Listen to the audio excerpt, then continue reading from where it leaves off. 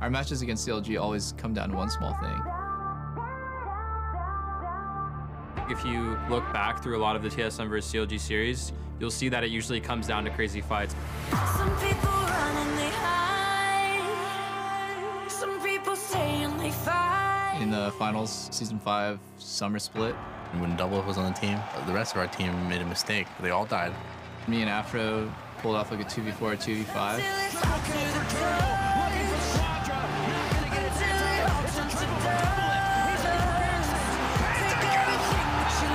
I think my most memorable play against CLG would probably be my Karma pentakill.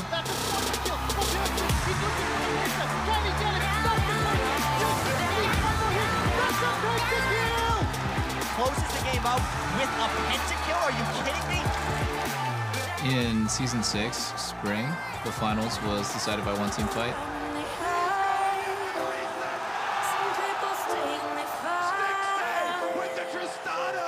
And most of the time, it always results in a bloodbath. It takes a toll during the series because it's very intense. At the beginning of the split, they got Baron, they won a team fight, and all hope is looking lost for us. And then Afro just makes a clutch recon play.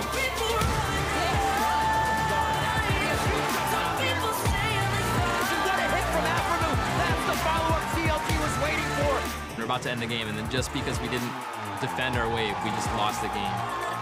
And TSM going coast to coast for the win. Coming to the end of the season, like, it's going to be some intense, close games again. It's definitely our most important match of the year, and it's also the last match of the season. I already know what they're going to do. They already know what we're going to do. It'll be a game of inches.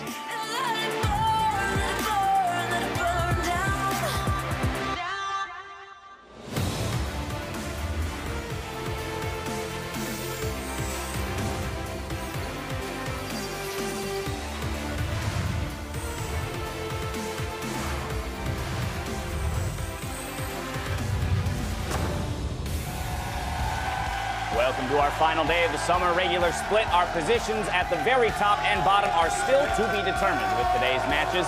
And the crowd has filled the arena once again to cheer on their favorite teams as they make their push for either avoiding the promotion tournament or seeding come the playoffs. Earlier, Dardoch and the rest of Team Liquid entered our studios. They'll be facing off against Altec and Team Dignitas, who are looking to show their playoff form today.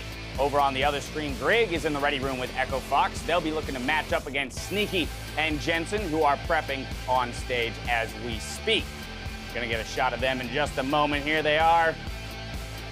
Jensen kind of hiding behind the camera. Jensen's trying to avoid the spotlight. Can't do that, though, when you play the way he does. Hello, everyone. I'm James Dash Patterson, and on the last day of summer, my producers gave to me Sam, Kobe, Harmon, Kensler, and Mark. Hold on, there's so much wrong with that jingle.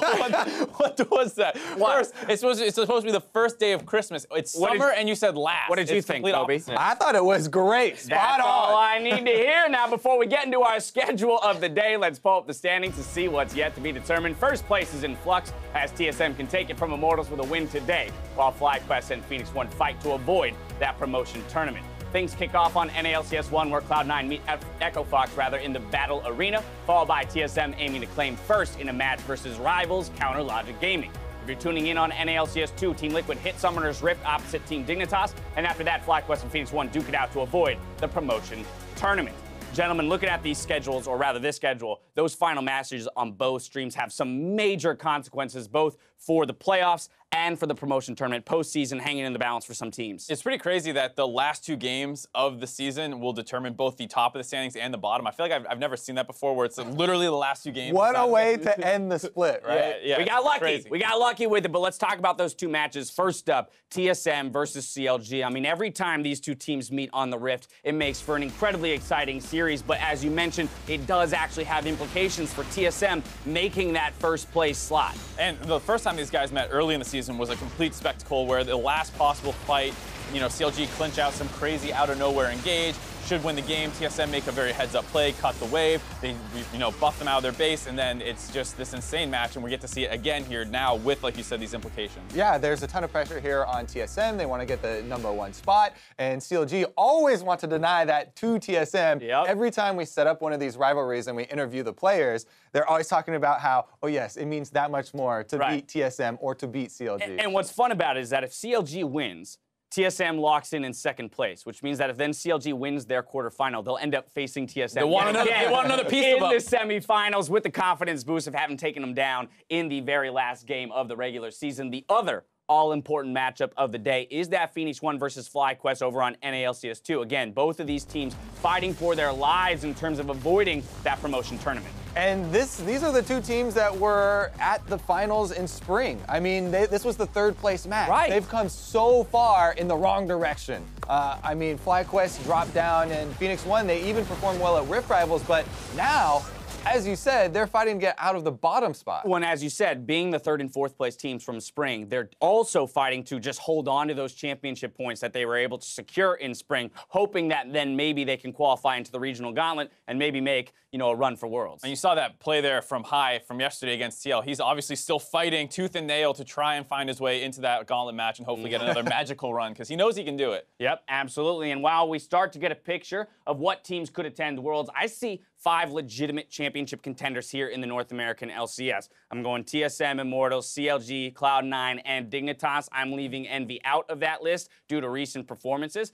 But with that, one of the most competitive, in my opinion, playoff pictures we've ever had. My question to you guys is, what do you think are the 3 best teams that could represent North America at Worlds if we were to pick right now? I don't want to, poo-poo all this hype too much. Yeah, you do. Don't lie to me. The realistic Mark downplay. Poo-poo-Z. Yeah, there it is. It's just like, even last split when P1 was looking slightly better in their form, it was a situation where this team just, they fell apart in the playoffs, and it was 2 dominant semifinals with C9 and TSM once again ending up in that situation. It's once again feeling a little bit for me like Dignitas looking really good. Immortals look dominant, and then when you get to the best of 5s, it's a different beast. People play slower, and you have to have that kind of experience. Help me out here, Kobe. I would have to say that Immortals look dominant in a completely different way Very with this different. completely different lineup, right? When we were seeing the Hunian reign over All-Stars and going super aggressive, you always kind of have that feeling like this is, a possibility, right? The wheels could come off at any time. But because Immortals' victories are so team-based, because they have, such solidarity around their coaching staff now and the improvements from these guys, I do think that Immortals are definitely one of the, heavy favorites. I'm hoping for it, man. I think that they would represent North America pretty well at Worlds. I wouldn't mind seeing a different banner hang in that arena. Hey, I would love it too. I'm just saying that I'm personally going to go. I think we're in agreement on TSM and CLG. I'm going to go with C9, though. Okay, C9 making the run with their most recent form, and you think Immortals could make a stab at it, but it really will be close between these teams. Now, as we wrap up the split, hit us up on Twitter and let us know, what are your favorite moments from the summer split? Pentakills, Baron steals, caster bloopers, anything where Mark screws up. You name Never it. happens. Tag your responses with that hashtag NALCS so that myself, Jat, and Zyrene can preview some of your responses on NALCS tonight. Good try, Kobe. Nothing left to do, though, but to send it over to the casters to get us in the games. Thank you very much, Dash. Hello, I am Clayton, Captain Flowers Reigns, in a world filled with darkness and RNG. The one thing that is always certain is Aiden Zyrene Moon. You ready, buddy? I'm definitely ready. Are you down? I'm down. Let's definitely do down. it. Fans are gearing up for our first series of the day, Cloud9 versus Echo Fox. For Cloud9, this match is about hitting that top form before playoffs. Yeah, Cloud9, they're locked into playing Dignitas in the quarterfinals, and they want to keep up that dominant form that we've been seeing from them in the last few weeks. And in this matchup in particular, it's hard to not highlight the 2 Danes facing off in the mid lane. These 2 are responsible for some of the most dominant laning stats in the entire league. Froggen and Jensen are #1 and 2 in CSD. Froggen is first in the entire league in solo kills, and Jensen is right behind him for mid laners with 16. So my eyes are definitely on the mid lane here. And we saw Jensen yesterday padding some of those solo kill stats in the series that they played there, but we'll see if the whole of Echo Fox can keep up with the action in the mid lane as they look towards the future for their entire squad. Yeah, and the squad's been kind of rotating back and forth, and Echo Fox's season comes to an end here no matter what happens in terms of results. So this is the last match of stage time and another opportunity for them to build up their teamwork. And speaking about teamwork, yesterday Acadian actually tweeted out that he had never felt as useless in a match as he did in their match versus Immortals yesterday. So I'm expecting him to come out today focusing very highly on aggression and being really proactive. But he's going up against Contracts, who's the guy who took away Acadian's chance at Rookie of the Split in his big debut. And that's what I'm looking at here, because this will be a good mark to show that Contracts got Rookie, but who improved in their sophomore split the most? Well, let's go ahead and dive right into the starting lineups in this head-to-head. On the blue side, it's Cloud9 with Impact in the top lane, Contracts, that rookie from last split in the jungle, Jensen mid, Sneaky bot, Smoothie supporting, and Coach Reaper. And that means starting off on the red side, it's going to be Echo Fox. In the top lane, starting Brandini. The jungle will be Acadian, Froggen in mid, Mash in the bot lane with support Gate, and Coach Inero. And there's been so much discussion around Cloud9 this split with the top lane especially. A lot of the conversation about how they've bounced back and been on this winning streak lately is, you know, the meta's really favoring Impact. He seems to be back into his own form. Yep. But I don't just want to praise the top lane for Cloud9 because on the other side with Echo Fox, Brandini has really been stepping up for this. Yeah, Brandini's actually a guy that solo killed someday and did a fantastic job the last time I had seen him. And he's kind of somebody who's like not as much time with the team to synergize because they played him in the last, I believe, 8 to 7 games back-to-back without Looper in the top lane. I think he hasn't played since week 7-ish. So we're seeing them kind of say Brandini for communication is a better fit for the team. And so Echo Fox as a whole are kind of going between, right now, Mash and Keith back and forth in the AD carry position. Otherwise, the roster seems to be more or less settling down in terms of how they're rotating people out. Well, let's see how they dive into these picks and bans for the first time today. LeBlanc and Gragas banned away by Cloud9. Echo Fox going to go ahead, remove Elise, and that permanently banned Caitlyn from the table. Yeah, we'll see if Zach jumps up there too, because he has some little less priority recently. Lucian banned in the first round of bans as well from Cloud9, targeting towards Froggen yet again. Ooh, okay, so Thresh banned away. This means Lucian, Maokai, Kalista, Tristana, all on the table. Very powerful picks right now. And people are pretty much willing to go after first pick here. It's all about those trades. Zach is up, Maokai's up. There's all kinds of crazy busted stuff ready to get picked. Are you ready, Flowers? I'm ready. I want to see what they pick. The more hard engaged champions we get, the bloodier this game is going to be, and that's the way I want to end Summer Split regular season 2017. Ooh, the Jarvan actually picked first pick here by Cloud9, so instead of going for the Maokai, which is also a flex pick, they're going to go for the Jarvan, which can be used as well as a flex pick back and forth. And you were talking about engage. Hard engage has been the name of the game for both patch 7.14 and 15. Game times have gone down drastically. We're looking at game times, average game time for patch 7.10, and it was about 38 minutes and some change. And now it's down to about 28 minutes. Small sample size, but we're going down very drastically. I believe last patch it was about 33 minutes, so even a 5-minute drop is huge in terms of average overall game time. And I attribute a lot of that to hard engage, righteous glory, things like Jarvan and Maokai hitting the meta. Echo Fox going to respond to that first Jarvan pick by grabbing Braum for themselves for the support role. Also getting Rek'Sai there for Acadian in the jungle. Not really any flex pick potential with either one of those, but still two very solid picks. Yeah, but even though Zach on the table, Maokai on the table, Acadian's going to go for an early game aggressive jungler like we were expecting him to see if he can actually just allow his team to operate in the early game and kind of accelerate them further in. Cloud9 going to respond to that by grabbing Tristana for themselves. Sneaky will be piloting that one this game. See if he can lay down the DPS on that late game hyper-scaling carry as Jensen decides to grab himself one of his own solid picks in the Taliyah. We've seen a lot of this mid lane pick it as your third pick type of things with the first round of the draft. Well, first half of the draft, I should say, as Echo Fox hovers over a few different options there, and Froggen locks in the Kog'Maw. Yeah, Kog'Maw for Mash will be Cog Braum bottom lane. And a lot of people, like you said, are locking in their mid lane pick, third pick, because they want to grab that champion that wasn't banned in the first round. And then you expect the other team to kind of throw some mid lane bans, but there aren't enough bans in the second phase to get Orianna, Syndra, Cassiopeia, like all these top tiers kind of outside. So you ban a little bit away and funnel them towards a certain one that you really want them to pick. Because Froggen could even fall back on something like a Corki and have a standard matchup if he wanted to. Yeah, very much so. Cassiopeia will be banned away by Cloud9, though. That is one of the champions that you will see picked into Taliyah rather frequently. Esoteric, banned away by Echo Fox, realizing they have their own support. Cloud9 doesn't. That's a free role that you can target without limiting yourself in any way. Yeah, and the Maokai ban comes out here, so they can't have Maokai and Jarvan both. But it looks like Echo Fox doesn't want to pick Maokai first, pick second phase either, because it would be Impact playing Gnar into it, most likely. Yeah. So you would ban Gnar there, which would then prompt Cloud9 to maybe ban the Maokai themselves. So we'll see what happens here. But I know Brandini isn't really too much of a tank top player. He really likes things like even Trundle, like they're banning away. He likes Poppy. He likes Camille. You look at his solo queue, it's pretty much a whole bunch of Camille and Rumble. We'll have to see if he's able to play one of those this game, or if they will put him on more of a traditional style tank champion. Still have 2 more picks to go for each side as we get into this last part of the draft here. Bans are all said and done, with Trundle and Maokai being those last 2 like we mentioned. Shen locked in on the side of Echo Fox there for Brandy. Yeah, a champion that he played into someday, like we were saying, and a good neutral matchup for him, depending on what he wants to do. It'll protect the Kog'Maw as well. So a lot of protection here for Mash in the bottom side of the map. I like that. I really do. If you're going to pick Kog'Maw, you should be able to have some protection for him as that VIP, that huge scaling AD carry. Cloud9, speaking of having some extra protection for your big, important damage dealers, also thinking about that Galio.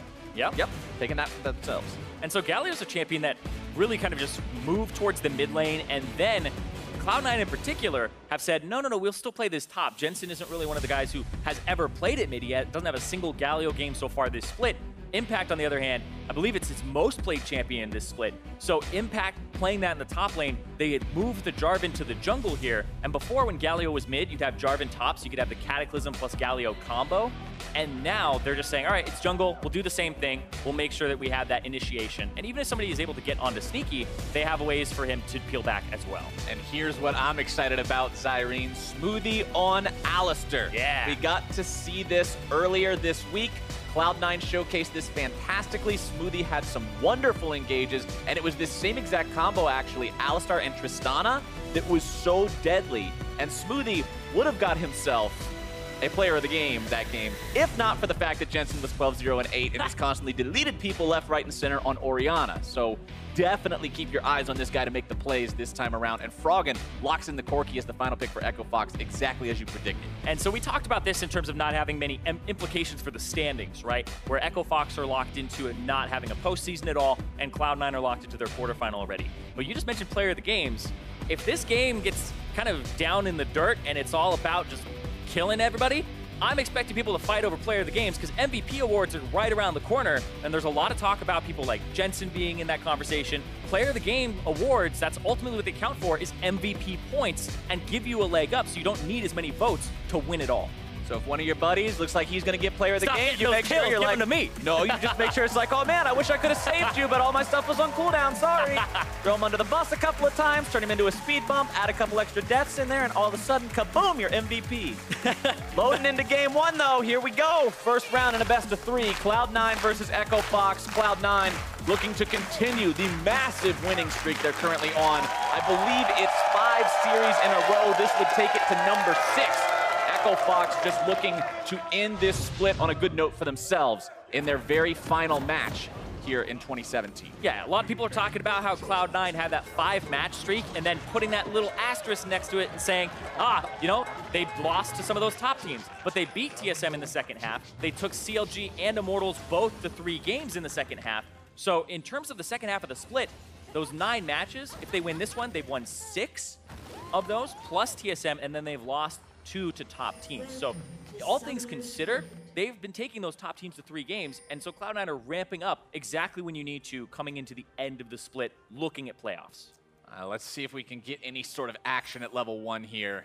Talking about if these teams are going to try anything crazy. We talked about maybe they're just going to play for MVP points. Maybe there's a little bit of idea behind that. Obviously, not just playing for that, because Nexuses are kind of important in League of Legends, but kinda. There may be alternate motivations here when there aren't actually standings on the line, and I'm wondering if that's going to encourage these players to maybe try something a little bit risky at level 1. It doesn't look like it. Brandini, Froggen, and Acadian just moving throughout their own jungle. Nothing's really going to be up here. Nobody moving in for any level 1 extra vision, anything along those lines. We have seen that make big differences in the past, especially if you can manage to steal away a couple of the tiny chickens from the chicken camp. but nobody wants to try to make those risks this game. Instead, all just going to be hanging around, go into their respective lanes. Both supports, by the way, also going to comment on the fact that they're starting with the Relic Shield. We have seen more of a proliferation of coin lately, but not today. Man, I'm like kind of wrapping my head around how powerful Ardent Sensor is and just all this coin nonsense that's been going on. Acadian actually delays doing his Raptor camp to juke them. So they checked it, said, nope, not starting Raptors. And then he waited, started them up. So they actually don't know that he's on that side because he didn't get a leash either. Let's see if that turns into anything for them. The top laners get into a very slight 1-versus-1 here. A couple of blows traded back and forth, but Impact and Brandini. I brought it up at the start, and I want to bring it up again now, because Brandini has really done some amazing work for Echo Fox. His performances, especially on that Camille that you were talking about that he loves to play, have really been to the point where he's winning games for this team. But now he's up against Impact, who's got a meta that favors him again, who's playing champions that he's very adept on, and in Cloud9's recent matches has been a serious threat and been able to make the results happen on those champs. And like, I love watching Brandini because he's actually a lot better than you would initially expect of somebody who's a rookie in the top lane. And going up against a lot of veterans, he still has a little bit of that, you know, play for yourself mentality, but the way he plays for himself is he's going to go dominate the lane in these matchups and try to take that other person out. Now, he's going to try to get a pass through and try to get some extra attacks and take Impact to about a 4th HP. Like, that is what he's doing, is applying pressure early. It's not what you expect from other top laners because it puts them in these precarious positions where they're gankable. And he doesn't have an escape now either. He doesn't have enough energy yet. He's going to get it back here in a second. Contracts wants this. Impact goes in, lands the Justice Punch. Brandini hit 3. Down, Contracts looking to finish this one. Big hit, flash in his hole! Brandini! What a play! Let's go, baby! Last time he solo killed Someday. That wasn't a fantastic flash from him for the outplay, and he gets Impact in a 1v2. What an absolute monster, this guy. We were worried about the potential of the gank from Contracts, but that was just the setup for Brandini's outplay. Could not have done it better if he tried. Very well played from him, and that gets first blood for Echo Fox. Now, he's going to find Contracts trying to counter jungle, smack him around a little bit, just for the reason. Grabs the Krug, grabs another one, get a third, why not? Yeah, and that actually helps him a lot because he's having the wave mildly frozen. And look at this, they're going to try to go for Jensen. Just a little bit of a roam there. All right, Prey Seeker. Not really much of anything else. Jensen doesn't need to blow any summoners to get away from that one. Worth noting that Jensen has heal this game. Froggen has exhaust. Both these mid laners do take different summoner spells depending on matchups, so very defensive options this game. Let's watch that one more time here, because right, Brandini hits 3 in the middle of this.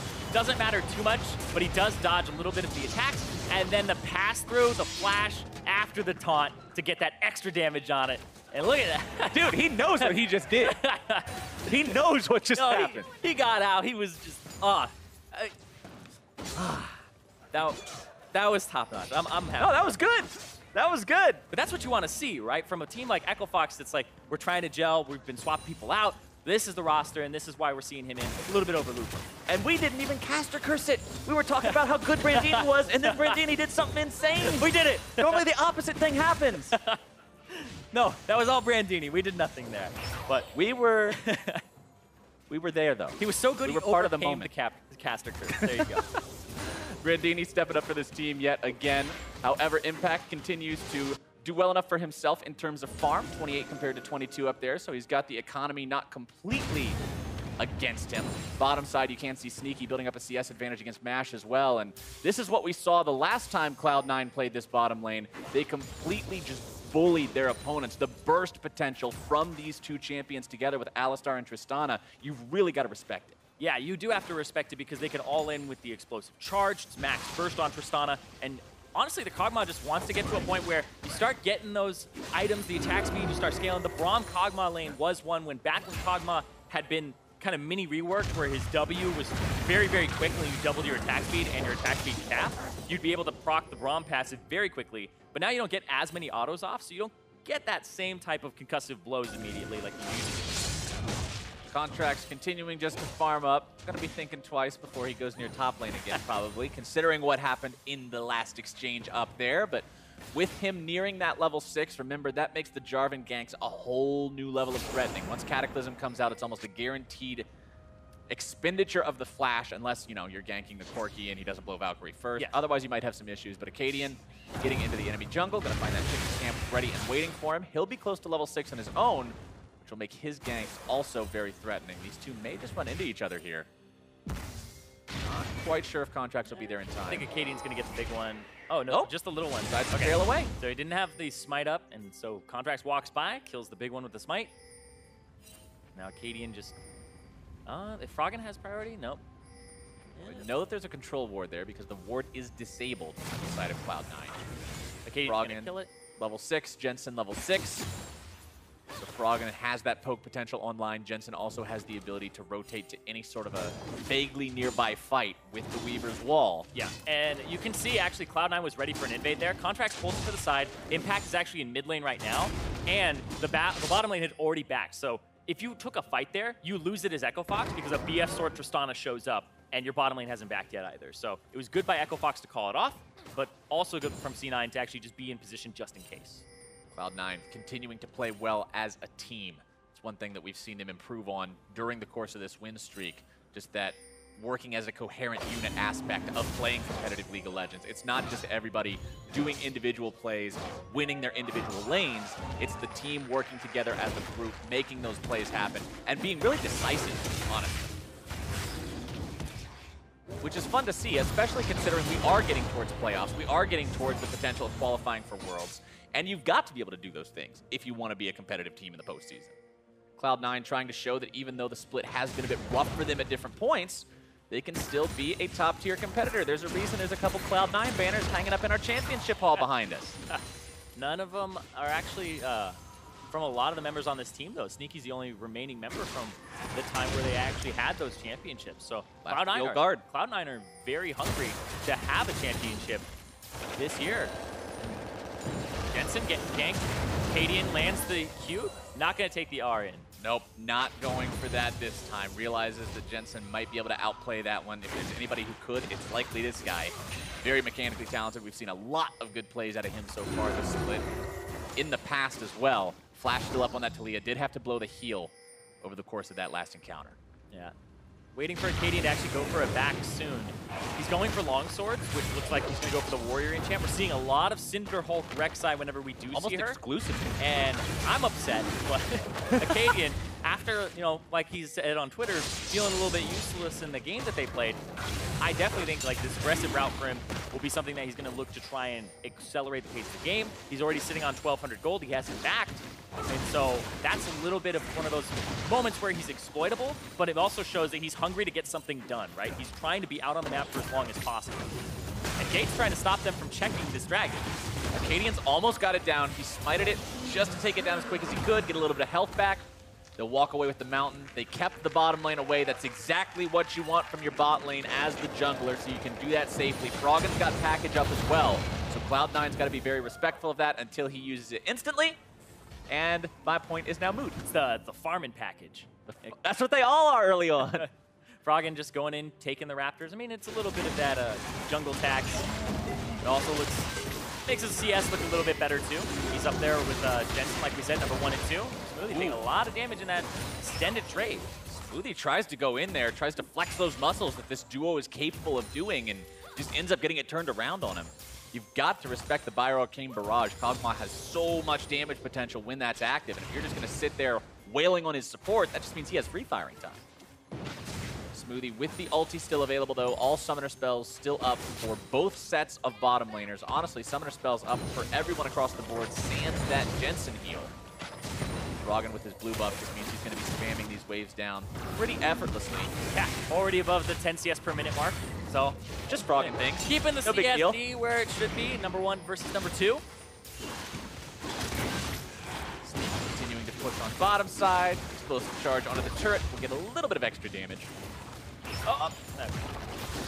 Getting the cannon minion in the midst of the fight.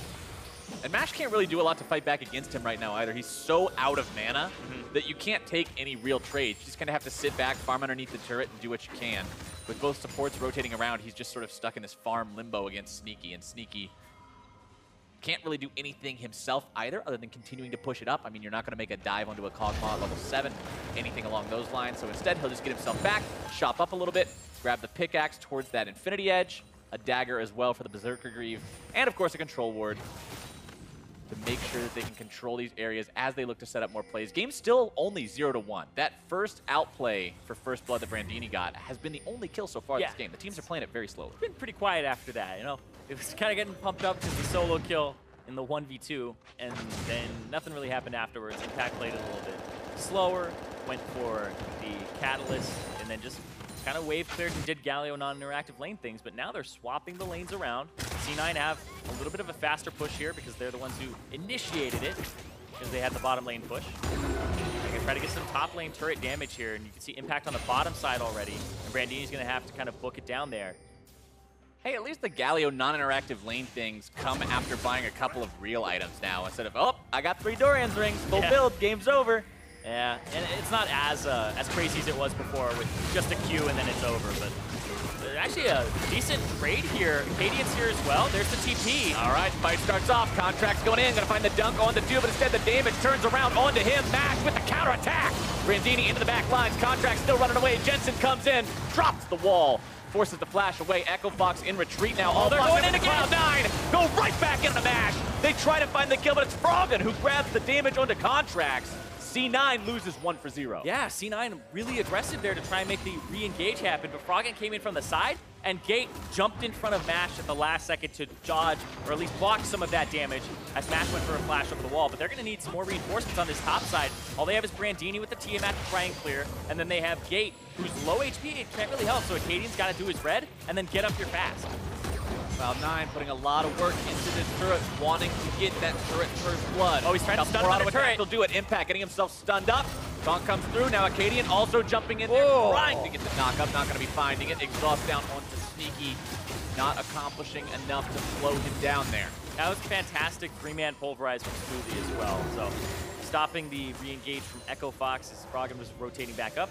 Now Jensen's on the top side. They're going to have to give up this first turret. First turret goes the way of Cloud9, even though they dropped the fight 1 for 0, 0 for 1, I should say. Let's take a look at how that happened. Yeah, everybody kind of just funnels in here.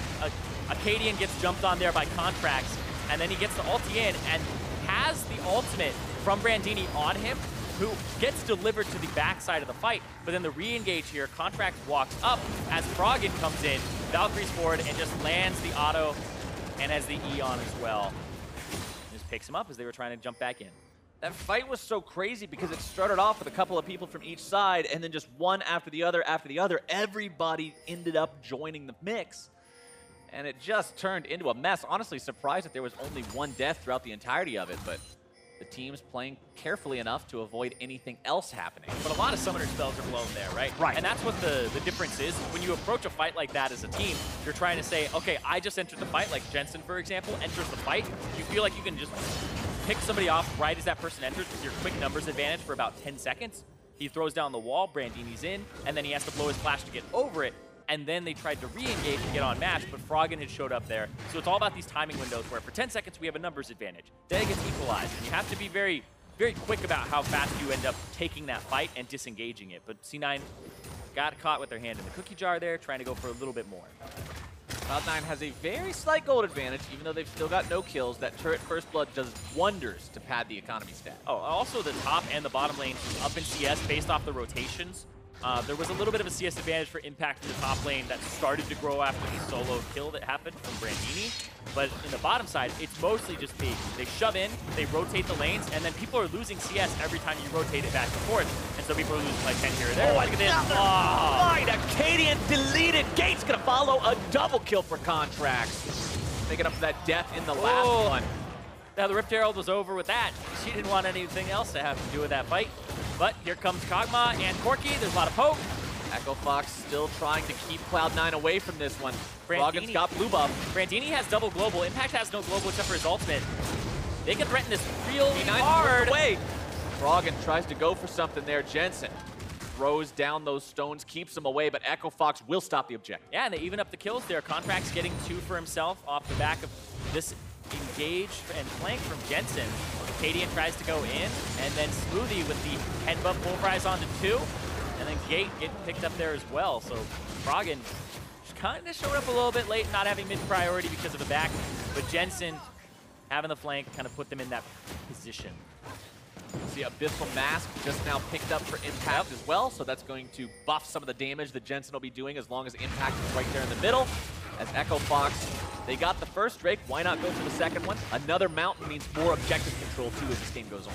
Yeah, and with the Kog'Maw who will have Blade of the Ruined King, if you get on a Baron, you will do it very quickly with both your W and that percentage speed damage. That's TP though, and at least, whoa!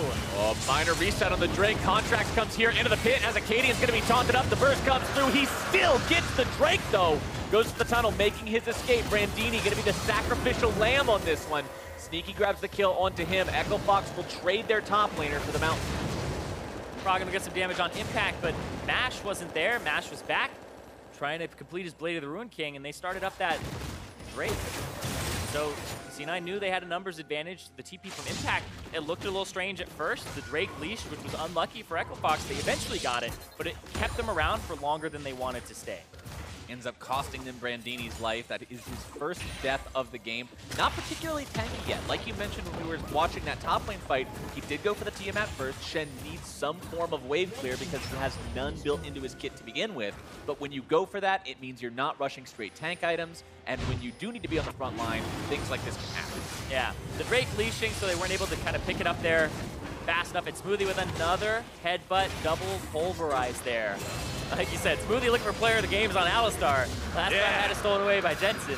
That Drake gets stolen away there, or at least secured by Acadian. And Brantini, like you said, sacrificial lamb. And you're expecting Echo Fox to make a little bit more in terms of global plays with the Shen, because they had a global advantage. They have global advantage now with the Stand United and Teleport over Impact TP being down. Oh, if you're looking at Echo Fox as a team that we're kind of looking for their improvement throughout the split, want to see some split pushing as well as some global pressure here from the Shed. Smoothie's Alistar has honestly just been so much fun to watch in general. He's really, really good at the champion. The timings are always there. We saw him flub up the pulverize, I think, one time earlier on when he was walking through the river. He just randomly pulverized the ground. But considering that happens to everybody now and again, he's been having an awesome performance on this champion so far. And because you can go in with him so effectively, you can just run in, ignore all the damage. You can play this fearless style, this playmaking style where you say, okay, let's just go. And being able to be the guy who can pull the trigger like that and say, this is where the fight's starting, when you know you can make those happen, is really big. And Smoothie's a guy who's been a playmaker for a very long time, and he always excels at that. I remember last split, when we were doing an alt stream and he was around, he asked, like, what would it take for supports to get MVP?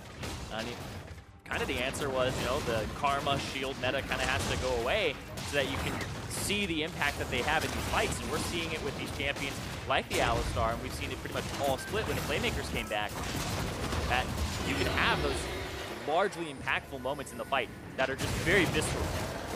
And that's what it comes down to, right? As a package from Froggen used defensively, it's what is perceived as having the greatest impact in a fight, right? And if you go in and make some massive initiation that starts off everything and you are literally the catalyst for that fight going your team's way, it seems to have a much greater impact, at least in the eyes of the viewers, than playing an E-girl support and pressing E on your AD carry.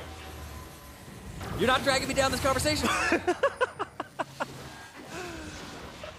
Either way, the Enchanter supports aren't the ones that usually end up having the flashy plays. Yeah. A Mantra Inspire is not as, oh my gosh, as a headbutt pulverize. Yeah, that's why I use the word visceral there. Just from a feeling standpoint, it doesn't really get you too excited where, you gave him the shield, you played that perfectly.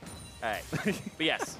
So meanwhile, the Rift Herald had gone over to Cloud9, was put on contracts there, and I expect them to use it in the mid lane shortly to try and knock down that mid lane turret and free up the map so that they can start pressuring Echo Fox in the side lanes. They have the Talia who can use the Weaver's Wall to just rotate between the lanes, and shortly, I imagine that they would start having that 1-3-1 happen for Cloud9 with Impact in one lane, Jensen in another, and then Sneaky picking up the mid lane farm. Yeah, or the side lane. Side lane works too. We're seeing that a lot from Tristana. It's so hard to catch. Farmed up. Yeah, so difficult. With the Buster Shot and the Rocket Jump put together, even if you can manage to outplay one of those, you've still got to deal with the other one. And if he's got Summoner spells up, it just becomes nigh impossible. Yeah, it's funny because like when Tristana came back in the meta, it's kind of like people took the reckless AD carry style where you farm the side lane and then just don't get caught and just keep pushing as Tristana and get like 2 levels up or a level up. But you just don't build Frozen Mallet. So right, just change the build so that you have a lot of teamfight effectiveness with crits. but also, if you're up against an AD carry like Kog'Maw, how do they match you? They can't really match you in that split push. They're much easier to actually pick off. C9 push machine strikes again, this time with Shelly's help. They'll take down the mid lane tier 1. That's the final one of those tier 1 turrets they had to take out. That's going to open up more of the map for their control. Safely now, they can push up into Echo Fox territory, drop down some more wards, try to cut off some rotations. Yep. There's 2,500 gold up, too. Yeah, and that's off the turrets, right? They've got those 3 turrets to themselves to the 0 of Echo Fox, who struggle to even have priority in one of their side lanes. And right now, they're losing the side lane of the, right now, the bottom, where the top laners are. And then Sneaky just shoves out the top. Somebody has to go deal with that wave, which then gives them a few seconds to back, look for anything they want in the mid lane, set up for the Mountain Drake, who comes up in 40 seconds. And I feel like Cloud9 feel like they're in a position where they can take this next Cloud Drake fight if they all get their backs in now. Echo Fox pushing up, wanting to grab a turret for themselves. They still have none on the board, Cyrene. They need some objective gold if they want to try to stay even with Cloud9. You can't afford to let Cloud9 just build up these objective advantages, start running away with the game as you approach the mid-game. Contracts eats a lot of damage there from Froggen, and we've got to keep watch on this guy as the game goes on. We've seen Froggen top damage charts, especially on a champion like Corki that has the potential to do so much from so far away, and he can carry games on his own if he can get farmed up enough, if he can find the opportunity to get those angles with Corki for the rockets, for those big auto attacks. And one of the things about Corki is that he does need those item spikes, right? The Trinity Force is a great item spike for him, but then you get to 2 items after that, whether it's the Static Ship Rapid Fire Cannon, Infinity Edge, whatever it is, you do really need 3 items in your Sork shoes to be this gigantic magic damage crit Corki. And, oh! All right, so flash for flash. And there's no flash left. Contract going in. Impact coming down too. And Froggen is out of there. Sneaky got the kill, which is exactly what C9 needed. Meanwhile, Mash hobbling away from the Baron that almost killed him as Echo Fox retreats back the other way from Cloud9. The Weaver's Wall dropped to cut off the path home. And it looked like they were just trying to do something cheeky there where Froggen was mid, and then the rest of the team was trying to look at the Baron with the possibility of Brandini putting pressure bottom, but that's going to actually make them lose even more. The mid turret goes down. Froggen got caught there by the entire team play. We talked about the combo. The Jarvan goes in when they don't have flash, and then Galio ulti right on top. No way to stop that. Absolutely not. Still 10 seconds on Froggen as Cloud9 lays damage into the mid lane inhibitor. Trying to take this one down before Froggen comes back up. Contracts going in, trying to find Mash. Gate gonna be forced away by threaded volleys. TP used now. Brandini chasing after these guys as well. Echo Fox will maintain their inhibitor, and that could be huge. Brandini does have taunt flash. It looked like he was maybe looking for something there. There are flashes down on Smoothie and Contracts. Remember, Smoothie's blew Froggen's flash, and then Contracts had to use his own flash to find the follow-up. So either one of those two could be in potential danger if they're caught out too hard. Yeah, so this is a situation right now where it looks like Echo Fox feel as though we have double Mountain Drake. We want to go do the Baron or at least threaten it. They have it back, and they have package on Froggen. So Echo Fox are in a great spot. There's thousands of unspent gold. All right, here we go, but they're not going to be in a great spot for long. They've lost their tank, and Sneaky's in a killing spree as Cloud9 continues to take their fight. Unraveled Earth thrown down to prevent anyone from dropping it any further. Froggen going to be caught out again. The package only to safety as Sneaky continues to go forward. Cloud9 looking to make even more out of this, but Contracts may have walked a little bit far too forward himself as Mash gets caught out in the Cataclysm, brought down as well. A 1 for 3 for 4 so far. And they clean him up there. Said they were in a good spot, but Cloud9 take that opportunity, and the crowd control is just something they weren't able to deal with, and it's Brandini going down first. He was the frontline tank, and he still wasn't able to get enough done, and the team wasn't able to reinforce him fast enough that they just blow him up. Echo Fox is trying to make these plays work out. It looked like a recipe for success, like you said, considering the state of the map at the time and considering the fact they had package, but it doesn't work out, and Cloud9 takes Baron for their trouble. Yeah, in that situation, Cloud9 need to engage and make something happen, or else Echo Fox can really kind of milk that situation. But you'll see here, Gate walks forward, Fox back, and then Brandini steps up to just kind of give a zone, and then all the damage gets popped into him. Jensen with the knock back, and then Contracts with a follow-up CC. And at that point, your tank, your frontline is gone. This Rek'Sai is not a frontline Rek'Sai. It's a warrior enchant into Knight's Vow, so she isn't tanky except for a little bit off of that one item. And then Mash just has to kind of peel back the whole time. Does kill Contracts here, but ends up dying, and so does it. And Acadian almost does as well, but he like gets caught afterwards. So really, it's a big cleanup, 4-for-1 overall. Cloud9 now 7,000 gold up. They've got Baron. They're up 5 turrets to 0. They've lost 3 Mountain Drakes, the one redeeming factor for Echo Fox so far in this game. But everything else is coming up Cloud9. They've got all the momentum. They've got all the pressure. I don't think I've seen a team have 3 Mountain Drakes and not take a turret, right? That's just kind of talking about Echo Fox have some objective control of the neutral objectives, but they just didn't have enough lane pressure versus C9 early on enough to get a very early structure. And Cloud9 were able to take 3 for 0 in the outer turrets, and now they've just cleaned up a lot of these remaining ones. Echo Fox's Drake control feels more like consolation prizes than it does as true control. Weaver's wall now thrown out as the tier 3 goes down in the bottom lane. Cloud9 continues their push. They've got the inhibitor exposed in both this lane and the next one over, and Echo Fox will be hard-pressed to stop them this time. Inhibitor number 1 falls bottom side, now moving back towards mid to finish what they started earlier. Fox has to be so careful on this to not get themselves jumped on. Flash is up for Smoothie, and Cloud9's looking to go in his gate in some trouble. They're also going to be catching out Acadian, 2 dead. Right there out of the start, a nice hero's entrance as the rest of Fox will fall. Brandini goes down, Jensen gets a double, and Cloud9 will end the game right here. Unstoppable for Sneaky. Man, we're talking about fast games. This one's looking like a 28-minute one here. Froggen would have to pull off a miracle. I don't even think Froggen's got it in the tank to take this one down. The final hit onto the inhibitor from the cannon minion. MVP vote goes over to him as the Nexus itself now soaking damage. Froggen's trying, but what are you going to do? You can't walk up into this. They've got way too much CC. Jensen throws him back just for good measure, and Cloud9 takes game 1. Like we were saying, dominant form from Cloud9. There was maybe one hiccup at the start where it was 2 for 0 on kills in the solo lane in the top with that solo kill from Brandini. But otherwise, it just looked like business as usual for C9 lately. They're looking for 6 matches in terms of their win streak if they're able to take down Echo Fox in the next game. Yeah, that was a really, really well-played game from Cloud9. As soon as they got past that early trouble, like you just said, everything started to go their way. They gave up the Mountain Drakes, but they didn't seem too concerned. They just played the rest of the map. They played for turrets. They played around the Rift Herald very well. They used it to secure themselves that tier 1 mid that can be so difficult to get sometimes. And everything except the Drakes, they just did. They're like, we don't need these. We don't.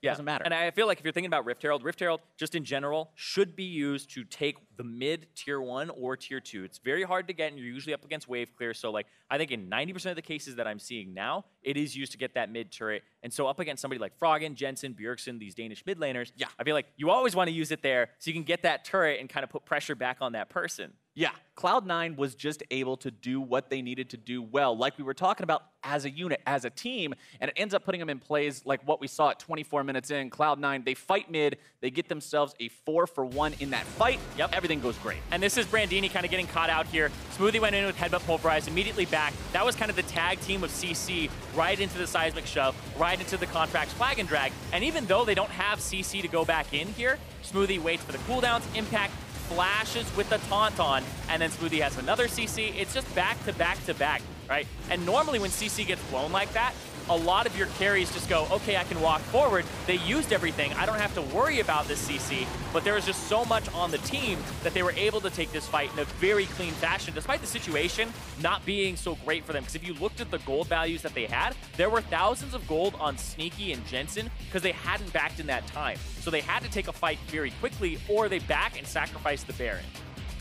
That game just was such a showing from Cloud9 too. We talked about how they just wanted to go into playoffs looking like they're still in their top form, looking like they're going to continue this win streak, and in game number 1 they did.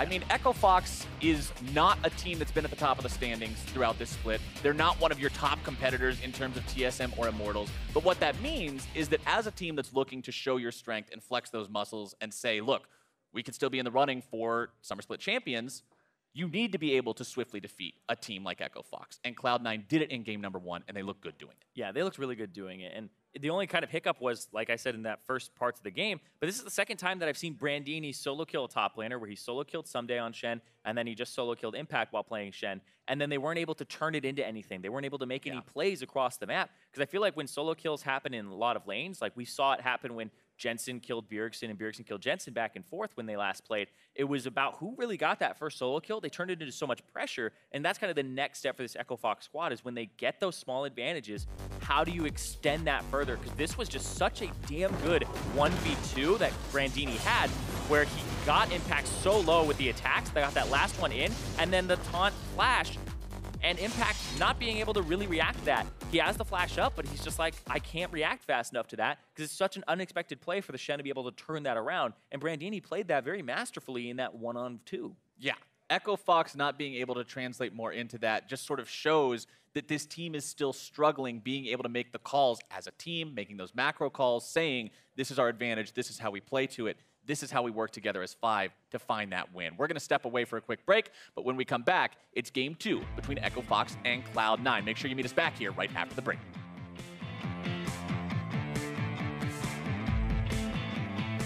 Contracts wants this. Impact goes in, lands the Justice Punch. Brandini hit 3. Down, Contracts looking to finish this off. He can flash it as Brandini! I can catch it. Don't push. Yeah.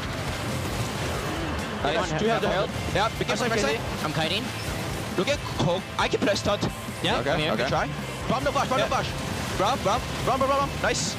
Good job. Hey, here, press. I can do that. Cloud9's looking to go in, gain instant trouble. They're also going to be catching out Acadian. 2 dead right there out of the start. A nice hero's entrance as the rest of Fox will fall. Brandini goes down.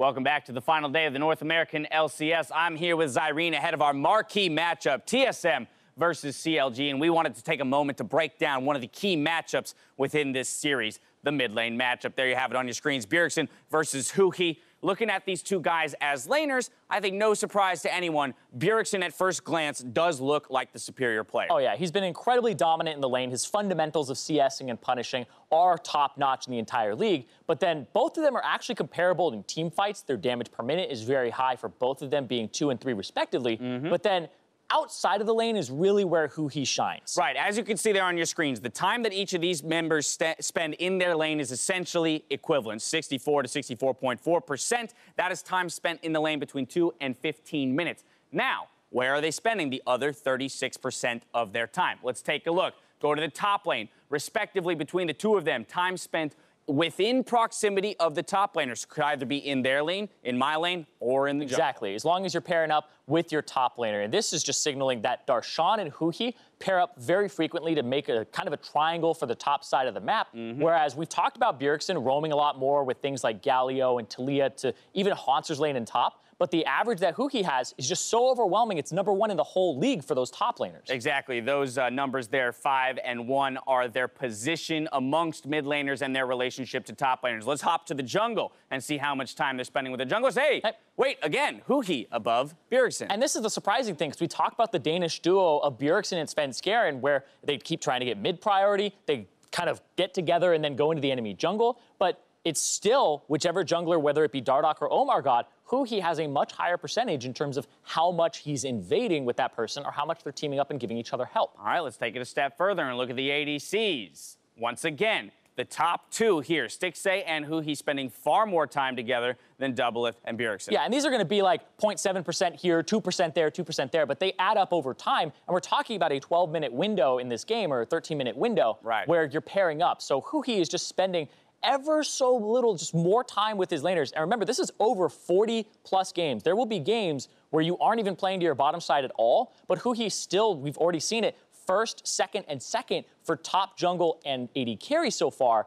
Then that just means that over time, he's just spending way more time with everybody on the map. One role left to look at, and that's the supports on your screen now. A 2%, over 2% difference here. Aphromoo and Huhi, again, #2. Biofrost and Bjergsen, #6. Yeah, and we're looking at Aphromoo, who roams mid a whole bunch. He'll even roam to the top lane through lane, but this is just showing that the synergy across the entire team of Counterlogic Gaming is very high. We talked about like the memes of friendship and team play that really goes very deep with Counterlogic Gaming, where it is about playing as a team, about holding each other up. And even we saw that CSD deficit for Huhi at the start. This is overcome by the fact that the team, when you're playing against them, it's not just Bjergsen versus Huhi, it's Bjergsen and the rest of his team versus all of Counterlogic Gaming in whichever lane has advantages for them. Again, there you have the numbers on your screen. Huhi, of all mid laners, spending the most time within proximity of his entire team across the league. And this it speaks exactly to that kind of intangible element of CLG, which is why they find themselves to be successful split after split after split.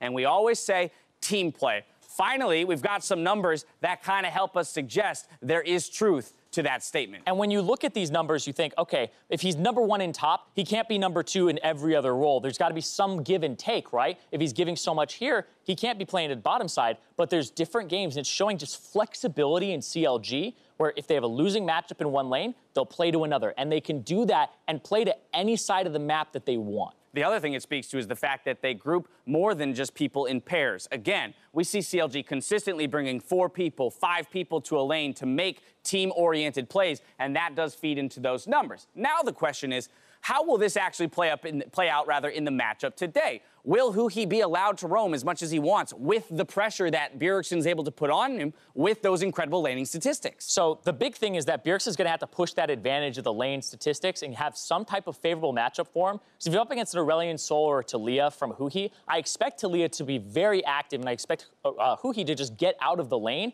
and to help the others. You kind of take the loss mid, have a winning side lane of some kind, and if Bjergsen is pushing up, that leaves an opportunity to gank him. So I feel like Aphromoo and Darshan will be in charge of helping clear out the control wards and keep Huhi safe so that he has the priority in mid over Bjergsen. Just a few thoughts and a deeper dive into what will be a key matchup in today's marquee series. Once again, thank you for spending the time here with myself and Zyrene. Now it's time to throw it over to the casters to get into some games. Where's Zyrene go? I don't know. There he is. You changed your suit really fast.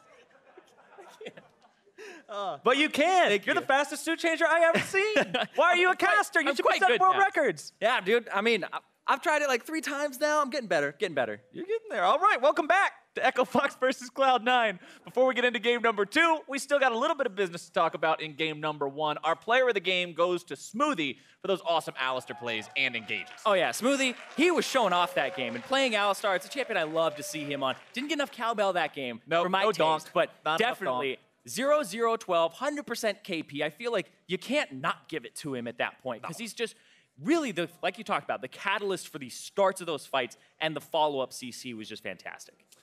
This game, we're also going to see a change on the side of the Echo Fox roster. You mentioned it last time. The 80 carry role was one that's still seeing a lot of sub action, and we will see Keith this game instead of Mash.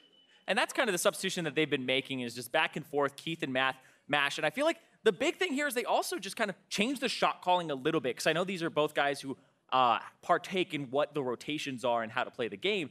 So that kind of changes with it. As well as you can see Keith in good spirits. You know, he didn't lose, so exactly. He's coming in with all smiles. Everybody else is 0-1 for the day. He's 0-0 right now, so it's time for him. Yeah, this is how you reset, which is what Echo Fox needs to do. When you lose the first game in such a sweeping way, you've really got to be able to make sure that you mentally reset. Come back into game number 2, treat it as the start of the series. First game, okay, that didn't happen. Like, nobody's still thinking about that game. You come into game 2, this is what's on your mind now. Find the win, take her to game 3. Exactly, that's how you untilt the team.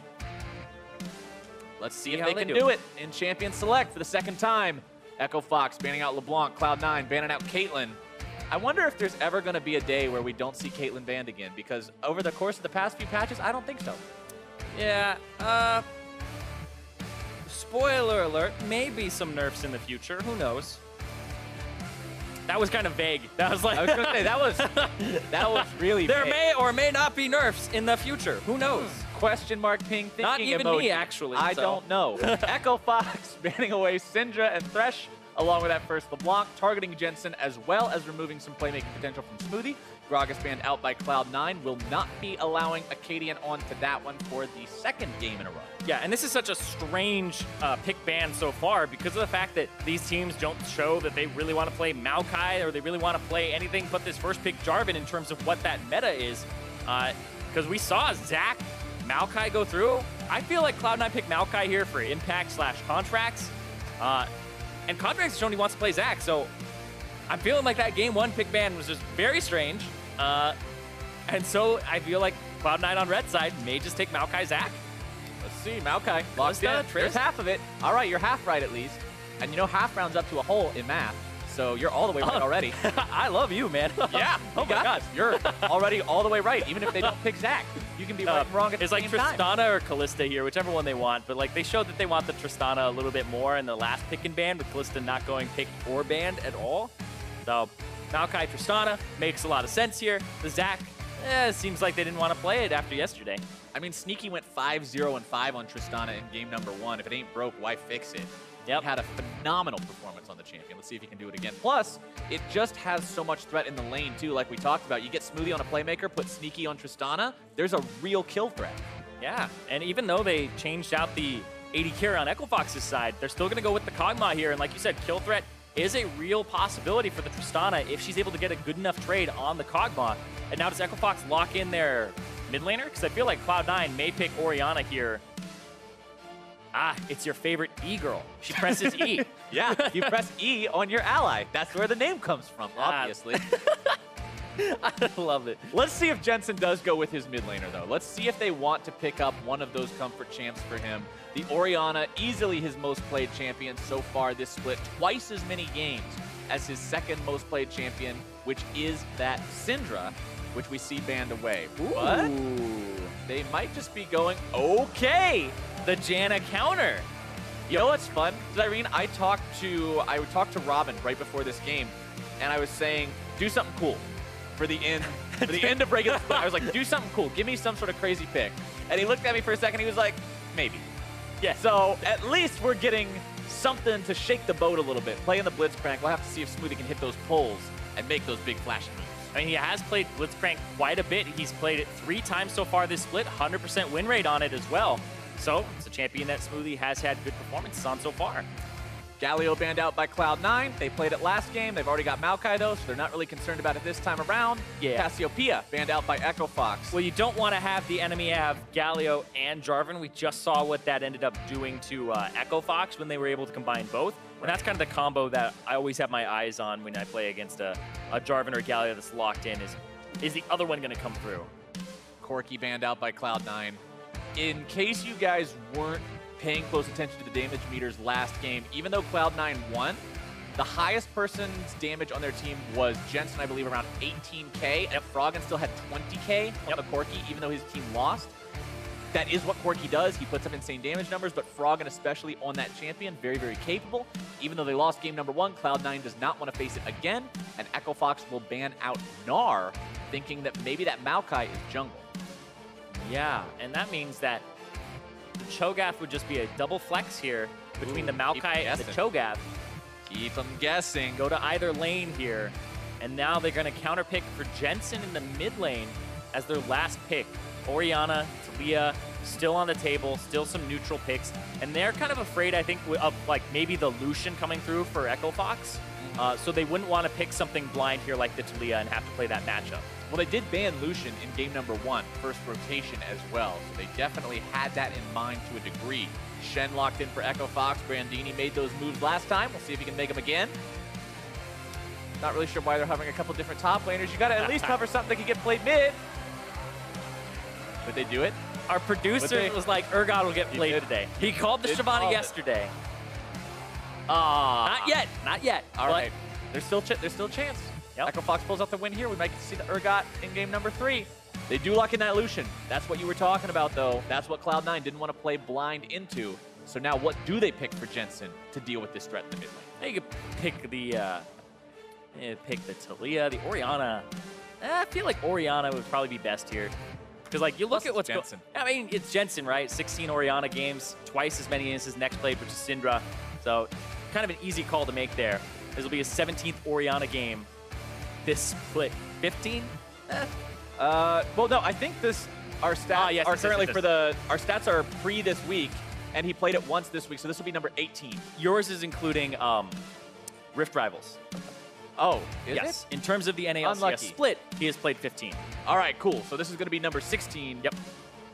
Quite a lot of performances on this champion. Almost all of them impressive. Win rate of 81% over the course of those games. Nice. So yeah, very, very proficient on that champion. So locks it in. But I'm looking at the Echo Fox comp and I'm going, where's your magic damage? A little bit from Kog'Maw, but we'll see what comes through because playing Lucian into double tank, I always just want to rip my hair out because it's like it feels so bad to go against a Maokai because you know if the game goes past 25 minutes that you're not going to be able to do much against him. And Froggen's going to have to play this perfectly because he's got that 500 range Lucian, very low range, so you're always in range of Tristana. You're always in range of the Orianna. You have to dodge the Blitzcrank hooks, and then if you're ever close enough to the Maokai or Cho'Gath, you're just a goner. So I feel like this Lucian is going to be so hard for Froggen to actually operate with. He has to snowball early, and that has not been Echo Fox's greatest strength at all this split. Crowd roars to life, and we head into the Rift for game number 2 between Echo Fox and Cloud9. Cloud9 wins here. They end up closing out their regular split on a 6-series win streak. Absolutely impressive show for them, considering at one point they were 6-6. Yep, 6-6, and then they ended up going for the rest of the split on that 6-win streak after. 5 right now. Yep. Echo Fox still has the opportunity with back-to-back wins here to snatch that away from them, get themselves a series win of their own. But they will have to go through that big tanky front line, like you said. And we talked about this last games, Irene, but I really want to touch on it now because it's something Azale mentioned yesterday as well.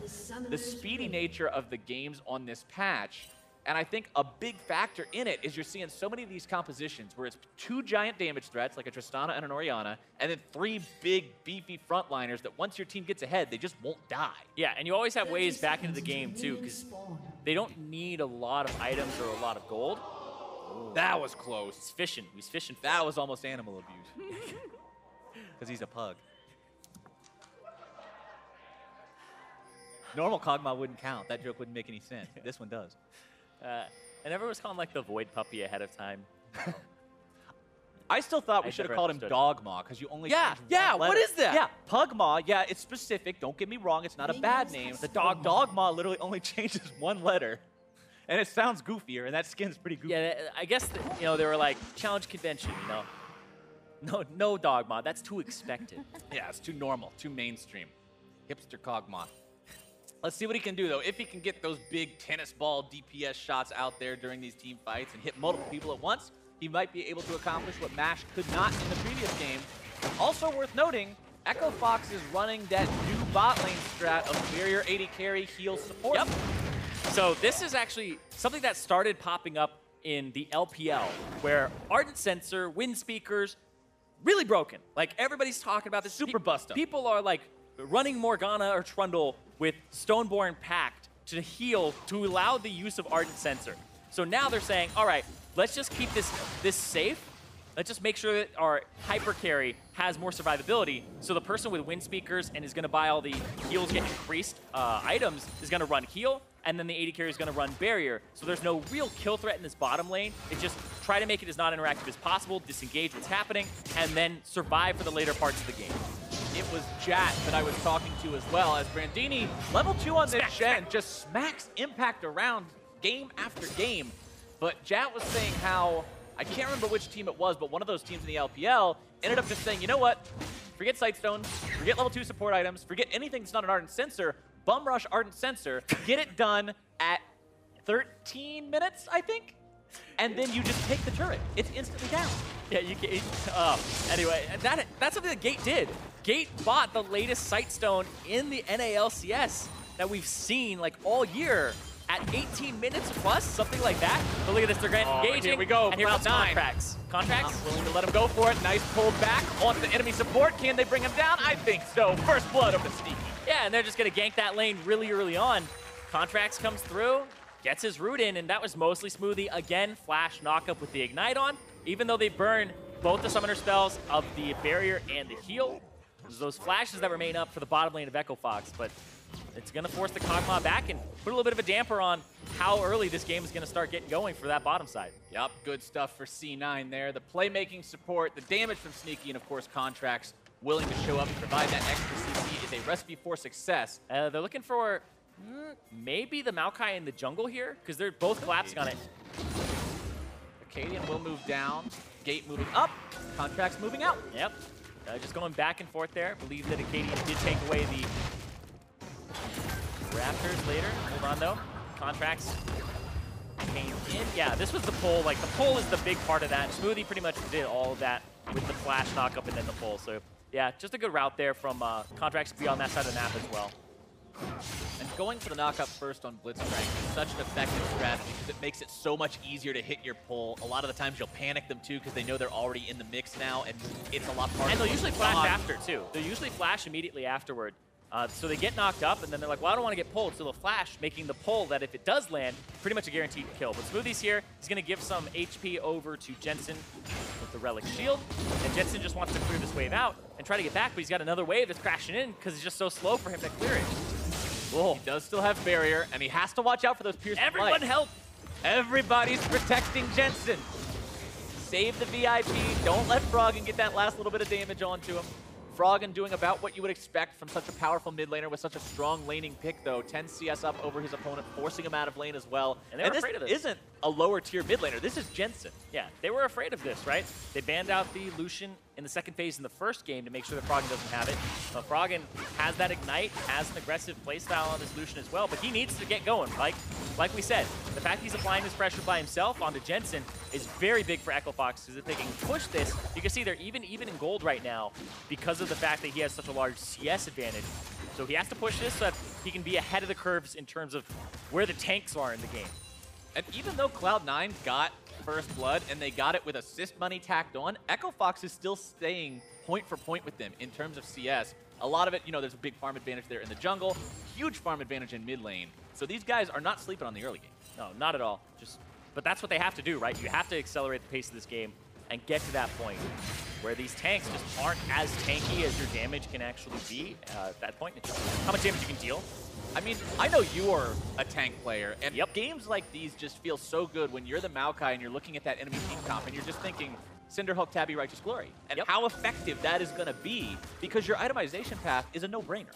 And it just makes the game so much easier because you know how effective you're going to be. You know how easy the playmaking will happen. Yeah, Jensen, they're going to try to gank him here with Acadian. And mostly just to get him off the wave. And it's just everybody kind of showing up. Level 6, though, does come out for Brandini with another taunt here to just trade back with Cho'Gath. This is an effective pick into the Cho'Gath as well, because the Shen will do % HP damage with the pass-through of his Q, the Vorpal Blade. And then Cho'Gath looks like he's itemizing armor against the team comp, and it's % HP magic damage that Shen deals. Right. Cho'Gath going for that Righteous Glory at the start because of how effective it is just in general for the champion. One of the biggest problems with Cho'Gath and why up until his most recent buffs he was never part of the meta is he's big and he's derpy and he's stompy and he can't get on top of people, but Righteous Glory will help you make up. Yeah, Righteous Glory means you get in there, you add another slow to your kit as well. So he ends up having an E slow, Q slow, a W silence, and then that slow on top of his slow. So, heard you like slows. Yeah, here's some slows. Slow Gath. He slows you down, he moves pretty slow himself, but once he closes that distance, the damage is absolutely crazy. And that might be something that Cloud9 can catch Echo Fox off guard with once the fights do start breaking out. Still going to be a while before those happen, though, considering we're only 7.5 minutes into the game, and considering the first Drake is Ocean, which normally doesn't get the attention that you would see from a Mountain, or even more so from an Infernal. Yeah. Teams are happy just farming it up. I do feel like if you're Cloud9 or Echo Fox, though, you do want this Ocean Drake to deny it from the other team. If Echo Fox get it, it improves their lane phase, which, like I said, Echo Fox want to have a good mid lane here, and then their bottom lane wants to scale. Oh, hold on, play that. No scaling today. I don't know about this one, Cyrene. It's looking bad for Echo Fox, but they're keeping themselves alive for the time being. Sneaky grabbing the kill. Brandini not able to make his entrance. Yeah, I believe he was interrupted there by Impact from a range, so Brandini had backed up to try and stand united, but Impact was on top of that. I love how Cloud9 is playing around their own Blitzcrank pick. The flash from Contracts to start the fight off. They're setting Smoothie's pulls up for success time and again. Yeah, and they got a lot of summoner spells out of the bottom lane there. All 4 from Echo Fox's bottom lane are down. So we're talking about this, Ignite and Exhaust not being up. It's the barrier and the heal here. And it feels like they just have to play on the back foot, trying to play defensive. But when you're playing defensive, there's still some avenues in. And the Janna's still level 4, not even close to having that Monsoona. I mean, there's defensive options, but for every defensive option, you've got a massive crowd control solution when you've got both Maokai and Blitzcrank on the team. When you have both the Nature's Grasp, I believe that's what it's called. Is it Nature's Grasp? Yep. Okay, Nature's Grasp. Yeah. Ha! I got it. I know, it's been messing with me. He's got that, and then he's got like Twisted Advance. Yep. So like Twist and Grasp, they're similar words. I don't know, it's a little bit of a tricky one sometimes. Yeah. But you've got that, combine it with his W, along with the fact that Smoothie's got his knock-up and his pull, and Sneaky's just DPSing the entire time. Yeah, and you have to deal with these frontline tanks, and this isn't like a dive composition by any means. You have to be able to shred through those tanks and then get to that back line. We talked about the range of Lucian versus the range of things like Tristana. It's no comparison at all. The Tristana is going to be very far away, so she might be able to actually deal damage to this back line while the back line is trying to deal with her front line.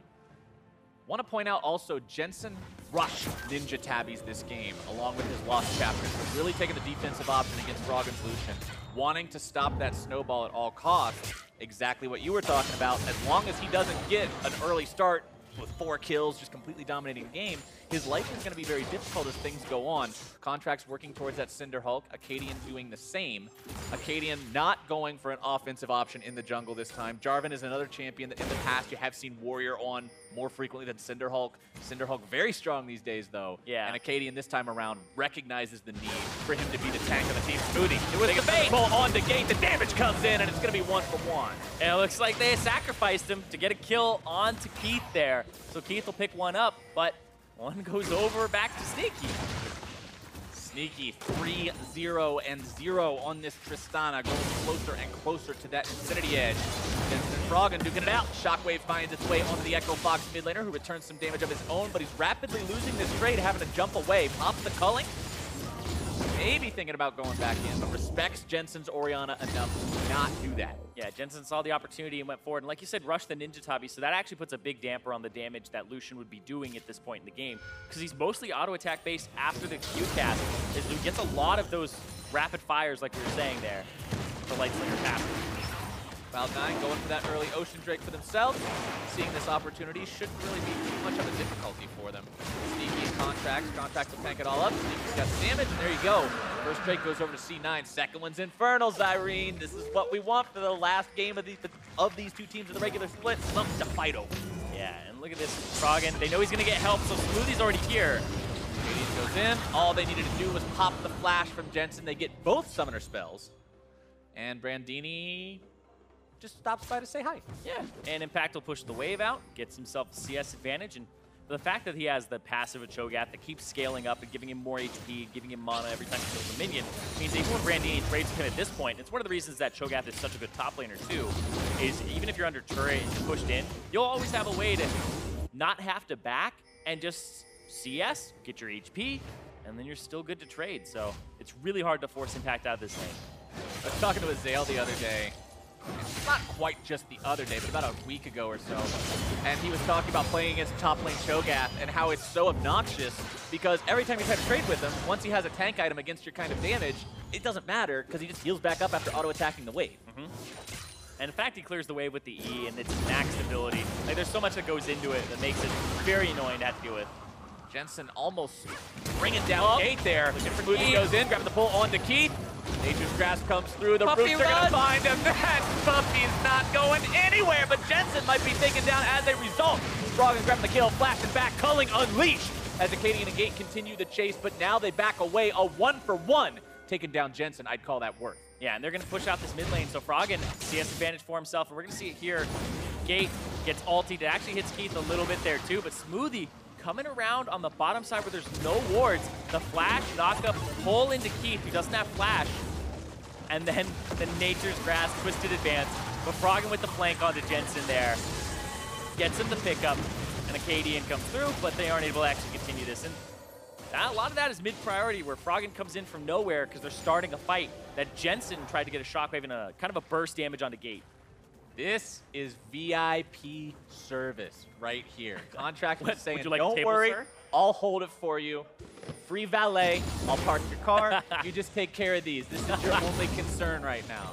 That is how you get an honor after the game, there. And that's like your jungler is like, he's got raptors to farm, he's got wolves to farm, he's got time. He's got things to do, places to be, but they're not as important as keeping his mid laner in this game against this Lucian. So in terms of an overall big picture thing, I actually feel like that is 100% the right play there to keep your mid laner up against this Lucian still in it. And remember, this is a composition with 2 big damage threats and 3 gigantic walls that the other team has to break through. As one of the pieces of that big wall, one of the bricks of the team, you don't need as much of a gold influx, I should say, to keep yourself relevant. You're still going to be very tanky, you're still going to bring the CC, but you want Jensen to be as strong as possible, as quickly as possible. Yeah, the tanks don't need as much gold, but no, don't tell me that in solo queue. No, still take the wave. I was going to say, like, Contracts is being #1 bro jungler over here, and Zyrene's like, I mean, I might give him blue maybe if I'm feeling generous. Yeah, he can at least trust his teammates. That's fair. I take blue a lot of the time in the second one, too. Yeah, Meteos has that fight all the time. Meteos thinks that second blue belongs to the jungler, and I'm inclined to agree. But every mid laner he plays with is like, no, second blue is mine. And that is the notorious fight between him and Jensen that will last generations. Tale as old as time, song as old as rhyme. Where the hell does the blue go? Meteos, Brandini getting chased away. Meteos said the Jensen? No. What? Jensen getting himself jumped on again. Froggen finding the damage. Jensen not able to turn this one around just yet. Oh. The barrier will provide the bait necessary to turn this into a swift 2-for-0 for Cloud9. And they were all there to reinforce. 4 people strong in the mid lane now. Jensen got the help, like you said, VIP service. Everybody backing him up there. Contracts from the flank, and Smoothie was there too. And now they'll take the tier 1 as their reward, going up 2-0 in terms of turret advantage. This is how Cloud9 built their lead last game to Zyrene. They played the objectives better. Not the Drakes, but they did play the turrets and the Rift Herald. In this game, they've got the Drakes along with them. Yeah, and they're gonna get that top tier 1 as well. And this Rift Herald might go down, which makes it pretty easy to crack that tier 2 on mid turret. And Impact has his feast up, so he's gonna get an extra stack from eating Shelly. Yeah. Oh, let's see what happened here. Yeah. They see Contracts, but they're focused on going after Jensen. They really just want to kill him, and that barrier helps him out, saves him a bit, and they're able to turn it around. So yeah, it's just mostly the macro play there where they were trying to burst and kill him as soon as they could, but the barrier delays it just so slightly. And also the fact that Froggen can't get in auto attack range, I believe because of the Cataclysm. Jensen put himself on the far side of it, which made it so Froggen's 500 auto attack range, he was forced to culling instead and couldn't get all those autos that he wanted. Rift Herald summoned up. Cloud9 here in the top side, going for the tier 2. Because everybody's on the Drake on the bottom side of the map. They're like 4 people from EchoFox are there. This is going to be an inhibitor turret. EchoFox is down around that Drake, like really preemptively. There's 30 seconds until it spawns, and Cloud9 is knocking on the top lane door. They've still got Rift Herald here too, and Sneaky, and Contracts, and Smoothie, and EchoFox just cannot respond in time. Their base is going to be broken open.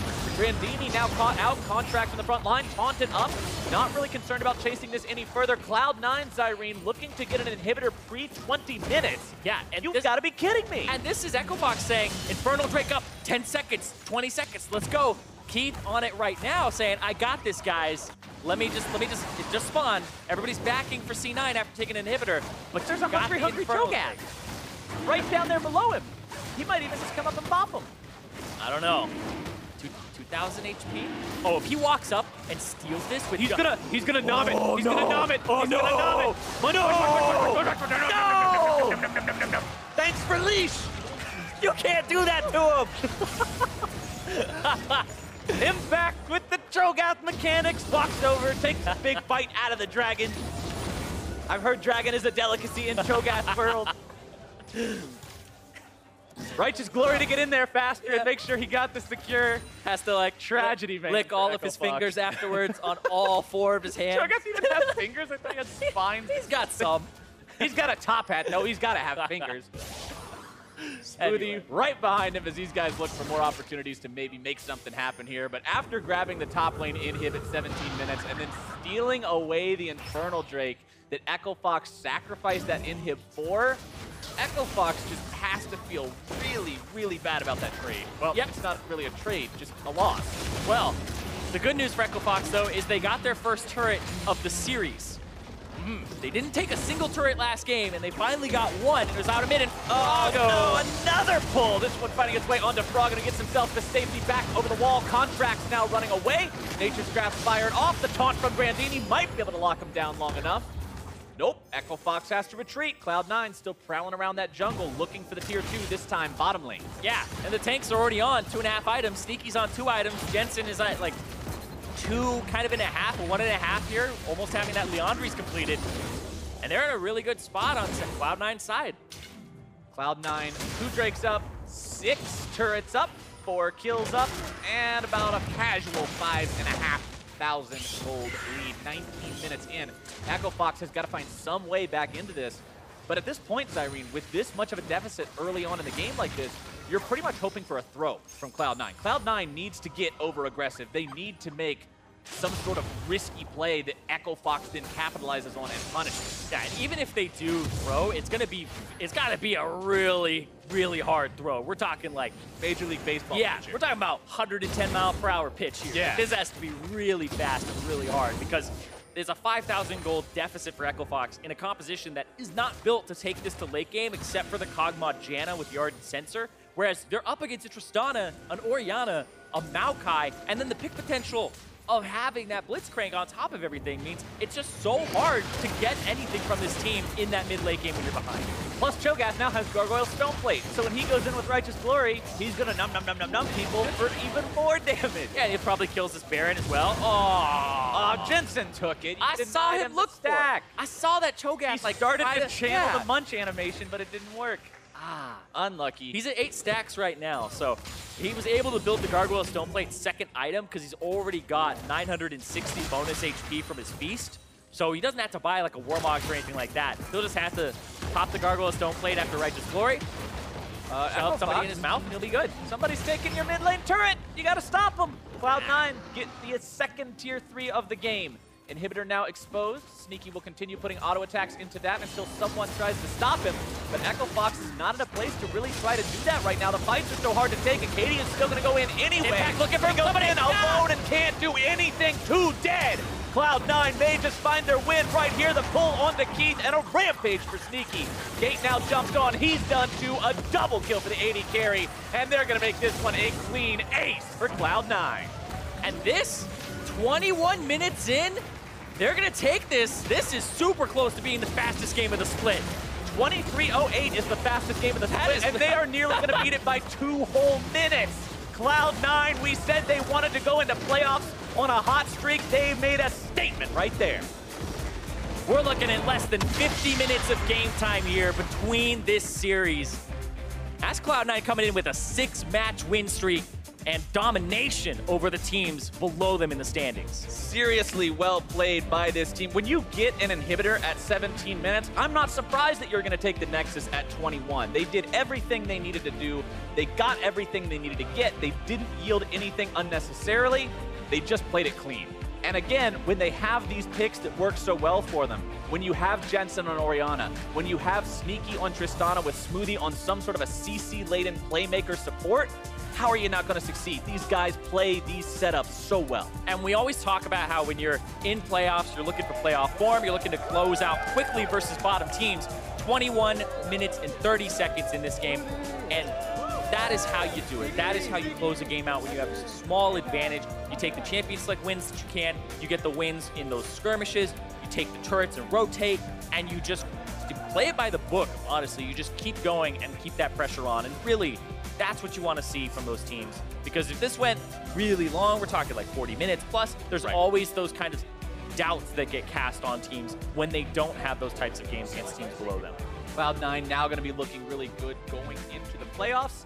Echo Fox, though, as we mentioned at the top of the series, their season is over at this point. They're not going into a postseason. They don't have to play in the promotion tournament either. It's now their time to sort of analyze what's going on with the team, what's going to be best to do from here, and how best to proceed. Yeah, and Echo Fox is a team that has not made playoffs before, ever. So we're looking at like 4 splits here where it's 7th places, 10th places, 9th places. Like they're never really in that zone to be a playoff contender, and they always have really good starts to splits. So there's something that works for them at the start, and then it trails off towards the end. A little bit of that is that unpredictability in their aggression, but it's still those same issues of when they get leads, they don't close the games out, they don't know how to pressure, they don't know how to push it out. So these are the things that Echo Fox are trying to looking to shore up, on top of the fact that they had this kind of 10-man roster, the frontline, backline thing going for them for most of the split, where they were trying to kind of nail down who they wanted to start at what times. And so Echo Fox have been plagued by a lot of issues, and it's kind of,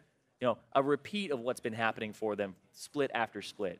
And maybe one of the most heartbreaking things about that is how in the games that they win, they actually look really good a lot of the time. When you have Brandini going off on something like a Camille, or Froggen going off on one of the many champions that we've seen him hard carry a game with, this team looks like, wow, that was a good play, that was a good game. But it's just that consistency that you brought up. That's what Echo Fox has to find a way to discover during their time off, coming up now as we approach the end of Summer 2017. Yeah, and I went back before this series and I watched the last time that Echo Fox and Cloud9 played each other. Echo Fox had a 7,000 gold advantage in game 1, and then they lost. And then in game 2, they had a 4,000 gold advantage, and they lost. And Cloud9 came back right at the end of both of those games, where the gold graph literally looks like it's Echo Fox going to win, and then it goes like 100 in favor of C9 when they end the game. It was so close where Echo Fox hadn't closed, and now this story was that C9 have improved to the point where they get a small lead early, and then they're able to close. Because we were talking about how before Cloud9, oh, they're not taking the turrets, oh, they're not pushing advantages early, or they're that mid-late game team, not so much an early game team, but this showed more proactivity from Contracts and Smoothie to be aggressive when they saw the opportunities. Both mid and bottom were kind of owned by the jungler and the support of Cloud9. Yeah, those two did a lot working together, but for more on the Cloud9 win, let's go ahead and check in with Degon and the triumphant bot laner. Hello, thanks guys, great cast on the day. I'm joined with Smoothie here on stage, and I was with Sneaky, sorry Sneaky. And Sneaky, talk to me a little bit about, sorry about that. Talk to me a little bit about this series here in general. It looked almost like the Cloud9 of old, where you found a kill and then took a ton right afterwards. Yeah, I think we've been finding our stride a lot more. There's just something we've been doing in practice where we're talking about like actually contesting objectives, and that just creates a whole lot more fights that we're able to win, because you know we're picking these team tank comps where like we just have too much to go through. Like they have, you know, Maokai, Jarvan, like stuff to really initiate, and not get killed instantly. So it's been feeling a lot easier, yeah. So you've been a very versatile AD carry throughout your career, and does this team tank type team comp like let you carry even harder? Yeah, definitely, because there's just people in front of you to be soaking all the CC and damage, and it kind of like frees you up in fights if you're in the correct formation. Whereas, you know, if you're playing against assassins, like you have to play super far back or absolutely have your flash up ready to jump out of their, you know, kill target tool, like, you know, Zetalt and stuff. So it is definitely easy to play in the team tank comps. So talking a little bit about you as an AD carry in general, you had a deathless game in this one, and you've had a pretty great split so far. What do you think your chances are of being all NALCS AD carry, the #1 AD carry in North America?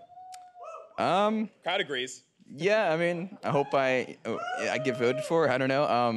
I mean, I think I've been improving a lot this split. I think me and Smoothie were playing really well, like last split as well, and then it's kind of translated over here. We did have a few slumps this split that, you know, we're not very proud of, but we are glad to be improving on it. So yeah, I hope I can prove myself by the end of playoffs. So talking about playoffs, you guys have had a mixed bag of results, sometimes winning the championship as the banners hang up there, but sometimes kind of falling short. What have you guys done this split to make sure that you guys have another banner up there?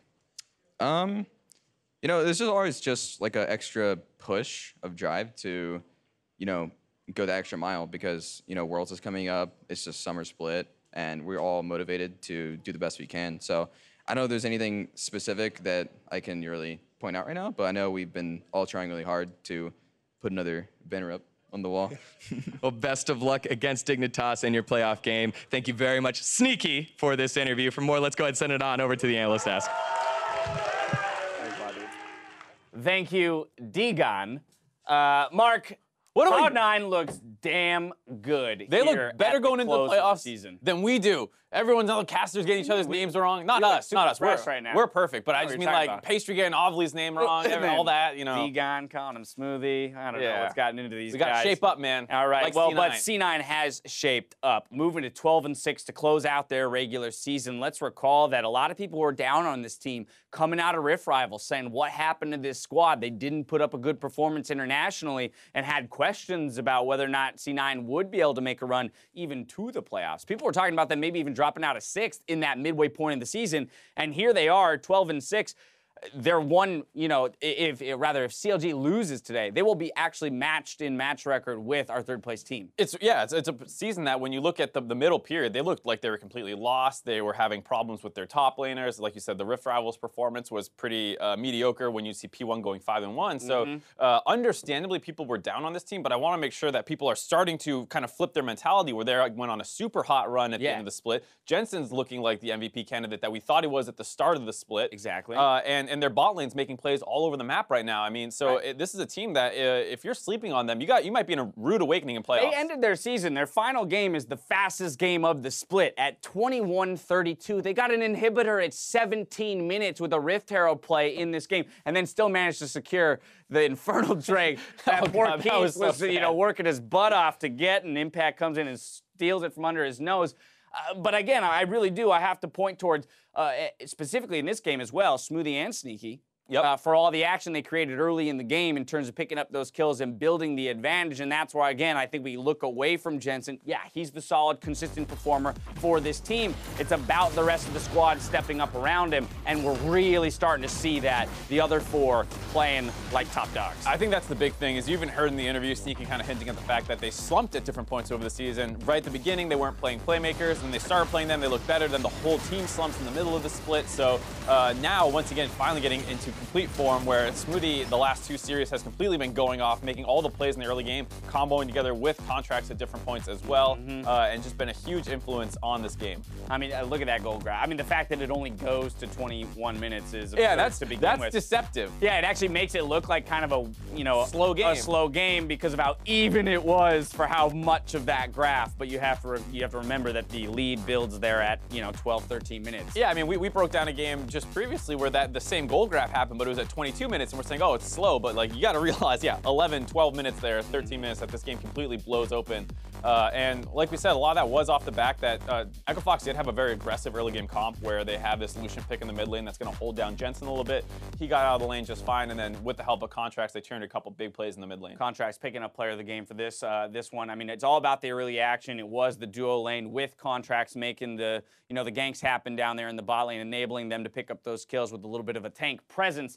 And overall, again, let's recall that this guy had a fantastic rookie split last split, and we were looking for him to continue and mold into more of a veteran jungler. What's your assessment of him as an individual moving into playoffs? Do you feel like he has what it takes to stack up against the likes of, the Svenskarens, the Xmithys, these other top-tier junglers that he's going to have to go up against? I think he's been looking phenomenal since the second half of the split. I think of the members who stepped back up, he was the first one to start doing it. Okay. Jensen was solid pretty much the whole time. I want to see more Kane just because he was so good. Yeah, that was quite the show, but I think he was one of the first guys to really start getting back online when Impact, before all the tanks came back, and he found his groove, before Smoothie was making all these plays. Contracts was kind of the number 2 guy in this team, making a lot of stuff happen. And I was someone who was a little bit of a hater on him last split. I didn't think he was stepping up that well. Though we did get rookie of the split, it was one of those ones where it was a really tough call for me. Right. And I think this time around, really undoubtedly one of the top junglers in the league right now. Honorable mention to Smoothie, though, as well, on that Blitzcrank, playing it very well. Let's talk about Echo Fox just briefly. They finished their year, or rather their split here, at 5-13.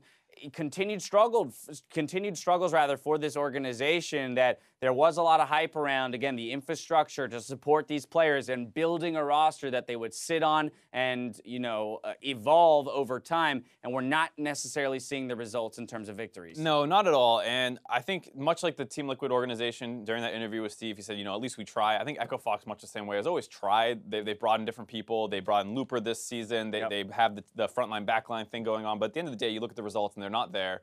This is a roster that has been largely the core of it the same for 2 seasons in a row. And when you ask most experts, they say that it really doesn't take more than a year for a team to peak generally. If you're not peaking by the end of your summer split after keeping a team together, it's probably just not going to work out. And I think that's kind of the case where they need to rebuild this team from the ground up moving forward. Something to consider moving into the postseason. That match might be wrapped up, but we still have our marquee matchup on the way. TSM battles to the end of the split in first place versus their longtime rivals, Counter Logic Gaming. Don't go anywhere. You're watching North American LCS.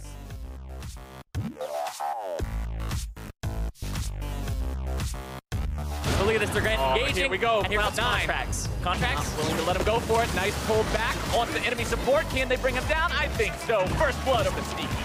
Party bar. Those guys. One shot. Back. This way? Come over. I can't get Lucian. He's dead. I'm okay. I'm healing this guy. I'm coming mid. I can't move him. He's dead. Nice. Let's push. Yeah, get mid right next. My God, Quiston. Maybe tower done. It was done. Oh shit, what the fuck? Thank you, sir. Oh, what the hell? I'm coming down mid, okay? Cloud9 may just find their win right here. The pull on the Keith and a rampage for Sneaky.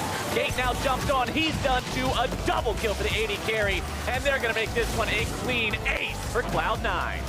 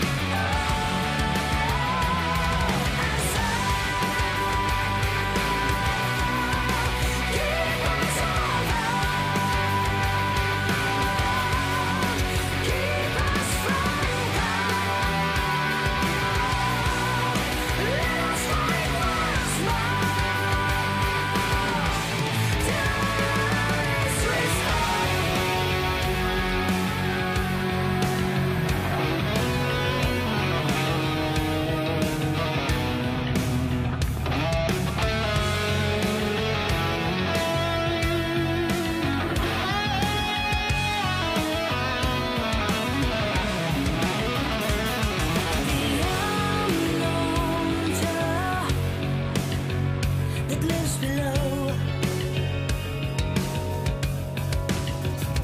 Breathes the flames from the dying suns,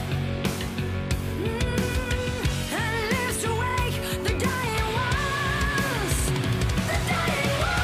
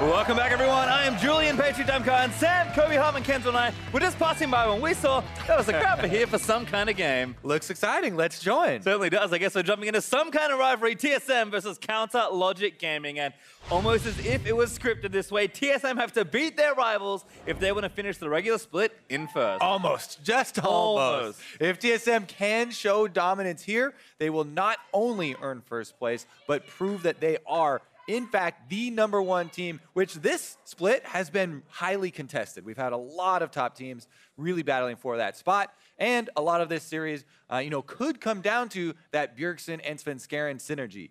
People have been talking about the resurgence of it, and ever since they got back from Rift Rivals, definitely something to watch out for, especially when going up against a mid laner like Huhi, who changes the face of the game, draws these specific bans, and definitely roams around quite a bit. And which means, yet again, the spotlight will be on CLG's rookie Omar God, the newest member to enter this historic rivalry. Yeah, I mean, he is fresh into it. Not only did he just join the LCS and just move, into these very high-pressure games, but joining the TSM versus CLG rivalry is such a long-standing and high-pressure rivalry here. It's definitely going to add a little bit more. You can tell he's intense there on the camera. Yep. Now, CLG's wins have come a lot from the teammates of Omar so far. Aframu stepped up on Alistar, and he was engaging super heavily. Huhi, as we said, has been great for them, roaming around. Darshan in the top lane has had just kind of a resurgence split for himself. And we're really looking to Omar to try and get to the level of the rest of his teammates. They've been saying that they've been working with him very heavily and trying to get there as quickly as possible. Certainly this series to prove it. Now as the teams load in, let's check out the starting lineups. On the blue side, it's TSM. In the top lane, Hansa, jungle Svenskeren, mid Bjergsen, bot Doublelift, support Biofrost, and Coach Pive. And on the red side, it is Counter Logic Gaming. Darshan is in the top lane. Omar God in the jungle. Huhi mid. Stixay bottom, Afromu support, and Coach Zix on stage. CLG usually like to put a little something extra there in their games versus TSM.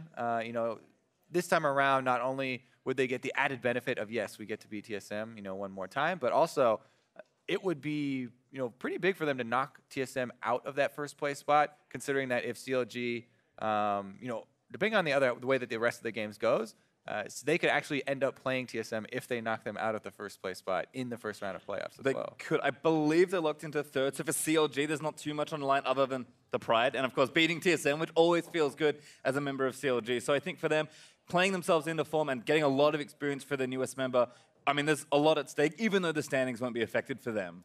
Like we said, they don't have much time, with this jungler. So every series that they get to play on stage is definitely, critical practice time, and this one is going to be intense. Let's get into it. Certainly is. The draft is very much on the way, as we are going to get ourselves into Champion Select for game number 1. You said CLG always have something special prepared, and that is extra true against TSM. We'll see what they're serving up today as TSM respect where it is due. Aurelion Sol instantly banned away. Yeah, we haven't seen Aurelion Sol bugs in a long time, so going to have to ban him out. Therefore, Bjergsen, this time around, Kalista is a possible one to show up, as well as Maokai, Zach, Elise. Those are the kind of floaters in the first round. Caitlyn and LeBlanc are the mainstays. See if we do anything out of the ordinary here. Not too crazy, but Tristana has kind of been rising up above the Kalista. You have to watch out for the Sivir counter picks, though, to Tristana, so looks like that may be the last one left up. Yeah, lots of ADs actually banned out here with Triss, Kalista, and Caitlyn all getting the axe in phase number 1. This gives TSM the easy first pick Maokai. That's kind of one of the other mainstay champions of this patch. Maokai guaranteed engage. Okay, we shall see Tree SM in action this game. How far will they go? I don't think Ivan's going to make a resurgence. Probably not. Probably I mean, he can rush Ardent Sensor, and I think he's still a viable jungle champion, just nowhere near the power that he previously had. Well, Ashe and Gragas, the quick picks there for CLG, so Omar's going to take his most played jungler into battle, and Ashe, actually a pretty big contested pick between the two marksman players here, so with all the ADs banned away, CLG wanting to take one early. Yeah, Omar has pretty much been on Gragas or Maokai duty permanently. He had one Elise game in there, but it's definitely comfort for CLG to have him on that champion. See if they can get those engages off. Meanwhile, showing a lot here actually with these last two picks. Talia and Na already locked in, so the Maokai flex is gone. They're just going to show their entire top half of the map, which is where TSM have lent on a lot this split. So kind of curious to see that they're confident in a lot of these matchups as who he's just going to take Orianna here. And this is who he's done in reaction to people taking away the Talia from him. And it definitely does change his style. It makes him much more likely to just stay in the lane, go for the CS early, try and farm it out, scale up his Orianna to the team fights. And it's actually going to be Bjergsen who has a lot more tools as far as trying to shove early and get to those side lanes. Well, we're already into phase 2 of bans. Phase 1 went by very quickly for these two teams, so Tom Kench will be the first ban away. There's Alistar going to join the roster for TSM, so 2 supports banned already. Yeah, Tom Kench, common ban when you do have Ashe on your side. Don't want to have him nullifying a lot of your ultimates, so get that one off the board. And seems like we'll probably have the melee champions come through. Braum, definitely still available, definitely still a very strong team fighter that they could use if they really wanted to go with the 5-on-5 setup. And then there's kind of all the playmaking champions. I mean, Tarek is one of them, so he's going to get banned, but Braum, Blitz, Bard, Thresh, these are all champions that are available as well. And even Morgana for Afro in particular is something he's played quite a lot of into those style of champions. So there's a lot going on in the bot lane. Definitely true. It seems like TSM side might also want to think about an Ardent Sensor support for a little bit more late game power there for scaling from the bottom lane. They already have a really strong front line with this mobile mid laner, so that could definitely go a long way in rounding it out. But playmaking, the name of the game for CLG there. The Thresh you mentioned, Pastry, gonna hit the nail on the head. Gonna get stolen. Zaframi takes it away from Bifrost. Camille was actually TSM's last ban as well, so giving themselves a few more options, but we'll need an AD here. You mentioned Sivir, it's a champion that's picked up a decent amount of popularity both the last patch and this patch. And with so many ADs already banned, that will be double its champion here for game 1. Okie dokie. Kind of as we thought, the last one there left out of the group. Definitely possible to carry those late game team fights. We were looking from some definite carry potential and some scaling from the bottom lane from TSM. Also really do like Sivir with, as we said, those super strong frontliners. Be able to guarantee their engage here. A little bit of extra speed, never hurt Maokai. Nope, certainly not. And Braum actually the last pick over something like a Bard that Bifrost could have taken here. So no uncensored support, but a very good defensive support to protect your carries. As we were talking about, Braum goes a long way in rounding out your team fighting 5-on-5 capabilities once you move towards that mid game. I also always really love Braum versus Gragas. You know, as a Gragas player, it's very frustrating when he gets to unbreakable to block your ultimates and your half of your engage basically.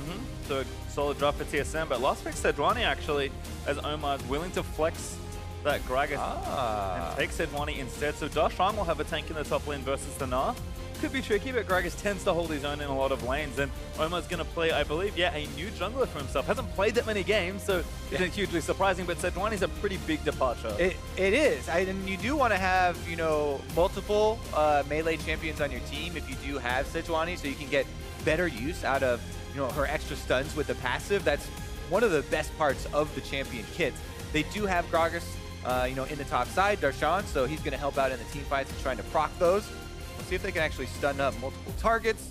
got to work your way through the front line, basically. Yeah, a ton of AoE though for CLG, and lots of lockdown as well between Sejuani, Gragas, and Asharis, plus Flash Hook and Orianna Ultimate. Like, lots of team fighting here for CLG. We've heard these two teams talk about it. Whenever they play, it's always one big team fight that happens, and CLG is set up well for it. That is the meta right now. Certainly doesn't hurt. As almost always, TSM chants are currently the loudest, but certainly the crowd's been back and forth. I imagine there'll be a lot of split cheering. I love it when these two bleed into each other. Well, chanting his team's names for a long, long time, Kobe, as we're out under the roof for game number 1. The longest yes. of any League of Legends rivalry. At the very beginning. It actually, technically, I would say the rivalry between Hotshot and Reggie started pre-Season 1.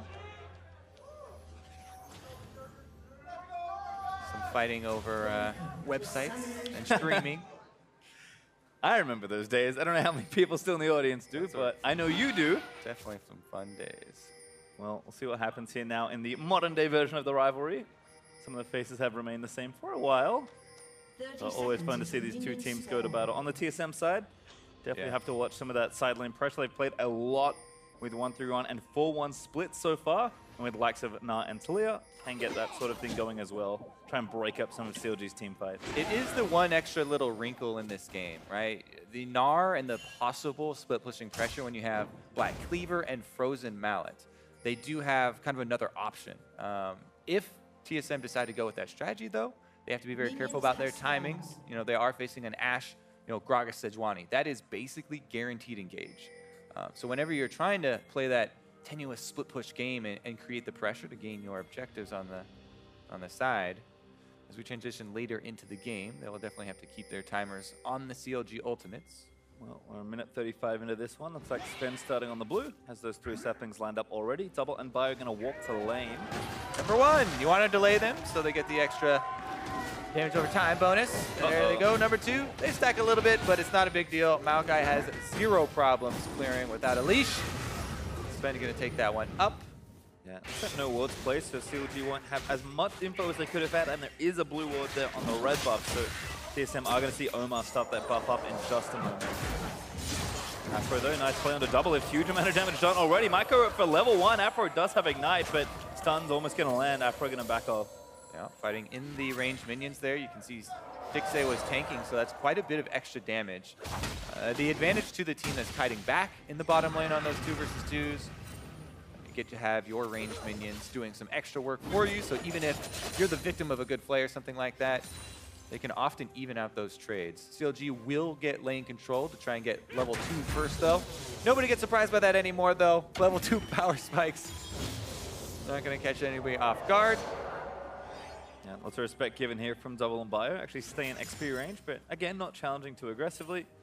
We'll see how the rest of that lane develops as Sven is on the invade train right now. Yeah, because of that ward that you pointed out earlier, good eye there, bait treat. Sven Skaren knows that Omar just did the very standard clear back over to his blue side, so he can go for the Krug steal. It is a decent amount of money, but the experience is very much lacking in the first clear of it. Looks like CLG have communicated this, no big surprise to them either. Yep. And Darshan did get one, I believe, at least. 10 gold pop up. Steals a little bit, but Sven just going to clear the rest of the camp and walk away. Omar getting this bot side scuttle crab, so... I do think as well, whenever you see that, and as Darshan did find him stealing away Krugs, the answer is usually to immediately go take the same. And because CLG's bottom lane is pushing in, TSM can't do anything about it. It's not really a big gain for CLG because, Sven was the first one to do it, so he already stole away the Krugs, but you can be punished for that play if your bottom lane isn't pushing like this. Stixxay and Afro will kind of afford Omar the safety to go for this, answer counter, basically. So just a trade, and conversely, if wants to shoving top lane, so you can see how the pressure kind of works on either side of the map. And I see Xsmithy also weighing in on the matchup, giving Omar got some credit for the Sejuani pick. XD, classic CLG Sejuani. Let's see it. Well, level 4 right now with 2 buffs, so looking good, but lots of farming at the moment as Bjergsen off to the side. Maybe setting a trap here for Huhi, a little far forward in this lane right now. Oh, Sven Skaren should get in there with the twisted advance. Yeah, Huhi all getting a flash on. He flashes out of the way, but the Bramble Smash through the rocks, and then again as he gets moved back into it. Needs one more Q. Bjergsen is lining it up. Huhi managed to ghost out of the way. Really nice dodging from Huhi, but the impressive part that I want to point out in that TSM gank, which multiple other teams have messed up in the Maokai plus Taliyah combination. We'll wait for it after this, though, because Omar God's going to try and get some of the Raptor. Oh! You got the last one. The impressive part, which multiple teams have messed up, is immediately the Maokai is so used to, because of muscle memory, arcane smashing right after the twisted advance. Bottom lane's gonna die though! Must put the shield up, has to be careful. Ignites down there as arrows go in from Stixay. Only one summon to burn. Biofrost barely lives as Double Lift forced to burn the heal just to make sure Bio can live. Woo. Nice all in though. It does give CLG control of the lane. That is an ignite for the heal as well as the exhaust down for TSM. 2-for-1 summoner spells. Over to Counter Logic Gaming.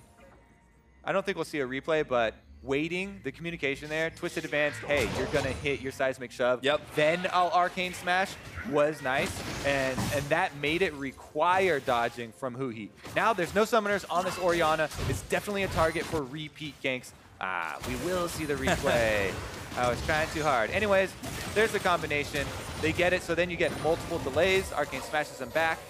And Huhi is forced to dodge out, is able to do so with the Ghost, but as we said, now he's a prime target for TSM to try and pressure. Yep, so clean. Even I messed it up, actually, in the call, so good eyes there, Kobe. Now it looks like actually getting aggressive towards that top lane. Bjergsen can pretty freely leave this lane. Now 6 might look to pressure for a gank as Afro did get tagged. Stixay back off a recall with a Vamp Scepter and some boots now finished, but looks like he'll walk back down safely, and Double Lift should be able to get his back in as well. So see what happens here. The old Maokai counter jump. Omar's going to get spotted. No powered sapling, but going to take some damage here. No help right now. Actually, no, there's Bjergsen. But oh my god, will Q out of the way. Sven, they're going to take a few more Krugs out. Yeah. I've never seen Krugs counter jungled this many times in a game. Maybe if Omar was playing a different champion, then Bjergsen might have actually used the Taliyah wall to go all in for that. Maybe get a summoner off the jungler would be more useful, but he does hold on to it. So remember that TSM still have this roaming power of the Taliyah. As I said, now that Huhi is a target without his summoners, he has to play a little bit more reserved, and that affords Taliyah more time to roam around the map. You can see Bjergsen there. He shoves up, he immediately roams to one side. He just kind of hesitates in the river, go get a little honey fruit, but it also kind of threatens Darshan on the top side. Doesn't lose out any minions, right back to the first wave. Yep, just easy pressure here as Afro does clear reward behind TSM's red buff. Omar's actually making his way down this section of the map, and if he steals this red successfully, it looks like junglers are trading right now. Omar should be 6 and might even look for a tower dive there, so a lot of really smart counter jungling by both players here. Sven and Omar have done a nice job reading each other, but that's just kind of meaning it's even. Lots of trading of camps happening rather than straight steals. Yeah, a couple of tank junglers working off their pushing lanes. Hunter in the top side is doing quite well for TSM, by the way, if you check in on that Gnar. A little bit of a CS lead for himself, keeping Darshan under the turret. A giant lead, and the teleports are also synced up, so shouldn't be too big of an issue. But there's your level 6 Sejuani pastry. They're going to immediately start up this Infernal Drake, and that is actually a power move from the bottom lane of CLG. Yeah. Again, another play completely created by the pressure that Stixay and Aframu are putting out. Yeah, you can see TSM. I think they've shown so much preference towards that top half that CLG almost walk in and just steal that out from under TSM. And this is why CLG, banning out the Kalista after seeing the Tristana ban, and then also early picking that Ashe, trying to get that power for the early lane. Something they accounted for there in the draft phase. Double Lift is banking more towards the later stages where he gets to have big crits on Sivir. And again, TSM going to lose out on that first big objective. It is an Infernal Drake that CLG got, so a nice first one to get. And kind of running out of time to gank Hu. He was playing, again, very safe with that flash kill down for about 10 more seconds. Yeah, that's one of the big things. I really like when mid laners adopt the Ghost. even with the nerf to it where it takes a little bit of time to build up the speed. I just think that we see so many more interesting plays from them. Here we go, though. 3 members. Can't ghost away from that. Dive incoming. Who are we going to get stunned up forever? First blood over to Bjergsen. He pops the ghost, but you actually don't get to move when there's 4 members of TSM diving the mid lane. Omar just has to watch from the jungle, and TSM do find that kill just before the flash comes up. And actually don't think it would have mattered even if his flash had been up, as look at the amount of pressure they bring. Haunter was roaming down. Bjergsen gets a great angle on the Taliyah wall. It's basically 0.5 seconds between the Twisted Advance wearing off and the Braum stun coming in there, so he completely toasts Aphromoo. Not going to be able to get that one off before the recall. Yep, looks like he had it, but I just don't think it mattered as TSM keep pressuring. Even stole the blue buff that he just got. Bjergsen going to have that one for himself to return to lane with a 20 CS lead. 20 CS lead, 2 stacks on his ring, nice blasting one in his pocket, and some power in the mid lane to be able to shove the wave once again. Looks like Leandri's first as well for Bjergsen. No, that's not how that works. I'm going to have to do some different item. I have no idea what those are building into, actually. I feel like he had enough money to grab the blasting one up. Yeah, and just because we often see the Fiendish Codex, you know, for that really cooldown reduction, just for that power in lane. But the extra money there with the kill, more raw power. We'll wait on the completed build. Now, it looks like CLG are actually attempting kind of an answer here, as they have Darshan coming down the mid lane, but he's just going for Scuttle, and Omar God is just back into the jungle farming. They're not really taking a proactive approach to it. Looks like they're just going to have Huki try and farm out, continue to try and play defensively, and let TSM actually call the shots here in this game. Yeah, nice defensive there for Bjerg with Merc Treads plus that cleanse, so he feels pretty safe even when this sort of play happens. CLG collapsed into 3, but Sven going to spot the buyer here as well, so a 3v3 going to brew Bjergsen. No wall, but the stun already lands in as the exhaust follows after. Aphromoo going to get locked up forever. Arrow's going to hit it. Does actually tag the Maokai. Huhi here with the shockwave finds it. Kills Svenskar and Bjerg. He's going to be able to get a kill back as Aphro dies on Omar. He's low. Bifrost with the last tag is going to get it. Double Lift also roams off, but it's a double kill actually for Taliyah. Bjergsen still trying to get out of there. Darshan stunned up, not going to go down. Bifrost able to grab another kill, and it's only Stixay alive for CLG. Oh my goodness, TSM get the 4-for-1, and mid-turret is short to follow.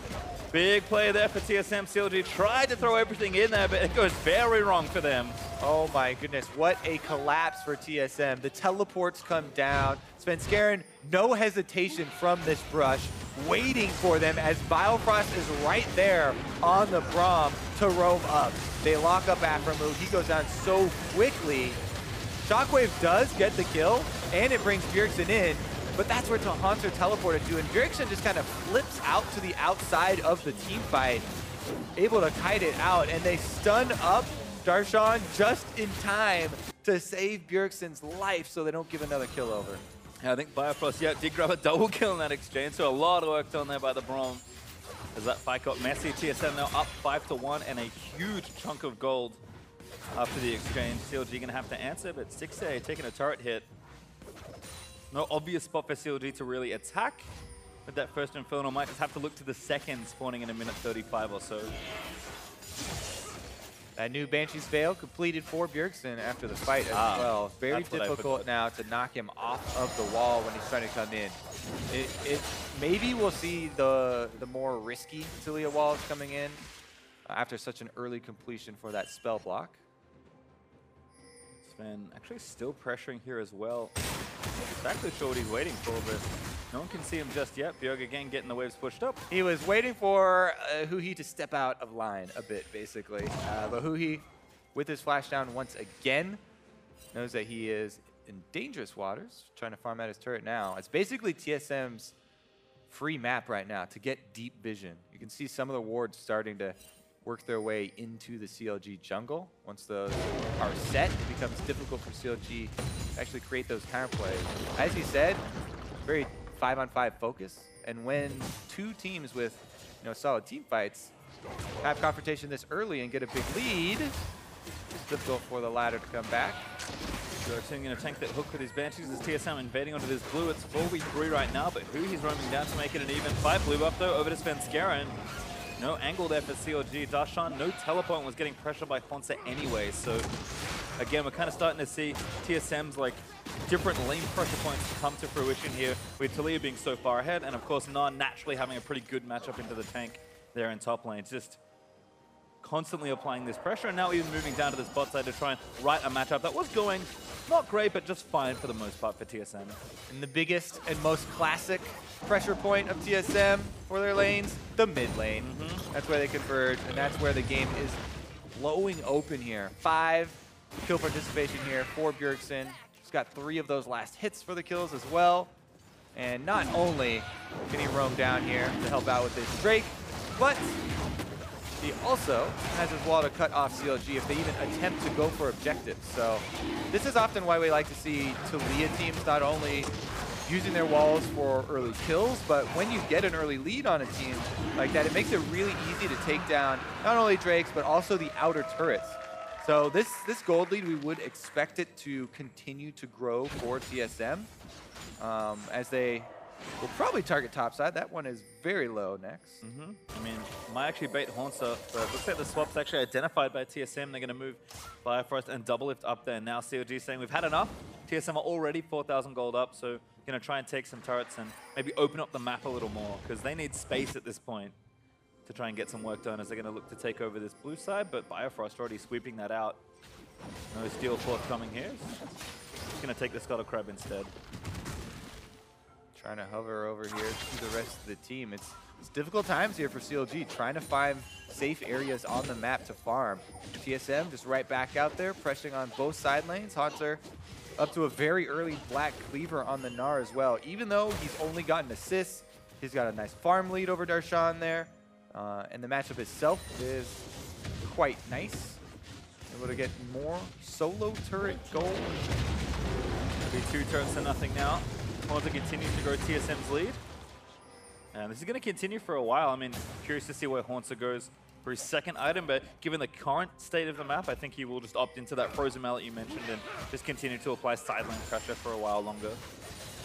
Yeah, he's got quite a bit of magic resist early for dealing with the Gragas. He could divert from those build paths if he felt the need to, and just go into a more offensive item, as you said, but could easily complete something like the Spirit Visage. Regardless, how are CLG actually going to come back? Because they do have some defensive vision on this red quadrant, but it's very risky for them to start this play. They're spread out right now. Ash Arrow could come from topside, but 6A would be far away as far as adding DPS, and Omar going to get cut off early. Great wall from Bjergsen. Rift Tower goes over to TSM, and Omar books it out of the way. Haunter actually caught in transition. Arrow is going to land in. The shot been committed and does kill Haunter. Firefrost getting locked up as well, but the Marco ultimate riding in. There's a great glacial fissure, but who he managed to grab a double. Bjergsen trying to play clean up as Sven and Double Lift outputting what they can. Darshan though going to get away as Sven splashes after him. Bjergsen still chasing, trying to lock one down. Flaxens gets Hui, looks to knock Afro back up, but he gets tagged back in by the Flay. Bjergsen though still going forward as Sven did take out Darshan. And an even trade at the end of a plus Rift Herald for TSM. TSM salvaged that team fight after Haunter gets changed CC down to 0. And Bjergsen flashes into 4 to grab another kill for themselves. All right, so TSM started off. Bjergsen cuts off Omar. They get the dash out of the Sejuani, but Haunter is right in the middle of all the CC. That being said, those were all ultimates. Every ultimate but the Thresh was thrown to kill Haunter. And if you don't have any more of those left, that's why TSM are flashing forward here. Everybody's on the chase. Keeping track of the cooldowns means there's no more threat here from CLG. We can just try and chase them down, even though it was technically a 4v5 after they executed Haunter. Double F though. He's in a 1v3, but it's going to be a 2v3 soon enough. Firefrost also running in to try and help, but the stuns last too long. Haunter going to make it, but not sure he's going to want this 2v3. TSM a little late to that rotation. Same old Afro telling Double F to stop split pushing off in the side lane. This time he goes and puts a stop to it himself. Good bit of gold there. Does get the turret, so not the worst trade overall in gold for TSM as they continue to ride that objective lead, but still a nice pick there for CLG, who are looking to play catch up in gold, still behind almost 6,000 very early into this one. Yeah, because we were already starting to worry about what does it even look like for CLG getting back into this game, and they do need to use Fog of War because Bjergsen here cutting off another objective. Doesn't quite get the minion wave, actually. I believe he wanted to get those minions back so that they would have more alone time with the Rift Herald, but regardless, Shelly comes down, and so goes the turret. Yep, gonna be enough here. Turret needs one more swipe or two, and should be taken out. Does get destroyed. There is the minions finish off the work, and now TSM still back towards mid. CLG gonna take the long way around to try and play it safe, but so much pressure here for TSM in every single lane.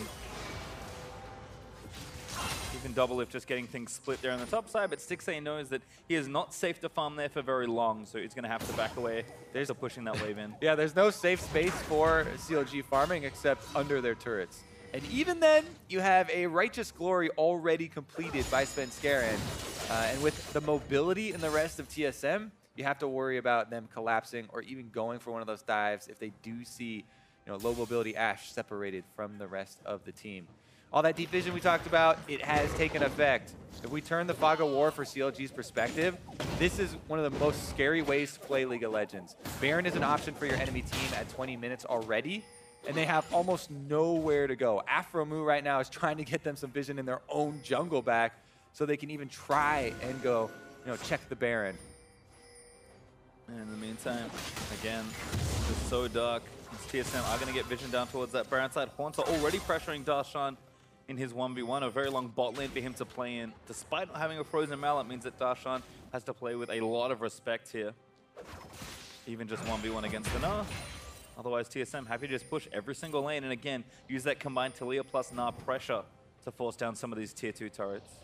All right, CLG looking for a counterplay. They're trying to use Afromu's vision that he's been able to get down with the wards here to try and create a play. This is, even though it's already smelled out by TSM, it's one of the few options that CLG do have. They have Ashe, Thresh, Sejuani up there. It's a lot of crowd control. We have seen them, just recently chain the CC effectively, but TSM are not giving them an opening. Picking up the extra Drake. Yep, should be a quick two-man Drake here for TSM as Bifrost gets a little bit of extra vision down. After we're going to clear that out, but again, quick Drake there for TSM, and I'll take objective at number 2 for themselves.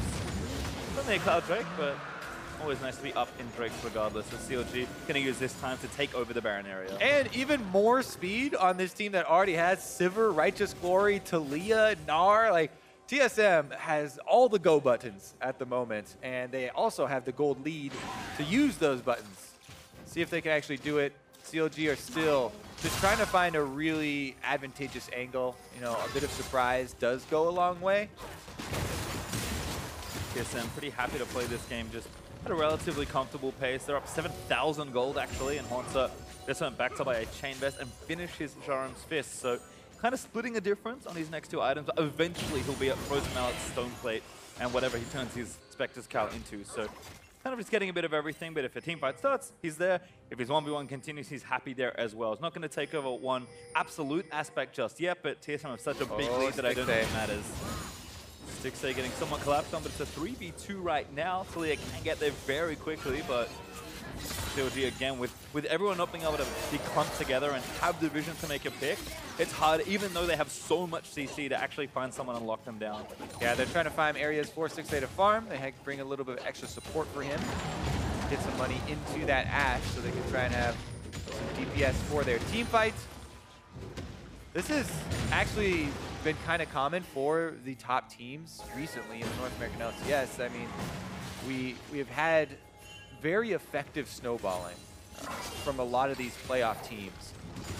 And this is TSM wanting to make that case for the #1 spot, saying, against the playoff team, we're going to push it. Such a quick wall. Stixay gets over the right side of it, though, as Omar still getting pressured, forced to flash out of the way. Bifrost was checking with the ultimate, but does not land.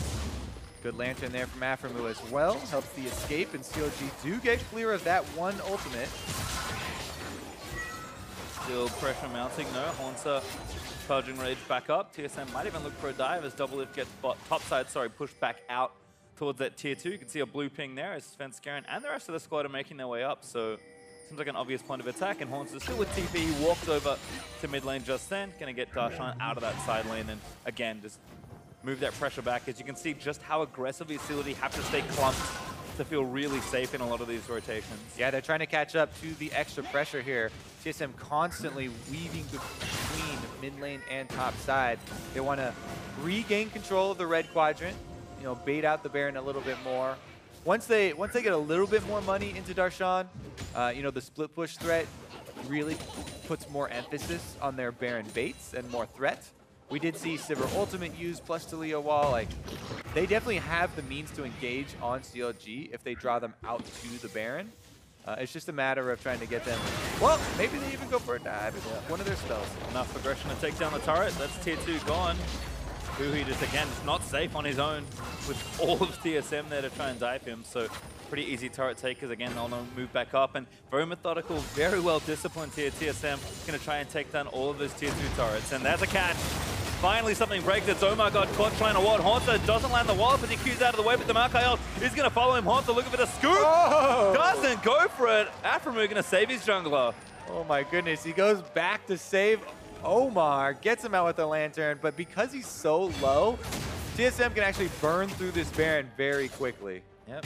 Everyone's going to be in there. And no vision right now for CLG. Stixxay going to have to burn probably a hawk shot as that's a TP in from Gragas. War going to cut them off as Bjergsen going to try and help his team rush down the Baron. Omar not going to be here in time to spite, so I think CLG have to try and fight this one. But they're going to look for a catch. Aframu's the target. Arrow goes wide. Sven flashes over, catches one attack. He's going to get stunned up with the Baron. Oh no, it's still exposed. Shockwave, CLG, they're going to take it. Gragas able to get there as Omar couldn't even smite TSM. Maybe commit a little too much. They will catch Darshan, who took the Baron away, but even he's going to body slam out. Exhaust there after the flash from Bifrost, because Darshan will finally get called by Taliyah W, but that was a mistake from TSM. The entire team leaves the Baron pick to go chase Afromu, and they leave the Baron at 2,000 or so HP. CLG slip in to get it, and that might buy them some time in this game. Baron buff goes a long way in defending, your inhibitor turrets. Their outers are definitely forfeit, and TSM are going to pick up some more gold here. But that is a little inkling of hope for the CLG squad. Sven a little too keen to get that kill, I think. Flashes over to try and get it. But this turret's around the Rosie. All right, well, this tier 2 is dead anyway. The CLG kind of knew they were giving that up, but like you said, Baron's going to help them try and hold this game. When dedication to the call goes too far, maybe. Everybody go get Aframu. He's like, yes, sir.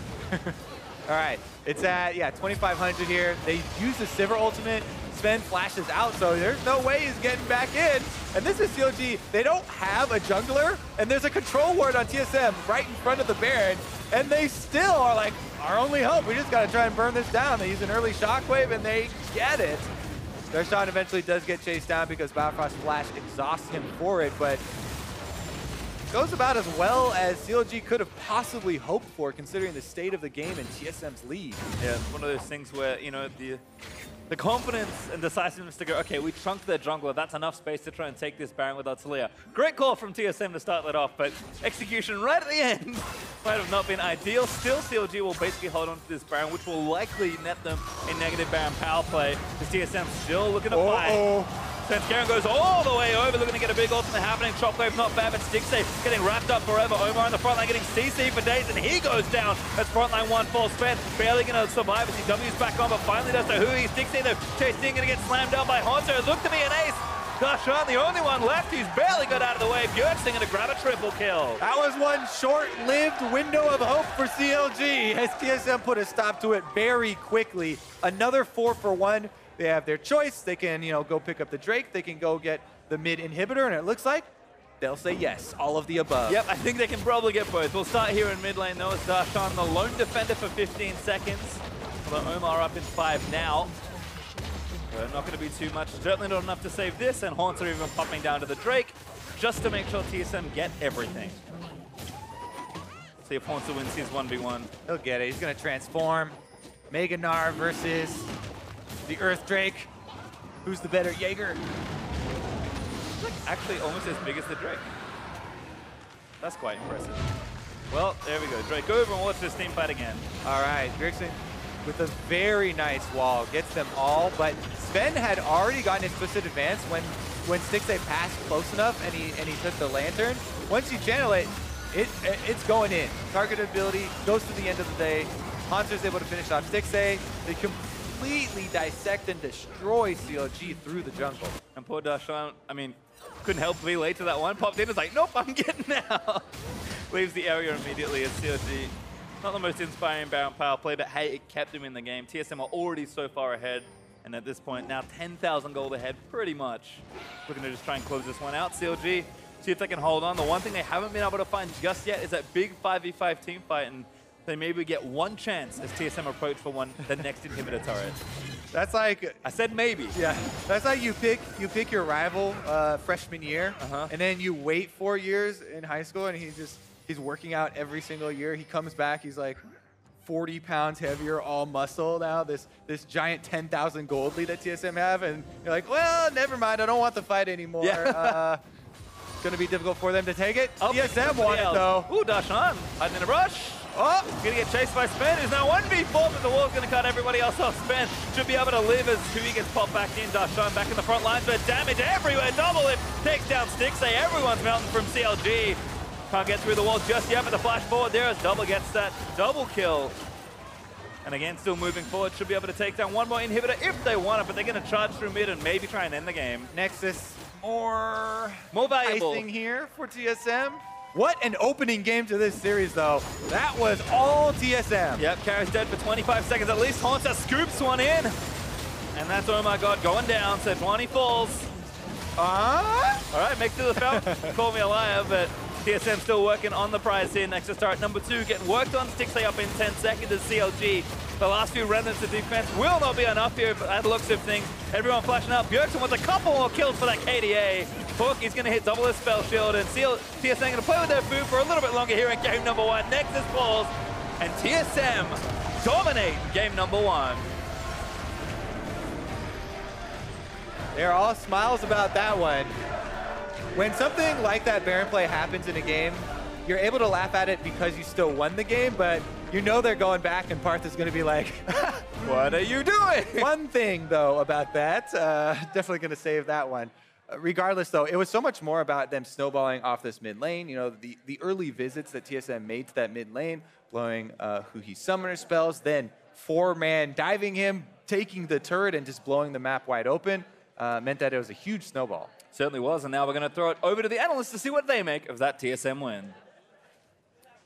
Thank you very much, gentlemen. TSM get game 1 in their series against CLG. Let's go ahead and pull up Champ Select right away. I want to dive into this. Let's break down what compositions both of these teams were working with. Mark, 2 extraordinary team fighting teams. Yep, both teams obviously going to play for that 5v5, but the big thing for me is just the early Ashe pick came out of nowhere for CLG. It's not something we've seen much priority on out of either of these teams, so it's not necessarily a takeaway from TSM. It's not something CLG themselves prioritize, so I'm a little surprised to see that early on. Kalista and Caitlyn are banned out, so that's what I was going to say. To be fair, you see 3 of the ADCs banned out in the first rotation across both teams. But you expect to see something like a Kog'Maw, right? Like, you know you're opting into this 5v5 playstyle. Maybe not right away, but you can wait a little bit and see what happens. And then you could potentially get that Kog'Maw, which is going to do great against the Gragas, against the Gnar and the Maokai. And as a result, it did feel like, you know, their team fighting was going to be behind TSM's if it ever went into an even game state late game, just because I would prefer a Sivir, I would prefer a Maokai, and I prefer a Gnar. Yeah, okay, so we're scared of going late against TSM, but guess what? TSM also picks up the early gold at 11 minutes, 4 for 1 in favor of TSM here in the river. We'll take a look at this replay. Basically, the entire team collapsing on either side. CLG just barely not able to pull this one off. Yeah, one of those situations where Bjergsen had been doing such a good job in the mid lane. There had been a dive previous to this that all the pressure started getting pulled towards mid lane. It becomes a little bit of a black hole, and as a result, it gets this very scrappy situation. But Sivir, with that speed up, is able to get involved in this team fight and actually get auto attacks off, where on the flip side, Ashe had shot her ult in, which is great, but she actually can't really get involved until it's already too late, as well as the fact that TSM just generally played that pretty well. Yeah, the collapse is faster for TSM. On top of that, the Gnar is able to TP in already in mega form, so it's an easy leap over the wall into an ultimate there. And then the most crucial part, as you mentioned, is the fact that one ADC makes it to the fight and is able to supplement damage, and the other is not. By the time he arrives, the fight's already over, and he's poorly positioned. So TSM snag a lead. The one thing that we can look at from TSM is the fact that they gave CLG one opportunity back into the game, and that was kind of a blunder around Baron where they all peel off, go after Aphromoo, and the Baron secure comes through for CLG, extending the game and giving a little bit of a hiccup to what otherwise looked like a very clean game for TSM. Yeah, and on the same token, CLG did find a pick-off or two after this fight. They had a 2 for 2 that they started. They had another pick-off from the top side. So CLG was still trying to fight back, but when you have 2 very similarly styled comps and you don't necessarily outscale in the late game, it's so hard to win that game because, like you said, they get a bit of breathing room with that Baron buff. But that doesn't really matter because you're still down 4K gold. Exactly. You can't push turrets, and you don't hope to outscale. You bought yourself some minutes, but the gold lead didn't necessarily close. So then when we get to this 27-minute fight, another 4-for-1 in favor of TSM. This illustrates your point exactly. Two team-fighting teams, one with more gold than the other. Guess what? That's the one that wins the fight. And it's a really heads-up play kind of to flash further back in there. It just pulls Sven so far into the team that if he's not this tanky and the other team does not quite have the damage, he melts much faster than this. And it's just both teams kind of banging away on the other front line. The problem is that Haunserby, despite getting kited out and dropped to 1/3 HP, is still able to get onto the Ashe and eventually kill her. And Sven did get another W off to get to another target. And again, in that situation, I think it's relatively safe to say that CLG wasn't looking for that fight, but they didn't necessarily respect the engage range of this TSM comp with that Sivir ultimate, coupled with the Maokai twisted advances or even the Taliyah wall to cut off escape routes. It's just a team comp with a lot of power to start a fight. Both teams comps have that, honestly. If CLG was playing from ahead, it's hard to stop an Ashe arrow with a flash Gragas ultimate or something coming TSM's way, but just because they got that lead off all of Bjergsen's pressure, they're able to kind of snowball through good team play. Right, Bjergsen picking up player of the game. Earlier in the days, Irene and I had some time to break down that mid lane matchup, and it was very clear from a statistical standpoint that Bjergsen is the stronger laner. We know that his CS stats are through the roof, and it was displayed here. I mean, he had a CS lead. He was definitely handling that lane. Our questions around who he was, how well he was going to be able to group with his team, either bringing other members to his lane or for him to get to those side lanes, and it didn't really happen here. No, and it was just he was controlled the whole early game, lost the CS once again, like you were saying, and then the big thing was he was getting pushed out. He was low HP. People had to go to his lane to help him get good recalls off, or they need to protect him from dives and things like that. So it does feel like a really tough matchup for CLG here, just because while Taliyah is strong in lane and can push you in and win trades, it's not as lane dominant as TSM could have opted to go. They did not take the Syndra here when they could have. So this is a situation where you might be a little concerned just about how hard he can match up to Bjergsen. It is a very tough task.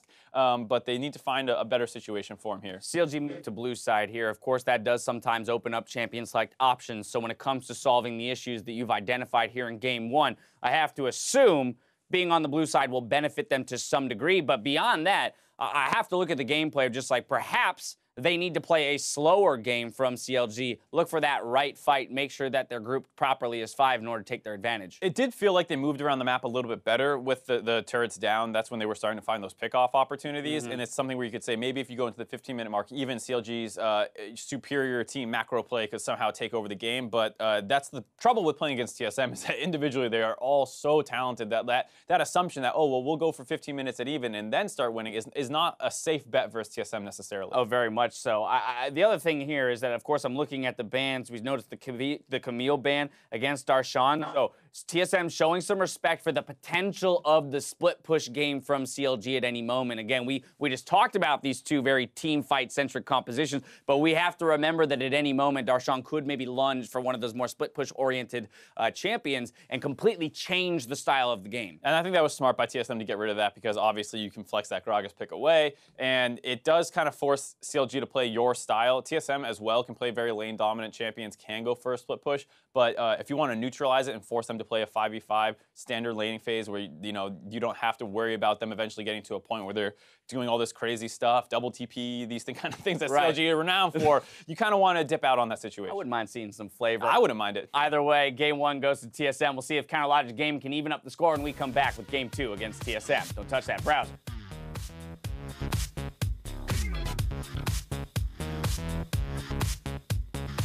That we see so many more interesting plays from them. Here we go, though. 3 members. Can't go away from that. Dive incoming. Who are you going to get stunned up forever? First blood over to Bjergsen. He's going to be able to get a kill back as Afro dies to Noma. He's low. Bifrost in the last tag. He's going to get it. Double Lift also roams off, but it's a double kill actually for Taliyah. Bjergsen still trying to get out of there. Darshan, stunned up. Not going to go down. They're chasing me. They're chasing me. Hop back. Hop back. Wait, Baron. You got it. Finish the run. I can't. Wait. I'm not in range. Back, run. Stay Baron. Run the fuck out. That's frontline 1 full spent. Barely going to survive as he W's back on, but finally does the Hui. Sticks in there. Chasing, going to get slammed down by Haunter. Look to be an ace. Darshan, the only one left.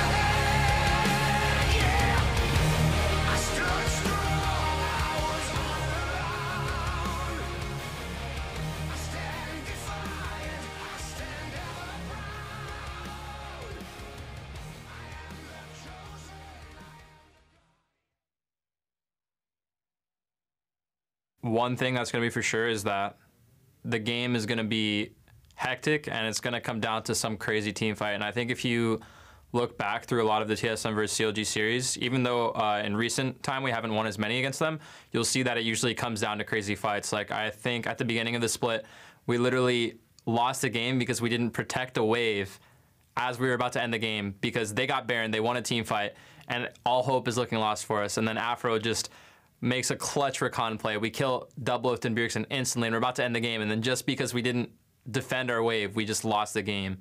And it's just like a lot of the moments against TSM, it's tense, you know?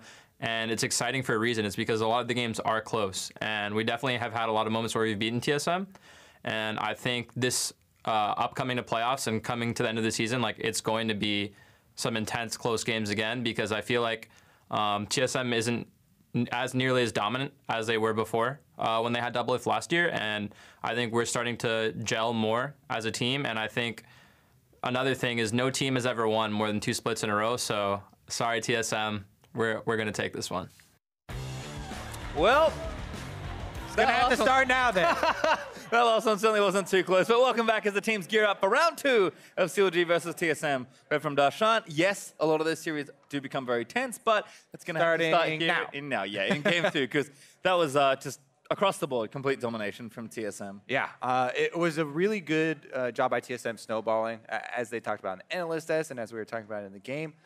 Game number 2, CLG definitely have to be a bit more proactive early. It looked like TSM had a pretty clear game plan of trying to open up that mid lane. And, man, they brought everybody in there and really allowed Bjergsen to continue to make plays throughout. Well, we'll see what happens here in the draft as CLG swap over to the blue side. They'll take Syndra away, who did not get any attention at all in game number 1. Is going to be the first ban here. CLG, I'm guessing some mid lane target bans are going to start to happen. Now they're on the blue side and feel like they have a bit more flexibility. Yeah, definitely have more flexibility on the blue side, and since we are switching sides, we'll get to see CLG's take. Maybe TSM still have to sacrifice a ban to put in Aurelion Soul. So they have to choose between the likes of Zac and Maokai, you know, Gragas, Callista, all these power picks here really floating around. And do they still want to, you know, fit in the basically Huhi tax that you have to pay in Champion Select? Well, Caitlyn is their first ban. That's a standard one, certainly. Thresh actually following for Afro, as Callista once again gets banned by TSM. Haven't paid their taxes yet. See if it costs them 20 seconds for CLG's last ban. It will be Tristana. So again, that same Phase 1 marksman attention paid by both teams, and the tax not paid this time. That's a Zac ban to round it out. All right, we'll see if they're audited or not. CLG. You never want to early pick Aurelion, so I mean, we're talking this up a lot, like, oh my god, it's going to be crazy. They, in plenty of games where it's not banned, do not pick it, right? This is a unique champion where you need to have viable side lanes to roam to. You have to have a viable matchup. It's not even going to be a case, though, as they immediately blind pick the Taliyah, which, to be fair, was a huge part of the last game, but man, that is a bold one. We haven't seen, actually. And it's one of the, I mean, it's one of the most played champions for these two mid laners. Bjergsen now with 9 plays on it, his second most played right behind that Syndra that was banned, and it's who his most played champion. So I get it, but you're trading Taliyah, a very good champion, for Maokai, arguably a better champion. And not just Maokai, it's first crack at 80 carries with triple 80 carry bans here. Tristana, Callista, and Caitlyn all off the table. TSM have their pick of the litter. Could even go for support if they feel like that. Instead, lots of options here for TSM. They're just deciding on what this second pick should be. Gragas is interesting because oftentimes we'll see teams trade, you know, Maokai, Gragas back and forth. It could still be the case here in CLG. We very well know that Omar loves his champion and he feels comfortable on it. So it does seem like a no-brainer for CLG to grab the Gragas here while they still can. You don't want to let that go through to the second ban phase because he would not still be available. You know, in kind of answer to the Jarvan Maokai lockup. Yeah, kind of interesting to see TSM again pick top and jungle so early. I mean, there is some flexibility there, so you can kind of change up which champion goes where, but certainly showing some of those lanes as Alistar will get locked in there for CLG. I mean, I feel like every time this happens, I always say it's a long time after me champion, just because he's been playing for a very long time and does often show up on these types of playmakers, but Greg is going to get locked in as well. And I think this time, oh my god, it's going to be the one piloting the champion. Yeah, we talked about it last time, but the flex to Sejuani is still possible. Don't expect it to come through number 2 here. Gragas definitely a bit more scary as far as the level 3 ganks and coming in with that flash. So see what CLG can pull off. Aframu though, we know one thing, he's back on the Alistar. CLG will be more proactive. And there's actually Braum for TSM, so Biofrost's going to take pretty good melee champion for this matchup. Of course, that means more ADs can get banned away, so we'll see what changes here in phase 2 of bans. Kind of a lot still to be decided with these early picks. Again, even though TSM are showing 2 top side champions, don't necessarily know where they're going, and as a top lane ban for TSM, so going to take Shen away from Darshan here. What's for sure is we're definitely in for some more big team fights. We have a beefy front line here for TSM. Same for CLG. And see if we... I was thinking that they might actually whittle the mid lane pool down more, considering TSM actually have let Bjergsen drop. But Bjergsen's champ pool is very, very deep. He even pulled out the Xerath. You know, they didn't win with it, but he does definitely have that ability. So maybe they feel like it's a drop in the bucket. I still feel like it's, you know, nice to take them off of, you know, the Orianna tier and Cassiopeia and stuff like that. Yeah. We'll see. Now banned by TSM, so another top laner as Cog actually gets banned by CLG. Again, neither of these teams have picked a bot laner just yet, so these bans do hurt both sides, but TSM will get first pick in phase 2, and there's Sivir ban. So TSM can have first pick of whatever bot laner is left, because that's 5 bot lane bans. 5 marksmen banned out here. Let's take a look. Ashe is still there. Jhin is still there. Varus is still there. A lot of the AD carries that have been interviewed have talked about how much they like, you know, the versatility down there right now. So maybe we even get to see a Xayah, honestly, because she actually, with that ultimate, can kind of fend for herself a little bit when games have a whole bunch of melees. Bjergsen deciding that he wants Corki once again. Had a cracker of a game on it already this weekend, but they're actually counter-picking AD, which is funny given how many bans have already been taken. So Stixay going to get his first choice here. 2 fan favorites getting flushed, but I don't think that's going to happen. Looks like Ashe is likely to go here. Or Varus. You know what? Both those champions. Oh, come on, man. All right, it's going to be... That's why you don't go over the hovers, pastry. Dragging you around like a little monkey. At least it wasn't Warwick. It's last pick now for CLG, as they do take Ashe. That's true. All right, so again, they're going to have the Ashe, the Alistar, the Gragas. Like, both teams have all the engage. Honestly, we probably don't even have to mention it for any sort of games in these meta right now, because both teams are always drafting that. What you definitely do want is damage to back up the beefy front line that you have. Whoa, and a Fiora in her weakened state after the nerfs. Darshan still goes with the Fiora, even over Camille, who has been favored so much more. I like it. Was banned as well by TSM in the last game, so it was an option here, but it's like Darshan's going to say, I want to be on split maturity, and Double Lift going to bust out the DPS for the 5-on-5 fights. They lock in 2 of the highest. Corki, one of the highest for the mid lane. Jinx down there on the bottom side. Double Lift has been on record talking about how simple of a champion Jinx is, and she's just more of a kind of, you know, win team fights more. If your team is doing well, you know, it depends so much on your team to protect you and then to get you your first kill. Basically, you get 1 kill on Jinx and you know, go off. Once you have your crit multipliers and that extra speed, we'll see if they can do it. And if they can, feel for him and keep him safe, because CLG are packing a lot of engage with a possible split push. Now we've got another look to this 7-15 type of strategy here. Will Darshan get some early attention, you know, to try and get him through that early phase of the game? Maokai still puts out some decent damage, you know, early on in lane. Fiora does love the matchup though versus tanks, and try and make good use of the vitals. Yeah, in a lot of ways, you just kind of swap comps here, or at least swap strategies for the teams. This time, CLG are going to have more side lane pressure, and TSM will arguably have better 5v5. So, I mean, it won't be quite as lopsided as it could have been, given how the game snowballed in game 1, because Bjergsen will be piloting teleport into this game, so has a bit more roam pressure on the Corki, but certainly interesting to see how this one works out. And for the first Jinx pick of this summer in the NALCS, Doublelift might be ending his regular season with quite the performance on a champion that we have not yet seen in this split. Oh man, this is definitely exciting. Another thing that they usually mention is the lane phase as well for Jinx. We'll see how well he can make use of, you know, the rocket form early on. So we're going to fly out of base. Got Bjergsen by first behind him. We'll see exactly where the teams go at level 1. CLG already found themselves out here onto the rift, so nothing too crazy happening. But TSM are going to sneak into this brush and Stixxay. None the wiser. TSM going to go around and maybe try and... They're still in fog. From hits. No flashes though. Stixxay, yep, getting exhausted. That's going to be a sum. Stixxay forced to flash early.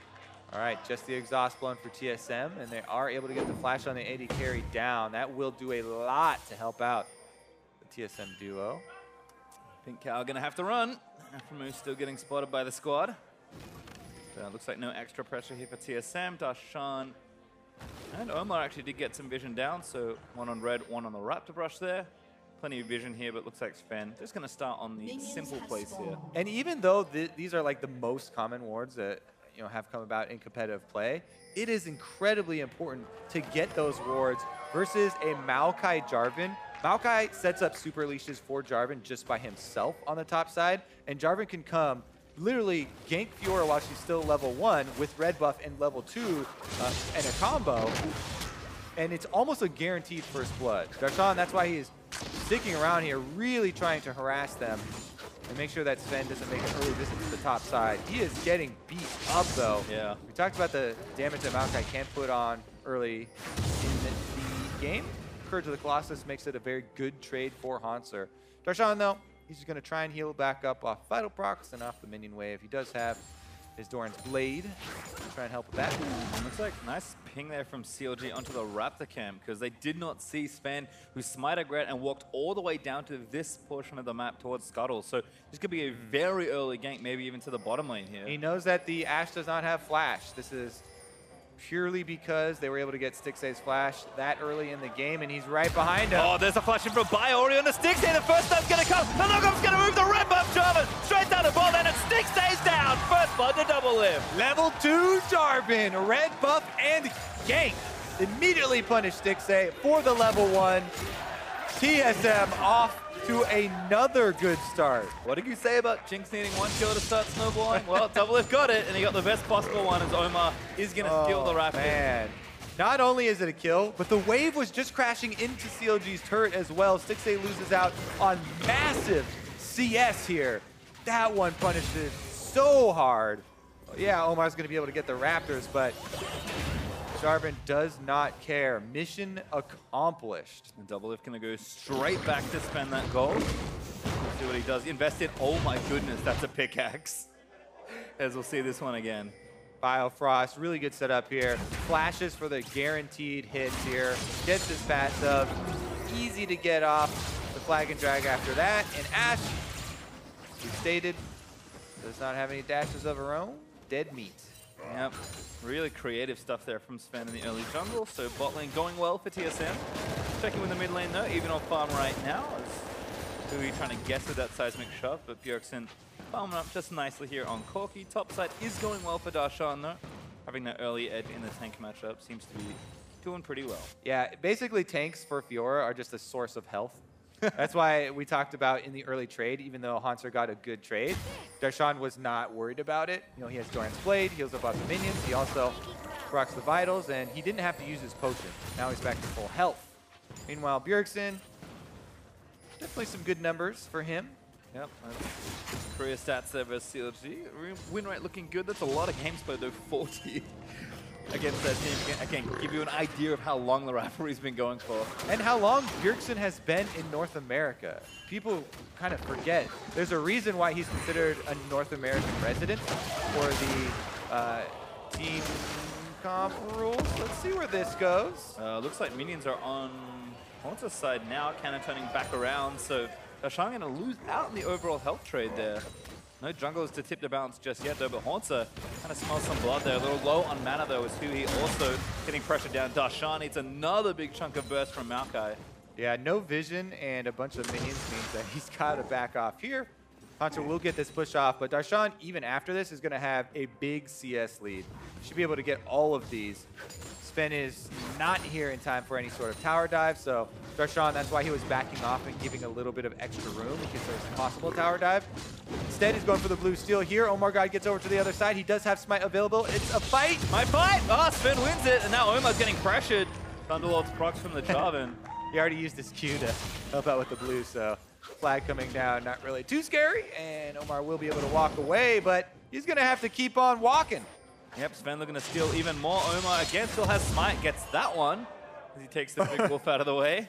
Nice Smite against the guy who already used his and stole your blue. Ah. Not much of a fight, but Bjergsen actually backing off. Does have TP, but didn't really want to use it. Haunter also burning his TP, going to go back to the top lane to try and keep up on CS. Way pushing away into Haunter, though, means that Darshan also going to have to TP back just to make sure he can keep up.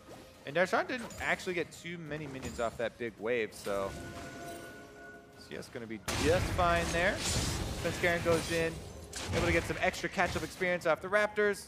Remember, he's actually in front of Omar now, even though he went for the level 2 gank. That's how important it is to keep track of the Raptor spawns of your opponent to get any sort of lead. Oh, a big way for Haunter to actually grab here if he can get most of the CS will be ahead. So it could be tough here versus Fiora, but we'll see exactly what he can get done. Sven also in the area, but Haunter just going to let the wave come to him. Ah, he doesn't go with the clobber all of them at once strategy. He's being more tactful about it. That one usually loses you most of the minions, so that's the only one I know, though. Spam all of my AoE at it and be like, please. The classic jungler CSing. Yep. Just close your eyes and pray. All right, Darshan's moving in to punish Sven, though. Sven forced a flash. But it looks like red buff could go over to CLG. This would be a great pickup for Darshan. And going to be uncontested. TSM, no TPing in. That's Bjergsen. He's going to force him off this buff. Red reset, but oh, great job onto Bjergsen. Darshan even ulting. Now going to chase back in. The flash is in. Knock back there is going to be enough. Bjergsen goes down to Darshan. Ultimate from Maokai. Not far enough in. And Sven also going to die here. Blue over to Huhi. I mean, TSM, they had Haunter still picking up minions, so it seemed like maybe half of them were on board with this play. Bjergsen with the teleport Corki comes in, and Huhi times the seismic shove so well. This is something, by the way. We'll take a look at it here as Huhi, the biggest part of this play is him timing the seismic shove for the exact arrival. Did you know you can click on the ward and see a little timer counting down so that you can more accurately time your spells?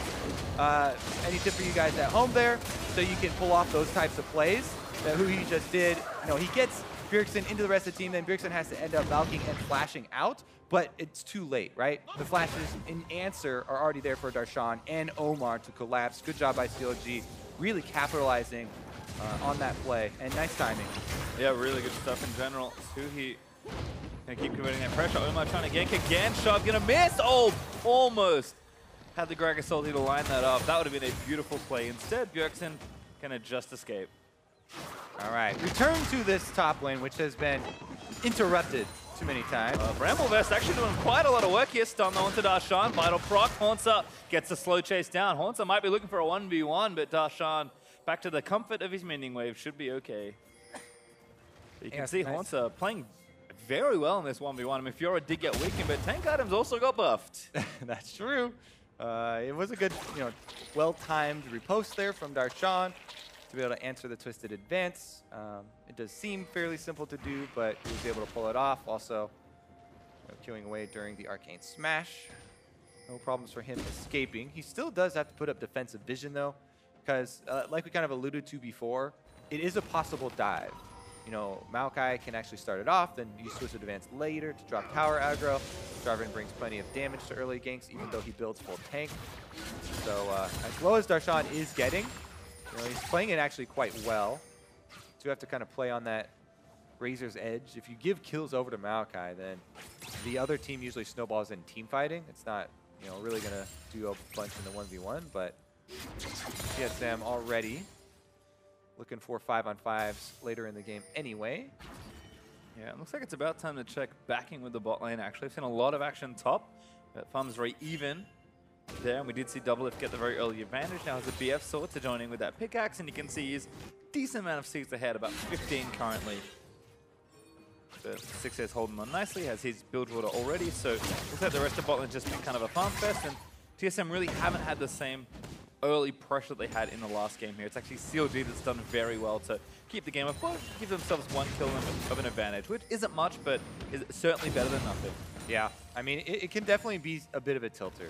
You're talking about the bottom lane, and yeah, you know, blowing your flash level 1 is very painful, and then being punished for it right after that, losing a giant, you know, sum of CS right afterwards as well. CLG trying to stabilize it after that. They actually have lost extra CS even in addition to those early waves, but they're actually still going to be the target. So have to respect the package whenever Bjergsen gets it. Just kind of makes life for the CLG bottom lane very, very difficult. And they're trying to deal with it. Yeah, Bjerg was on top of a controller, and unfortunately for him, looks like Sven, yep, going to go back and clear it. Bjerg just letting Sven counter jungle those Raptors, so did spot it, but package respected by CLG. Smart to play back and kind of wait out that cooldown. Doesn't last too long. Does not. Darshan, meanwhile, with the punching bag up top side. Punching bag punches back a little with the Bramble Vest, but Monster again does have to give respect to the Fiora. And just going to farm these up, kind of relinquish that pressure as Darshan darts into the jungle to get some vision. I was pretty curious how the introduction of Bramble Vest was going to change this matchup. Doesn't look like it has caused Darshan much difficulty quite yet. But definitely some good CS there on the top side for Hanser. Yeah, maybe more even than you might expect for the Maokai.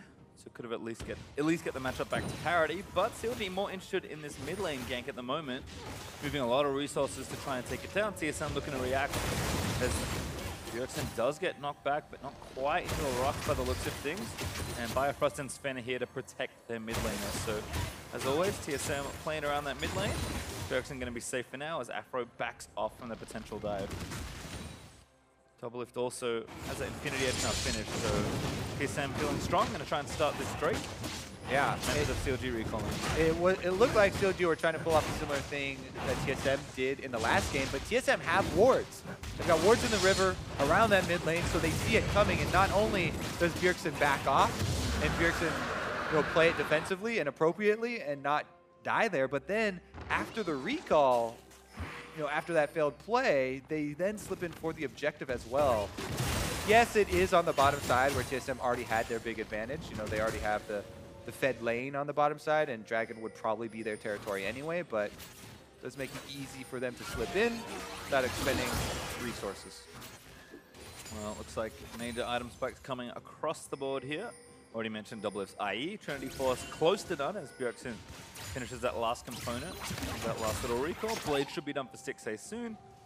And first items for both Darshan and Kuhi also not far away. And this turret taking a lot of hurt actually. Bjergsen going to return, but CLG grouping to try and take this down. Wave here from Bjerg is good, but they're actually looking to make a counterplay here as Bifrost and Sven Skaren once again here in the mid lane. Yeah, CLG really, really want to take this turret down, open up the map a little bit so they can start creating plays by splitting TSM apart. It's their whole game plan. Obi boots Alistar. Oh, great catch! Does get the back, but Bjerg still flashes, gets out from under. Potential stun there from Afro as he charged up the trample. Now he's flashless at a weakened turret. TSM do have some defense in the area though, as Sven Skaren and Bifrost both have been roaming around that area, and CLG will back off just with the flashes traded there. And despite Stixay being down about 20 CS, Doublelift not being able to do too much just yet, although Afro has taken some hits, but should be all right. Sven going to poke that red buff. Looks like TSM trying to play to their bot side strength, but Omar already here. Kuhi ready with level 2 wall, so I don't think Sven can commit here. Constantly looking for the invade. It looks like TSM really want to force around this bottom side of the mat. Teleports are available for the top laners, but Maokai has a bigger impact if he teleports in at this stage of the game. Courage of the Colossus is great for early game team fights, and the ultimate coming through would definitely provide a lot more. I like this rotation though from TSM. Going to move into the mid lane and actually try and get first turret down before CLG can do too much, but already two-man defense. Kalia's wave clear should be enough, and is. TSM just kind of poking in, throwing out a jab, but easy block there from CLG as the lane will continue. This game is very close. 15 minutes in and gold is dead even. Yes, CLG have a kill up, but TSM have a Cloud Drake, and other than that, team's still waiting to really blow the game open. Even just taking the first turret is actually a pretty big advantage given how close the game currently is.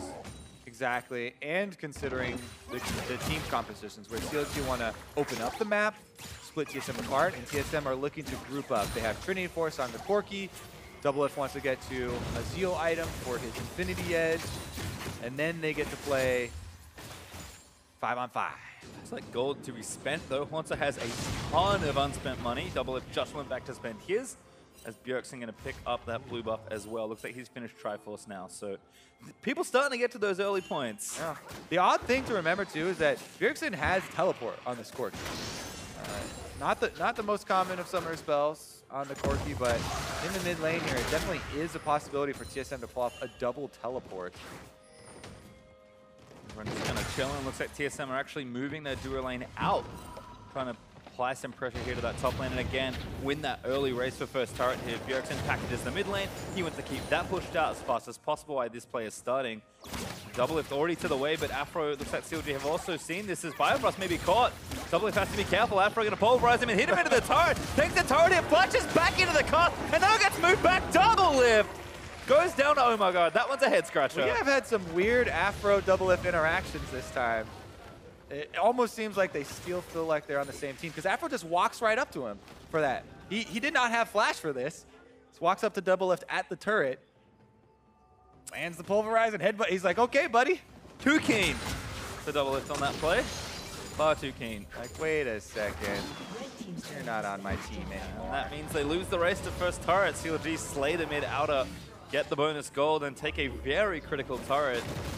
So that map opening up that they've been trying to get done for these first 17 minutes of the game. Step one is finally achieved. Let's take another look at this. All right. Afro Moo, he's running at me. Okay. Whoops. There's nothing more to say there. Focused on the minions, I believe, I guess. Yep. Or maybe he did not respect the fact that, you know, other members could have been there. Regardless, that is just one kill over. CLG happy to get it, though. Top lane still the focus of TSM. Going to renew that focus. See if CLG can actually get defenses in place, though. Turret going down fairly quickly. And Stixay. On the Stixay, maybe Stun's going to land. Sven locks him up. Ulti and Doublelift finds a snipe with the rocket as Honza and Bjergsen have TP'd in for this turret. They're going to take it. But a huge committal to this top half. Hey, it's an eye for an eye here as the other AD carry is traded over. TSM bring 4 members to answer Doublelift's death. They take down the turret afterwards, and they're going for a second. Again, they committed 2 TPs, so they do need to take a little more, but Honza barely misses canceling the recall. Huge 3-man pull from Afro, who does take a fire with the Ignite, but now he's locked up and rooted forever. Barely able to flash out of the way. Turret's still the goal here, but TSM running out of creeps to try and help them. Still going. Omar, huge body slam into the cask. Afro gets forward in, and Sven is going to fall down, but Afro barely loses his life to Bjergsen, who takes that last turret hop, but only barely who. He's still trying to cut him off, though. Oh, they're going back in. Gets the kill. Hu trying to ride the wall over. They need to protect Bjergsen, but Doublelift actually kind of caught Hu in his own wall. Big miss there. This is a 1v3 chase from Hu. He's trying to buy time for Darshan to split push, who has taken the turret. Again, CLG, they started with the first kill on the turret. They keep the tempo up as TSM try to be the first to take that second turret down, but it is not to be right now. TSM a little overextension on the play. Don't get the turret either as Darshan claims the outer.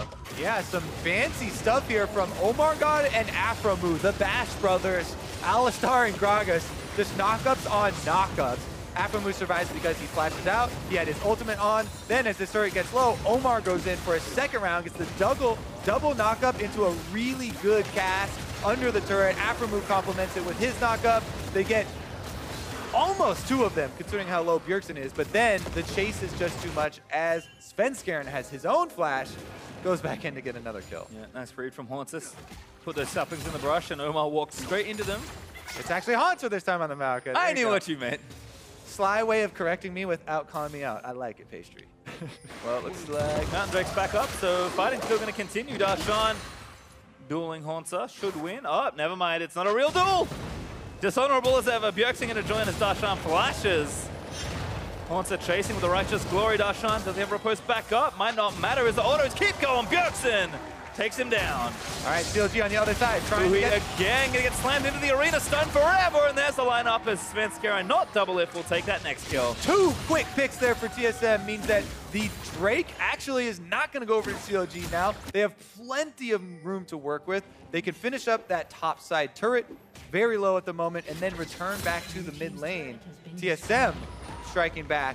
Now they have the gold lead. Yep, Bjergsen finishes the job in top lane, takes that tier 2 turret to even that back up, and looks like TSM moving back down to that Drake side of the map as Bjergsen goes on that shopping trip. Rapid fire cannon now completed, so Carry's starting to pick up 2 items for both teams. We'll see if TSM can successfully force this Drake, and they're first to the area, so should be as TSM take another tempo hit there.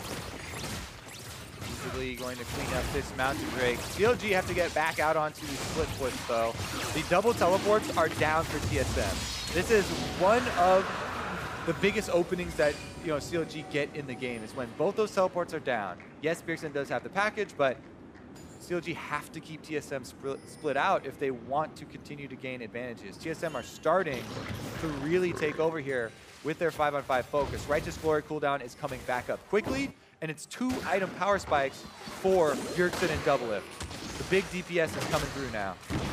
Haunter also still dueling Darshan, but not having a whole lot of success right now. Darshan doing well, actually procs all the vitals, and then he's going to keep chasing Haunter, who pops the Righteous Glory away. Firefrost caught out. There's actually another room coming in from Afro. Punts it back in with the headbutt, but Sven also there. Good ult there from the Maokai as Haunter tries to get away safely. Double takes on Afro. The blast plan is going to save Haunter, and TSM looking to turn it back around. Bjergsen, no package, but Darshan, who locked up on the wrong side of the map, blunders over the wall, but he's going to get stunned. Double It grabs the double kill. TSM picking up the picks. You mess with the tree, you get the whole team. Everybody comes to save Haunter. He does use a blast cone very well there at the end, and TSM transition over to Baron. Haunter going to TP in, so this is a big commitment from TSM resource-wise. All right, teleport comes in. They should be able to tank it up, no problem. Darshan does have his teleport, but he's dead for another 15 seconds, and CLG only have 2 members around. Can Omar God pull off the miracle? We'll have to see. Bjergsen took a lot of burst damage from the Talia. Huhi's still here with a wild spin. He's going to peel off again. They need to find the picks. Hui going to get stunned up. That should be a kill. Bjergsen with a rocket snipes, and they keep going in onto the Baron. Bjergsen low. Have to be careful as Afro is there in the pit. They're TP in from CLG. They can't finish the Baron now. TSM gonna have to back away, looking for a pick maybe with Darshan cancels that telly, but Baron regen back to full. CLG do stop it. Yep, Huhi gonna have to sacrifice his life to accomplish that, but Baron did so much damage to TSM, and the threat of Omar's steal is just too much for them to risk. They are really gaining control of this game, and they don't want to throw it away with a Baron, possible 50-50 smite anyways. Darshan does find, that last vital proc, and Afromu's coming around through the jungle, but this is TSM's jungle. Double If collapses, FLICKR collapses, and Haunter gets headbutted over to the blast cone, which he then uses to escape, only to come back at a later date, lock in Darshan, and allow Double If to flash over the wall, close this kill down. And again, we talk about that Jinx kind of needing a few kills to snowball. Double Lift has 4 of them. That can participate in 8 of TSM's 9 kills so far, and is building very quickly in towards item number 3. Plus, since it was a locket rush from FLICKR, he also has that added defense and a huge front line to work around. Jinx is amazing in the big 5-on-5 fight. Darshan, though, trying to 1v1. Looking for a 1v2 on the other side of the map. Darshan should be able to get a Huhi. Weaves in for the shutdown as TSM going to counter with mid lane. Gonna be able to take that turret in answer. The duo pushing for bottom of CLG is gonna get right up to the secondary turrets. And CLG have plenty of wards on Baron, so they feel fine doing this. Even though Bjergsen has his teleport as well on the Corki, you have to continually remember that and try and track that cooldown as far as him getting back out onto the field for those cross-map plays that TSM wanted, to try and pressure that Baron and dissuade CLG from continuing that pressure on bottom turret. CLG with the smart stuff, though. I'm going to back away as we watch this again. Strong side of the map for CLG. Going to take the fight here with Darshan, who hides in the brush, heals up off his own ultimate. And that's one of the things with Talia, why we keep saying that CLG want to pull TSM apart, split up the map. That's how you take advantage of pulling them apart. Certainly do. It's TSM looking at still assault. I think probably bot tower turret. Do have 3 turrets to 2 right now after trading mid for Bjergsen's life, so not the worst. CLG still looking for that top outer, which could be a problem come at Baron time. Speed try and up though for CLG, so they'll have vision, but TSM going to clear out the rest of those wards. And take hold of the vision in that area for now. Seen TSM be very successful with picks this game, so going to hide in that brush and kind of dare CLG to face check the Baron River blind, which is usually not a good idea. Yeah, I don't want to take the dare. Doublelift would be the one to go after, though, if he's showing out in the middle. Aftermove does have flash on Alistar. Again, CLG don't need to face check just yet. Speed try and still up for about 10 more seconds. Wave pushing bot though, so TSM have set this up nicely. CLG just kind of hoping TSM waddle out too early. And Doublelift, he's the bait right now. Yeah, so is Uhi. Both teams setting up in the side brush. I don't think anybody's fooled at this point. No. They've played a lot of games. They're all centering around mid lane. This one ward here, in a little banana brush, is dead. Oh no, it's gone. That was CLG's last informant. And looks like they're out of vision for now. Not how many sightstone photos F4 has, but TSM out of the Baron. They'll use the blue trinket to see it, but they're committing. Yeah, Darshan is trying to split push, but there's no time left. Haunter didn't get out of the pit, but the Glacial Fish is going to disengage Spin. Dives into the backside and then flashes out as the Marco LT streams in, but Huhi managed to get the kill as Darshan TP's into the fight to try and make sure he's there for the end of it. Doublelift outputting a lot of damage here. TSM, they lose 1, but still fighting well. 5v4. Haunter looking for another pick, pops the Righteous Glory, but CLG need to keep their carry safe. Dartron trying to zone now so that they have time to push on the mid turret. CLG going to press up middle and get some gold for themselves. Actually, maybe a catch. Darshan committed, but is it a little too far? Riposte uses some of that damage as Haunter is looking to go down. Huhi able to snag a kill. And now another one here onto Bio maybe. He's going to flash towards Doublelift. As Bjergsen runs towards the outer, but I don't think he's safe right now. He's going to TP out of the way. Darshan can't cancel it. Bjergsen, he's going to live. Yeah, I think Huhi's timer on the seismic shove was down, so he could not interrupt that teleport. Otherwise, I believe he would have dove with Darshan. But that ability being on cooldown means CLG won't pick up the extra kill.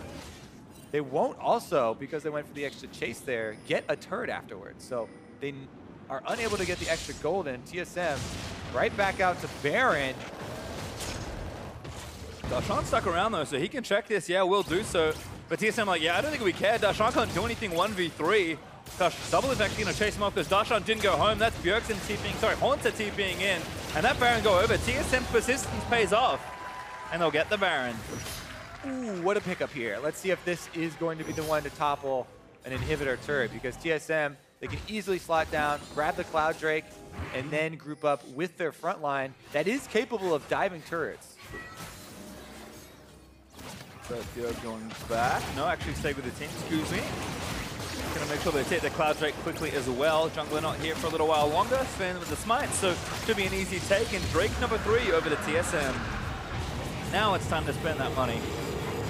It's so difficult as a split push team to try and keep a Baroned up, 5v5 comp split up when they have Baron. Like it's just so ridiculously difficult due to the lack of control you have over minion waves when the other team has the Baron. They just speed them up and head straight down mid lane. Plus, as we said, they can threaten the dive if you're keeping your split pusher in the side lane. Darshan does not have teleport. There's no way that you answer. It's very, very few options now for Counter Logic Gaming, to try and pull off the turnaround, even though the gold lead isn't that big. No. Baron buff in the comp means TSM are coming for some turret gold. They're only 1,000 gold up now, but that should change pretty rapidly. TSM can make good use of the Baron buff. CLG grouped up to try and get a pick or two. But Bjergsen back in that mid lane. He's going to be pushing that. Arrow. Hits Biofrost.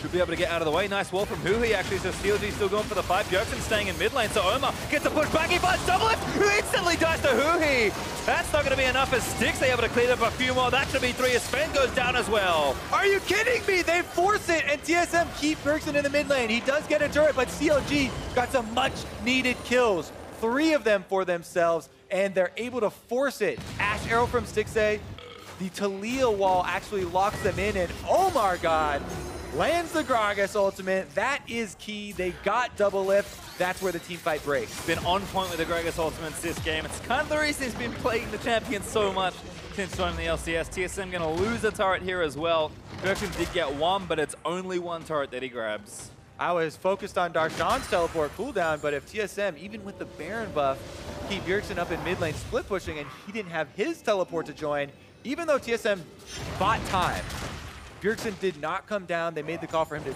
keep split pushing. I think maybe after the Ash Arrow hit, they thought they could still kite, but the Talia wall catches them off guard, and then a really good engage from Omar God. Talia wall kind of locks him up. He waits for the Braum ultimate to go down. Remember, that is key, as we were saying in Champ Select. Right after Biofrost Unbreakable drops, Omar God pops the ultimate. He gets the priority target, and they get the team fight victory. Ooh, that being said, TSM back on the map, gonna take the outer turret. That was an easy one though, so a couple kills there for CLG is nice. Get some gold, drop Baron off 3 members of TSM, but now TSM is gonna stay grouped and try and keep doing that damage. Gold lead, still stabilizing here though. TSM gonna need a lot more hard work to get a big Baron off power play here. yeah, definitely makes the game more interesting here. CLG with a pretty good defense. Much needed little victory in that bottom lane skirmish.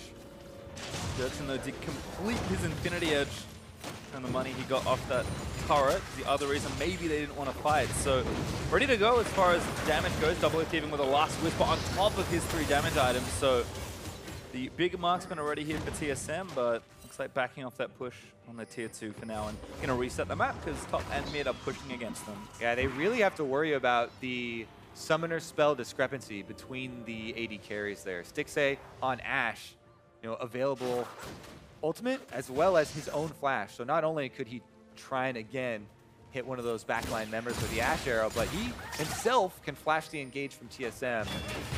And the AD carry sticking up in these types of situations is what means the difference. Looks like Bjerg gonna join top lane. Actually does have his teleport now, so not the worst split pusher. Can at least get the wave shoving nice and quickly. Now he's got teleport, as you said. That is definitely key. That or the package. You get basically half a lane. Then caught by Hui here. Sven's like, yep, I'm out of there. Good damage though.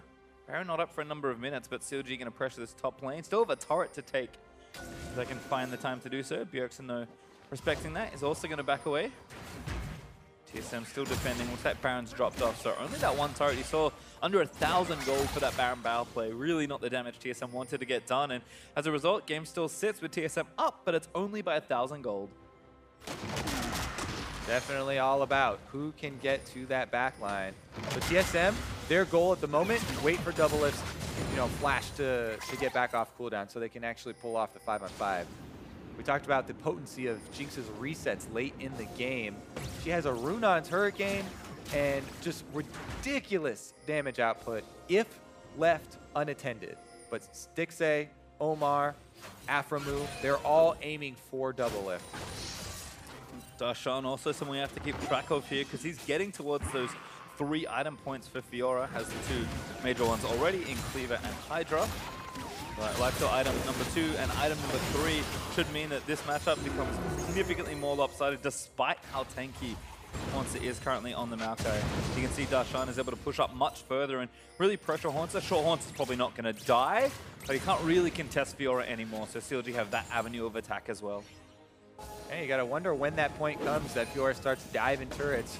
Even with the Bramble Vest, she still heals a tremendous amount under the turrets and then can just back off from the Maokai and heal off the minions instead. The Bramble Vest, the debuff does not last very long. It's only 1 second after you auto attack him. Ooh, Bjerg. Actually wanted his blue buff. I heard somebody was on my blue. All right, gonna commit the TP there for that one. That's a true mid laner right there, committed to the blue buff. It's a lifelong commitment, Kobe. I've seen it firsthand. And looks like Clouddrake also had things. So TSM going to use their global for a 1-2 punch on objectives. One little one big one. A CLG prompting a team fight potentially here. Sapling's going to make this a little troublesome as Afro takes a big chunk of damage. Everybody over! Glacial Pitcher in the choke point is nice, but TSM still need to get the damage on the carries. Tank starting to take a little too much as Darshan zips out of the way. Maokai Ultimate chasing. Only going to tag Omar. Afro is going to escape, but Omar actually is going to be the target. Waldo separates Svenskeren from the rest of his team, but CLG use it to disengage. Yeah, TSM are not running anymore. Double Lift Splash is up. So they are willing and ready to take these team fights. Very close engagement there. Biofrost uses his ultimate, Haunter uses his as well. Ooh, Darshan has to be careful, but he'll be okay. TSM back towards the Baron here. It's back up, so going to try and force. They need to give these minions over to Darshan to heal up. They need him at 100% for the team fight, and it only takes a couple. TSM burning it down, yeah, 4,000. No wall here. They're actually going to peel back off. That's a kill maybe onto Omar. They can get the jungle. It's great, but Bjergsen actually progressed on by Afro moves. He's still going to live. Hui actually kills Haunter as Sven. He's going to die through Stone Plate as well. Hui able to grab a double, but it's 3v4. The carries of TSM still alive. Omar a little too low. Double it out of mana though, taking so much damage as Corki barely able to kill another. 2 for 2. Through the mess, all the tanks down. Oh my goodness, Double Lift was so close to getting that last reset. 6A now playing a dangerous game, but he's got his back and they chase TSM off. Everybody just gonna hold on to... Everybody calm down. Exactly. Hold on to their nerves for a little while longer, reset the waves, and you can kind of see just how close these team fights are getting. Guardian Angel now picked up for Darshan. You thought he was close to dying in the last team fight. Now he actually is going to have the opportunity for 2 lives. And it really does kind of change the way that Fjord can play the game when you get this item. Considering he did not want to be dragged into these fights before and had to kind of skirt around the outside and wait for his opening. Now he's supported much more. Nice wall here to cut off the rest of the team, but Double is still in range to add some damage. Yeah, Bio can get over as well, but the rest of the team over. TSM very aggressive onto the Baron. Bjergsen. Ash Arrow's ready. Gonna blast cone over. CLG have to be careful here. TSM committed to the Baron. Afro dives in, but he gets stunned. Damage still there, but he's got his ult ticking away. The Baron's still doing damage to TSM as Haunter actually found a huge flank in the backline, tying everybody up. Bjergsen over the wall trying to take down Hui. Doesn't get it as 6A flashes and kills Bjergsen. CLG might have salvaged the Baron fight. Hui gets a double kill as he kills Haunter. Double Lift. He's still alive, but the arrow does hit Svenskeren. Double Lift. I don't think he's got enough damage to try and get it done. A triple knockoff from Sven with the ultimate ticket, but Double Lift. He's gonna go down as well. CLG grab the ace. Oh my God, CLG are able to pull it off. Afro is kind of tied the Baron. They're managing the aggro here, still a little bit hyped up after that clean ace inside the Baron buff. TSM group themselves up and get annihilated inside. We're gonna have to go back to the replay because I was watching the left-hand side of the fight when I see Stixay flashing onto Bjergsen, who had flashed onto Hui, and they're just trying to flash on the enemy carries here. Ridiculous little chain of events. Let's take a look at the right half of this team fight.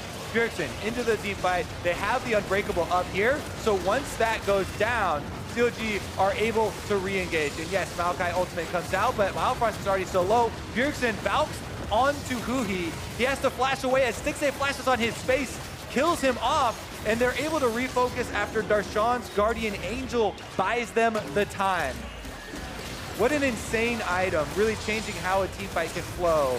That Darshan able to get back up, and CLG, that means they take this ace and this Baron without losing a member. And 38 minutes in, they'll finally take that pesky top outer turret and retake the gold lead, but TSM are forcing some counter pressure here in mid lane. Ooh, those are some ridiculous damage numbers as well. You can see just how long it takes to get through these frontliners. The Baron's still up for 2 minutes and 45 there for CLG. It's their turn to play with initiative. All right, let's see if they're gonna be able to force this one through. TSM are still in a defensible position. They can wait around their inhibitor turrets. The outer ones are gonna be very difficult and should be seeded. Yeah, 1 hit. But the inhibitors are actually defensible for them. You know, Jinx is very annoying to try and push on. The Flame Choppers go down. They cover almost half of the entrance. And it's very risky for CLG to take a dive. Trying to manage these waves as well. Darshan's got a huge wave manicured in that bot lane, looking to siege down that turret. And got a red potion as well, so actually getting nice and aggressive in this next potential engage. He did promise an exciting game. He did promise, you know, it coming down to one of these big team fights. Of course, we played that before Game 2 and not Game 1. We knew. Darshan, man true to his word. This time around, though, that Guardian Angel still on cooldown for a significant time. CLG going to continue to collect all the gold in the outer turrets. Well, everyone's pretty much built up here, so CLG again just playing up with their Baron buff. Gold lead's starting to grow, but it might not matter as a wall from Huhi. I mean, this siege on top and his turret should be pretty free. TSM poking over Huhi, it's an auto attack from Bjergsen as Darshan and ignoring Haunter at this point.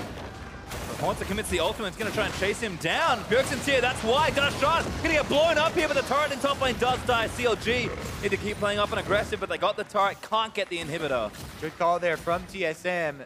You know, Darshan, without the Guardian Angel, can't buy time for CLG to answer with an inhibitor. So TSM, even though they lost a bunch of turrets and the gold is going to help CLG push towards these late game team fights, they don't lose a member, and they do have priority on this Elder Dragon. CLG are coming out in force, though. 7,000 health, bringing it down very quickly. Hot shot goes off. They've already pulled it out. Not that they can get in time. No, they can't. Smite from Sven secures it. TSM take the other big objective off the map. And Bjergsen gets blue buff. Definitely a big... We know how much they value that one. What a counter, though. All right, now, with the Elder Dragon burn on the team that had 4 Elemental Drakes, TSM's team fight is no joke right now. They see any member of CLG, they are going for an engage. 100%. Giant true damage burn. Huge front line. They're so fast with triple Cloud Drake plus Elder. I was like, why are they streaming down mid lane at super high speed? My goodness. Which is pretty scary when you have the likes of Haunter and Sven running at you. Did Darshan's Guardian Angel just come up before he got killed and then it went back on cooldown? That's what it looks like, unless that's a... I think that's usually a spectator. Unless that's a spectator bug. Yeah. Maybe double check that. I think visually doesn't look like he has it right now, just on his model, but we'll have to see. TSM, though, again playing aggressive with that Elder Dragon buff. Just trying to find that engage, but top lane not there, not where they want it to be. Look at the setup here. CLG looking for the flank. Aphromoo is up in the wings right now on the Alistar. He's been seen, though, so it won't be a surprise. Wall angle here from Hui's pretty good. So try and cut them all up, and Sven actually caught under the turret. Oh my god, pushes them out of the way. But a huge bolt from Afro finds all 5. TSM, though, still fighting. Uh-oh, nobody was in range to deal damage during Aphromu's 5-man combo.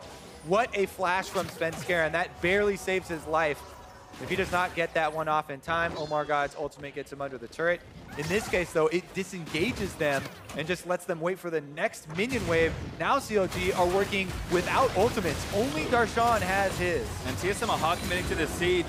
Maokai ultimate out. They can't protect top if this goes wrong. Turret is going to fall down. TSM need a few more shots. Backdoor bonus actually hurting them so much, but it finally falls and TSM get out. Have to go back for that top Look at those wave. CLG minions, though.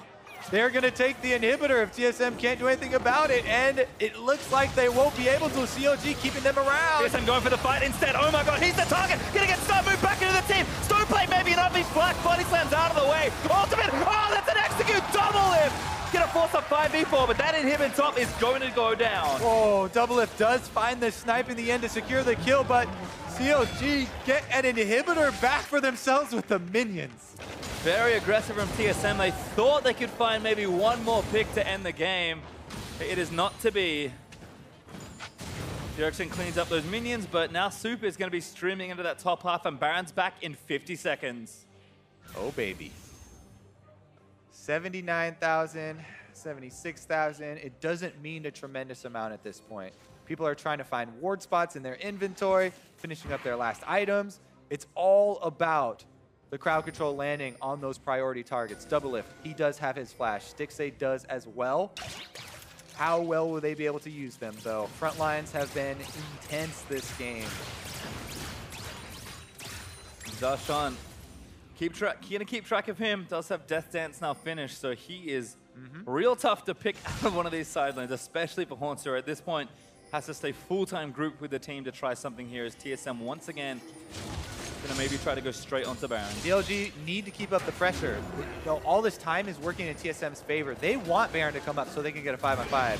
CLG are the ones that have the inhibitor down and the exposed inhibitor. Afromu goes in, he's roofer low. Another good wall. TSM still fighting. Haunter tanking it. Svenskerin's waiting to try and get the smite down. Oh my god, Afro! What happened? Bjergsen just takes him down instantly. And that's Baron over to TSM. So much damage from that Corki. Afromu gets roasted, walking across the hot coals, and TSM are able to take the Baron. Now will they be able to push? We may need that replay. Did he just walk back on? Have it time to ultimate. He died so fast to the fully stacked Corki. Haunts are going to go back, maybe TP in for this one. Or get the mid lane pushing because, yep, Darshan is applying pressure. Yeah, what happened here? So he goes on Bjergsen initially. It's a big chunk, and Afromu gets bumped off it, but then he walks back on. Oh no. That is so much damage from the package burn. Afro underestimating that, and now Bjergsen is back to his old tricks. Haunts are going to TP in, TSM who are going to deliver that killing blow. Turret's going to fall here in topside. CLG have maybe one last fight. All right, super minions are helping them out though. The minions do not want them to lose. Trying to pick up the slack. Double lift is very low, but he's going to leech up off the minions. And here comes TSM. They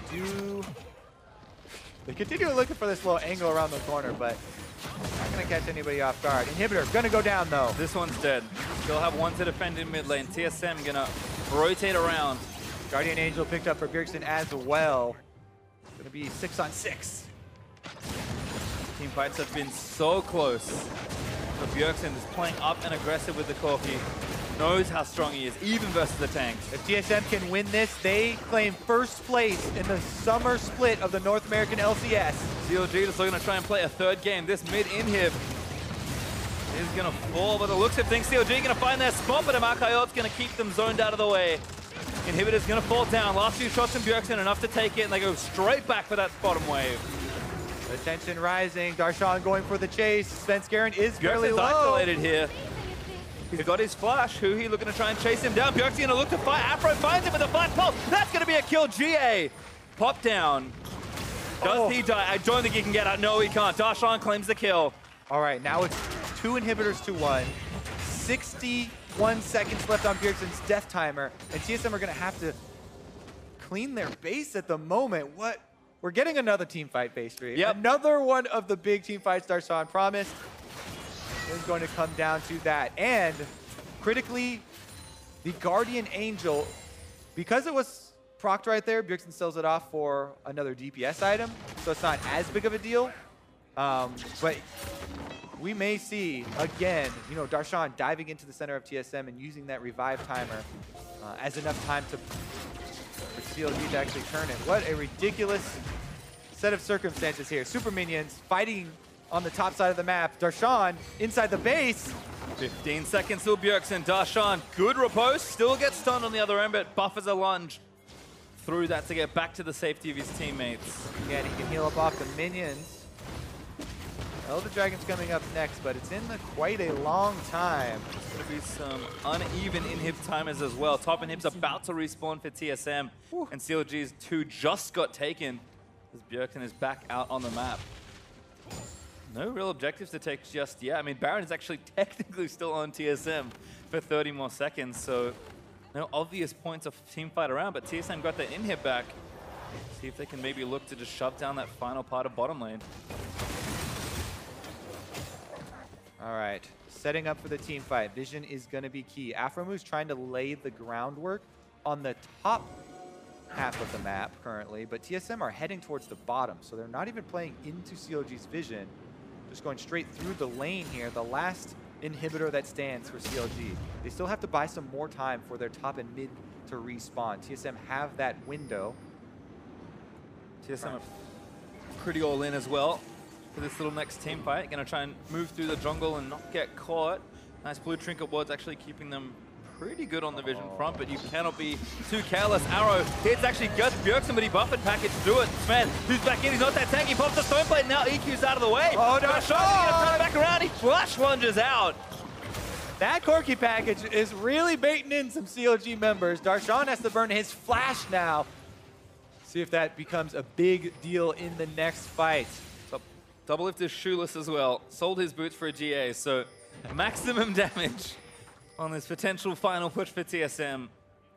But this has been quite a game so far, almost 50 minutes in. All comes down to this. Will we get a game 3, or will we crown the North American Summer Split champion? All right, TSM going to wait out the wall.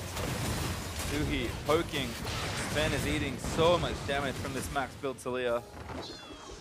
TSM just need a little bit more super waves in top lane, going to get there first. You can see big threatening triple super minion wave. Not much time for CLG. Gonna have to go very soon. They starts. They don't have the Ash Arrow up though. They want to buy one more wave to hopefully get that one for the next engage. Darshan went over. Doublelift actually got tagged by Who here, but this turret, he's going to get aggressed on. They're going to tank it up. Biofrost is just holding S, tanking up shots as TSM. Darshan versus the Horde.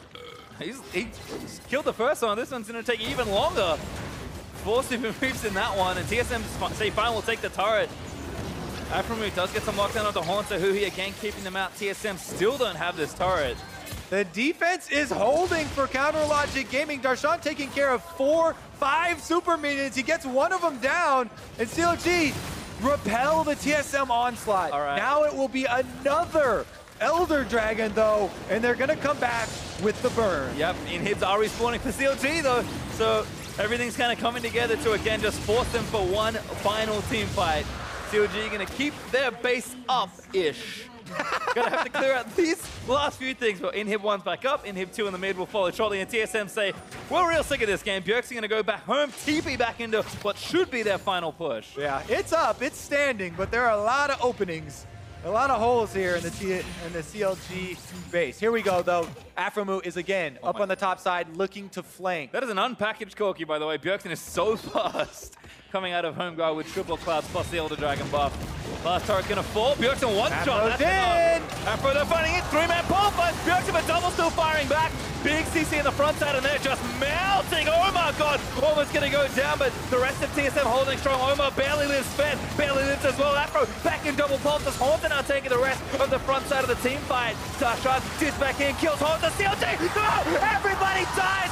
Too much damage! CLG overextend and 3 of their carries die. Darshan's gonna go down as well. That's 4 dead. And TSM should be able to win the game. It's the rookie versus the veteran. Doublelift left the team. Omar joined. What is he gonna do? Has to maybe kill Sven, but Doublelift gonna take an in here. Well, he would want to cut the wave and deny minions because Doublelift, there's nothing he can do versus Doublelift 1v1. Sven ushering the minions in. Doublelift goes back to protect them. Doublelift is so slow as well. Remember, Omar though just gonna keep fighting, knock back up. Omar just buying time, I think.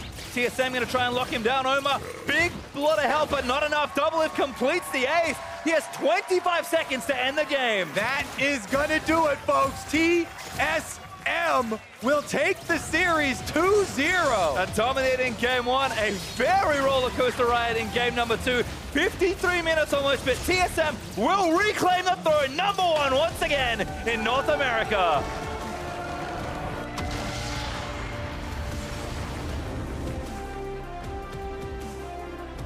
And I'm glad we don't get to call Darshan a liar. That was quite the tense game number 2. What did he say? Comes down to that big 5v5 late game team fight. 51 minutes into the game it started. Doublelift on Jinx survives. He gets out the DPS. 6 DPS items for himself on Jinx. The reset carry. TSM able to clutch it. I mean, Biofrost did 10,000 damage to champions that game on Braum. To give you an idea of just how long that game was and how many team fights there were. Bifrost, big smile on his face at the end of the game. TSM will finish in first once again. CLG, like we said, were locked for their playoff spot, but it would have been real nice to extend that rivalry just 1 game longer. Whew. Definitely was intense. You know, congratulations to TSM. Ending the split on the top. And now we get to move towards playoffs. And I think that was just a taste. Exactly. I mean, that was a very good taste if these teams meet in playoffs again. incredibly close second game. I mean, we can kind of write off game number 1. TSM did their thing, snowballed effectively, and CLG didn't really look in that game. But that second game, I think, is what a lot of the close games between these two teams will look like once we hit the postseason, which is not very far away. Definitely not. Right around the corner. This is going to be the end for us, at least, for the summer split regular season here. I'll take the it. Stream is still going. I'll take it as a way to end my summer here in 2017. It's been quite a fun one. I think CLG, we know that Omar really doesn't have very much time to adapt, but especially on Gragas in that game, he looked excellent. He came up with big plays. This is a high-intensity match. These are the types of things that they want him to grow into. So it definitely does bode well for him there. He is on the right path, or seems to be on the right path. But like you said, there is no more time for CLG. Trying to improve here. They are going to have to adapt to new patches as well as they move forward to playoffs and then possibly Worlds. That's always a huge ordeal, especially for rookies, getting up on that stage. And I think for TSM, despite ending on top here in the season, I don't know if it necessarily feels like the same dominance a year ago. In summer at this time, they were smashing everyone. They've really earned the #1 spot this season, but once again, they'll move into that postseason as the team to beat. Yeah, definitely true. They've had multiple teams clawing at them, fighting them tooth and nail to try and take that away. Immortals, Dignitas, hot on their trail. And definitely excited to see how it turns out. Well, we're going to get a first-hand account on that series, so let's hear from Riv and TSM's man in the mid lane. Thank you very much, gentlemen. Great cast on the day. I am joined by TSM's Bjergsen after their victory over Counter Logic Gaming. Bjergsen, it's been quite a long time with the team. January of 2014, when you joined, what does the rivalry mean to you, having built it over this many years and now being able to come out on top? I mean, playing against CLG is always a hype matchup, especially that we acquired Doublelift from them, just made the rivalry even stronger. And I think it means that, especially to Doublelift, the matches mean a lot. So I try to, I mean, personally, I don't feel as much of a rivalry towards CLG specifically, but I want to do the best for Doublelift so he can feel happy that he joined our team. There you go. And looking at your goals that TSM came in with this season, obviously reaching quite high ones towards the end, were you able to reach all of them that you guys kind of had in mind? I don't think we were as dominant as we would have liked, but I don't know. Are we first place? We're first or second place. I'm not sure, but obviously in terms of standings, I think we are doing well, but we weren't as dominant as we were in the summer split of last year, which is kind of where my expectations lied. So I think there's still much to do for us. All right, that kind of answers my second question, because I was going to ask you, do you kind of feel this is the strongest version of TSM you're still working with here?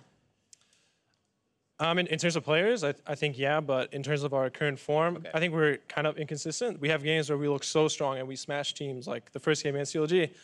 Then we have these second games where there's just a lot of individual mistakes, even macro mistakes, and I think it just comes down to like the consistency. When we play at our best, I feel like we are the best team in NA, but on those off games, it doesn't feel like that as much. All right, final question for you. Obviously, MVP votes are coming up. I know you don't like to say if you're the best or not, but besides voting for yourself, who actually has impressed you in the North American LCS throughout the summer split, Bjergsen? I think the players that immediately come to mind are Jensen and Ole. I think those two players they're really important to their teams. The way they perform, their team really relies on them to do well, and they also consistently do well for their team. So I think those are the two players I would personally vote for, is Jensen and Ole. Awesome. Thank you so much for the information. Everybody always loves to hear what's inside the players' minds. Bjergsen with the victory over Counter Logic Gaming, and best of luck to the team in the playoffs. We're going to throw it to the analyst desk to break down the rest of that game.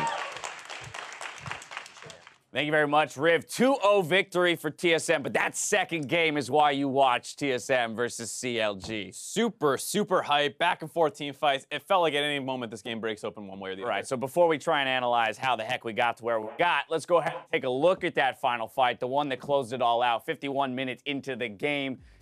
Slugfest, really. I mean, this is just pushing themselves to the limits here. CLG making a last-ditch effort to engage on the Elder Dragon TSM. And as much as you want to tip your cap to Afromove for finding these kind of monster engages a couple times, he doesn't have a great team comp to follow up on it. Ashe, not so much of an AoE team fighter. Same with Talia. Right, she's also not sprinting forward. Right, they're not the champions to really do that. Talia can get a multi-man knockback, but it's not quite enough. Here, Doublelift goes a little bit unfocused during that situation as everyone chased forward to get the multiple frontline members down low. Doublelift is just hugging that bottom wall, not targeted down by the CLG team. He's able to get a monster AoE team fight off finally and win the game, but This is, like you heard Bjergsen say, a game with a lot of individual mistakes. All right, so now let's roll it all the way back to the beginning and try and figure out why the game went as chaotic as it did. Starting in Champion Select, I know we talked about when seeing this, you brought up the mini metas of best of series, and that becomes incredibly important as we move to best of fives of playoffs. So I think this is a perfect opportunity for us to kind of remind everybody what that mini meta, interaction can be like in these kinds of series. It's one of those situations where you see Taliyah first picked with Maokai up, and if you're looking at any other series that's been played this weekend or anything like that, you're gonna say, what is CLG doing? But you look at game 1 and what happened, where Bjergsen blasted Huhi in lane, and you realize that, one, it's hard to ban that out right away and just say, all right, we don't want Bjergsen to play that, as well as the fact that it's a good champion for you. So they target the Syndra, and they don't even give Bjergsen a chance to take it, because they're anticipating that TSM realizes the importance of that pick as well. Right. So they take it right away, and then that kind of sets them up for the team comps that they can shift into here, because in the second pick phase for CLG, we're talking about, oh, this is an easy Gnar Gragas pick for them. Right. They go Alistar Gragas, which to us seemed a little weird, because, we understand the Gragas for Omar is his best champion, but why wouldn't you take the Gnar? It's a split push champion. You saw the Maokai. That's going to be a fine matchup. Even the Jarvan, you'd be fine playing Gnar into Jarvan. Right, but CLG knows that at this point in time that they have the option here to take the Camille and the Fiora, because there's only 2 bans left. Right. So CLG can ban out the Gnar and ban out something else, but then you get one of these 3 champions no matter what. So they're not going to prioritize that. They're going to get Afro's Alistar and know that they will get a split pusher for Darshan. So admittedly, when we saw CLG's Champion Select, when we got to that second rotation of picks, the Gragas and the Alistar, we both went, they screwed up. Yep. They screwed up. They're going to lose the game because of Champion Select. Then we will admit that the more we thought about it, the more we realized where this entire process was coming from, that we began to love this CLG draft, because they predicted, right, the matchups that were possible for that top laner, end up getting the Fiora because of the inability to ban all 3 of the champions that Darshan would like to have picked up. Anyway, that's how we end up with what we did. Once again, though, these games come down to the way that these two teams play. When you're operating at a high level, a lot of times it's not so much reliant on the team comps themselves. We're going to hop into some replays 17 minutes into the game. Top lane siege from TSM. The botched engage from CLG spells disaster for them, because they had all the tools to win this game. Yeah, like we said, this is a game with a lot of individual mistakes. Here we see Biofrost being too far forward and going down in a 4v5 situation as CLG struggles to hold on to this turret and let Darshan split push down the bot lane. And this is actually going really well for CLG, and then they get frustrated on TSM side, want to walk up to finish the turret. CLG re-engages again, and then this Ashe arrow swings just wide and misses a stun. So they're not actually able to continue to chase down for kills. Then Huhi wraps around the flank, wants to get onto Bjergsen and cut him off. Jumps off a little bit too early, also because he's scared to jump into 3 people, and then he cuts himself off, ends up not being able to get involved in that fight afterwards. And it's a situation where TSM messed up initially, and then CLG was not able to punish as hard as they would have liked to. And let's remember, the game started with a red buff invade from CLG that netted them 2 kills for 1 to kind of start building those advantages. As you mentioned, up until the Ashe arrow missed there in that top lane fight, that was won by CLG. That was going to be even more gold in their pockets because of the blunder there and the continued chase down the lane. TSM stabs back, kind of evens it up, and we saw a whole heck of a lot of trading in terms of advantage from that point onward. I want to push us again ahead to 37 minutes into the game. CLG fight at the Baron 5-0. And this is a great play by Huhi. He walls off the damage from getting into Baron, slows down how long it's going to take them to take it, and allows his team to get in range here. And then Afromu is going to go in, just try and run some disruption. And this is where TSM's individual mistakes, there's 2 really critical ones. First, Bjergsen's going to hop this wall and try and get onto the stun Huhi, who's going to be able to flash away, and 6-8 instantly identifies him as a target, goes onto him, souls him out. Here, though, the fight is still winnable because you have the hyper carry Jinx. And what ends up happening is CLG end up super clumped up in double up. Instead of staying in rocket form and auto-attacking, he starts casting his ultimate here, and he drops a ton of DPS, as well as getting way too close to even use his ultimate. So a complete flub of Jinx, probably out of practice on this champion, honestly, and there was a ton of 80 carry bans this game. So you can just see that gold grass spells it out for you. This was an insane game. Well, it's an insane game, and here's the thing, though. I think when a lot of other teams play, we see a gold graph like that, and we immediately call them out for unclean, terrible play, throws left and right, and we have to be fair to every other team in the league and say that both CLG and TSM here showed a fair amount of individual mistakes. Bjergsen called it out specifically in this second game. There were blunders. So even these top-tier teams aren't, free from criticism when it comes to the play. However, it was exciting.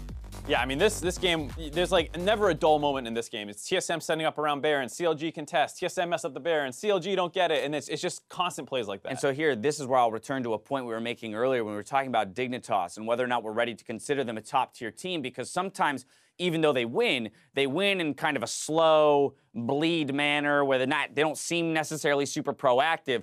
In this case, every single play made was a proactive play, forcing a reaction out of the other team, which is where you see mistakes made because you don't have the time necessarily to set up perfectly for anything. And it's all about, as was said in the opening teaser, a game of inches. I think that's the big thing, just because you look at, like you said, that red buff invade that got the double kill starting out, the Fiora is starting to get strong. And if you play slow against CLG and you say, okay, well, your Fiora is, going to snowball and end the game, whatever, we'll play then slow. you do lose. Yeah, then you do lose, but TSM keeps the tempo up. They're doing lane swaps. They're trying to use their Jinx to take turrets. Right. CLG doesn't play slow either. They go and attack that push and slow it down from being able to get a turret advantage, because otherwise TSM wins that trade. Right, at the end of the day, player of the game is going to go to Doublift, although he did have a few individual mistakes. The late game team fight, the damage coming out of the Jinx ensures the victory for the squad. Hypercarry Jinx versus an Ashe, you're going to win in the DPS late game. Yeah, and this is one of those games where you're wondering, like, oh man, great damage numbers. It's like, there's 3 tanks on both teams, and it's a 51-minute game with like 20 team fights. Of course your damage numbers are great. Yeah, exactly. It's one of those ones you got to temper your expectations a little bit. But Doublift in particular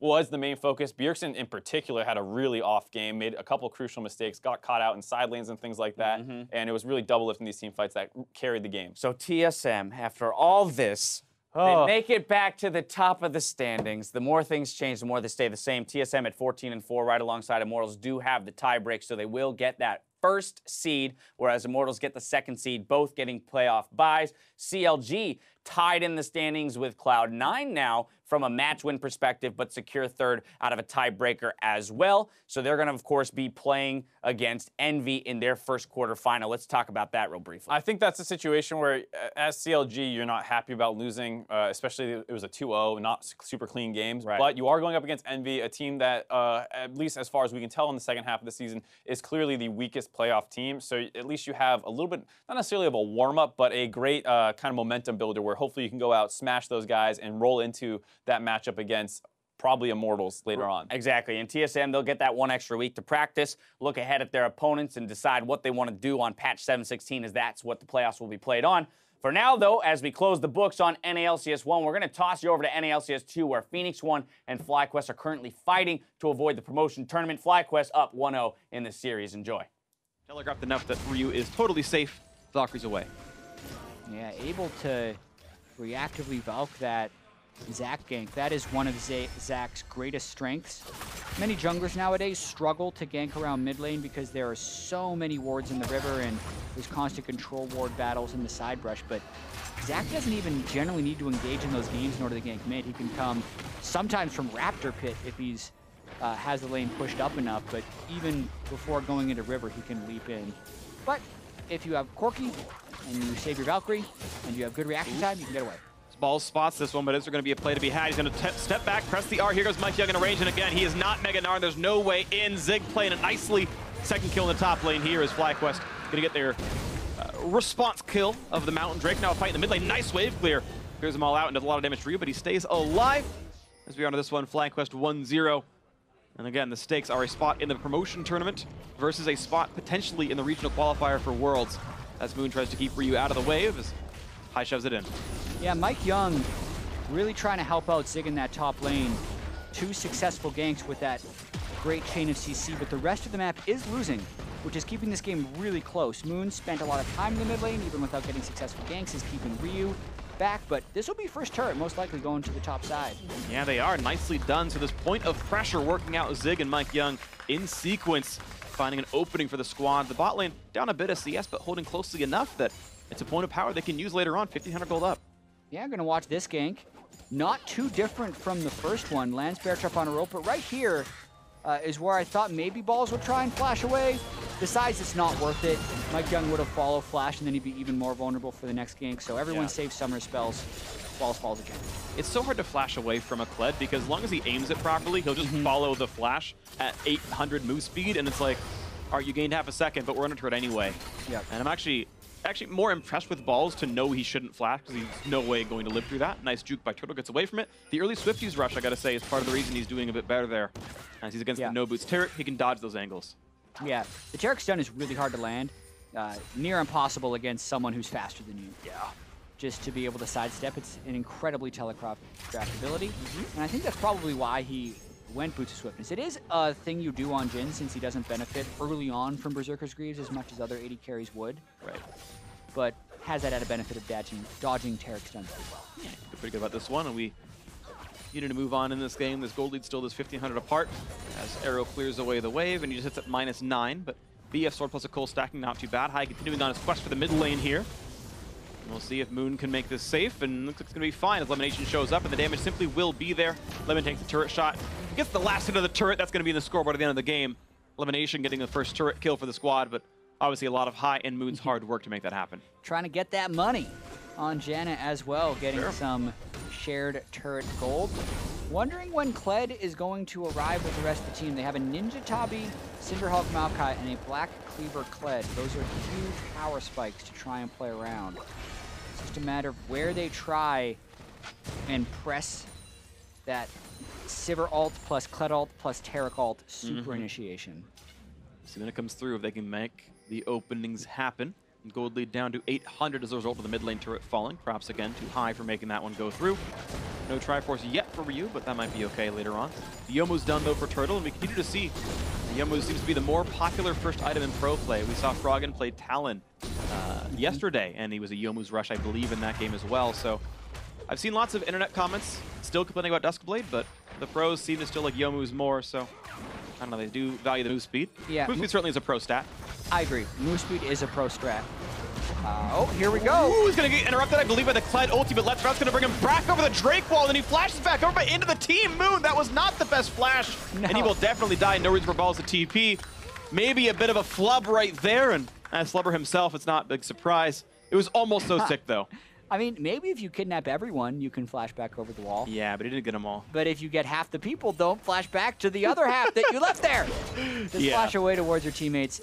Nearly an escape. He got baited really hard there. Didn't expect to have Zig down in the bottom. And you're kind of wondering how Zig going to leave the laning phase. Well, he's just going to randomly run into the enemy jungle while the Nara's top lane. They think Ryu's alone. Yeah. But jumping into a control ward, unwise. Ryu and Arrow still there and expected. And he should know Ryu's there, so that is, you know, a little unlucky or kind of his fault, but it happens. He tried. He tried, and that's always cool. I like style points, but you know, they got a game to spare. He's going to go for the style plays in the meantime, and then he'll try again in game 3, don't worry. Yeah, something we didn't point out as well is FlyQuest sticking with the heal support. They had heal barrier last time. They have heal cleanse this game. Probably just looking to cleanse a Tarek stun or a Maokai CC or a bear trap on a rope somewhere, but not that much cleansable stuff. I kind of would have liked to see barrier if they're going to be doing the double defensive, but cleanse does have its own uses. Yeah, it's not Ashe Zyra. That's like a cleanse or die kind of situation, but we can go for that one. A couple attacks towards Arrow. Heals back up, not a big problem.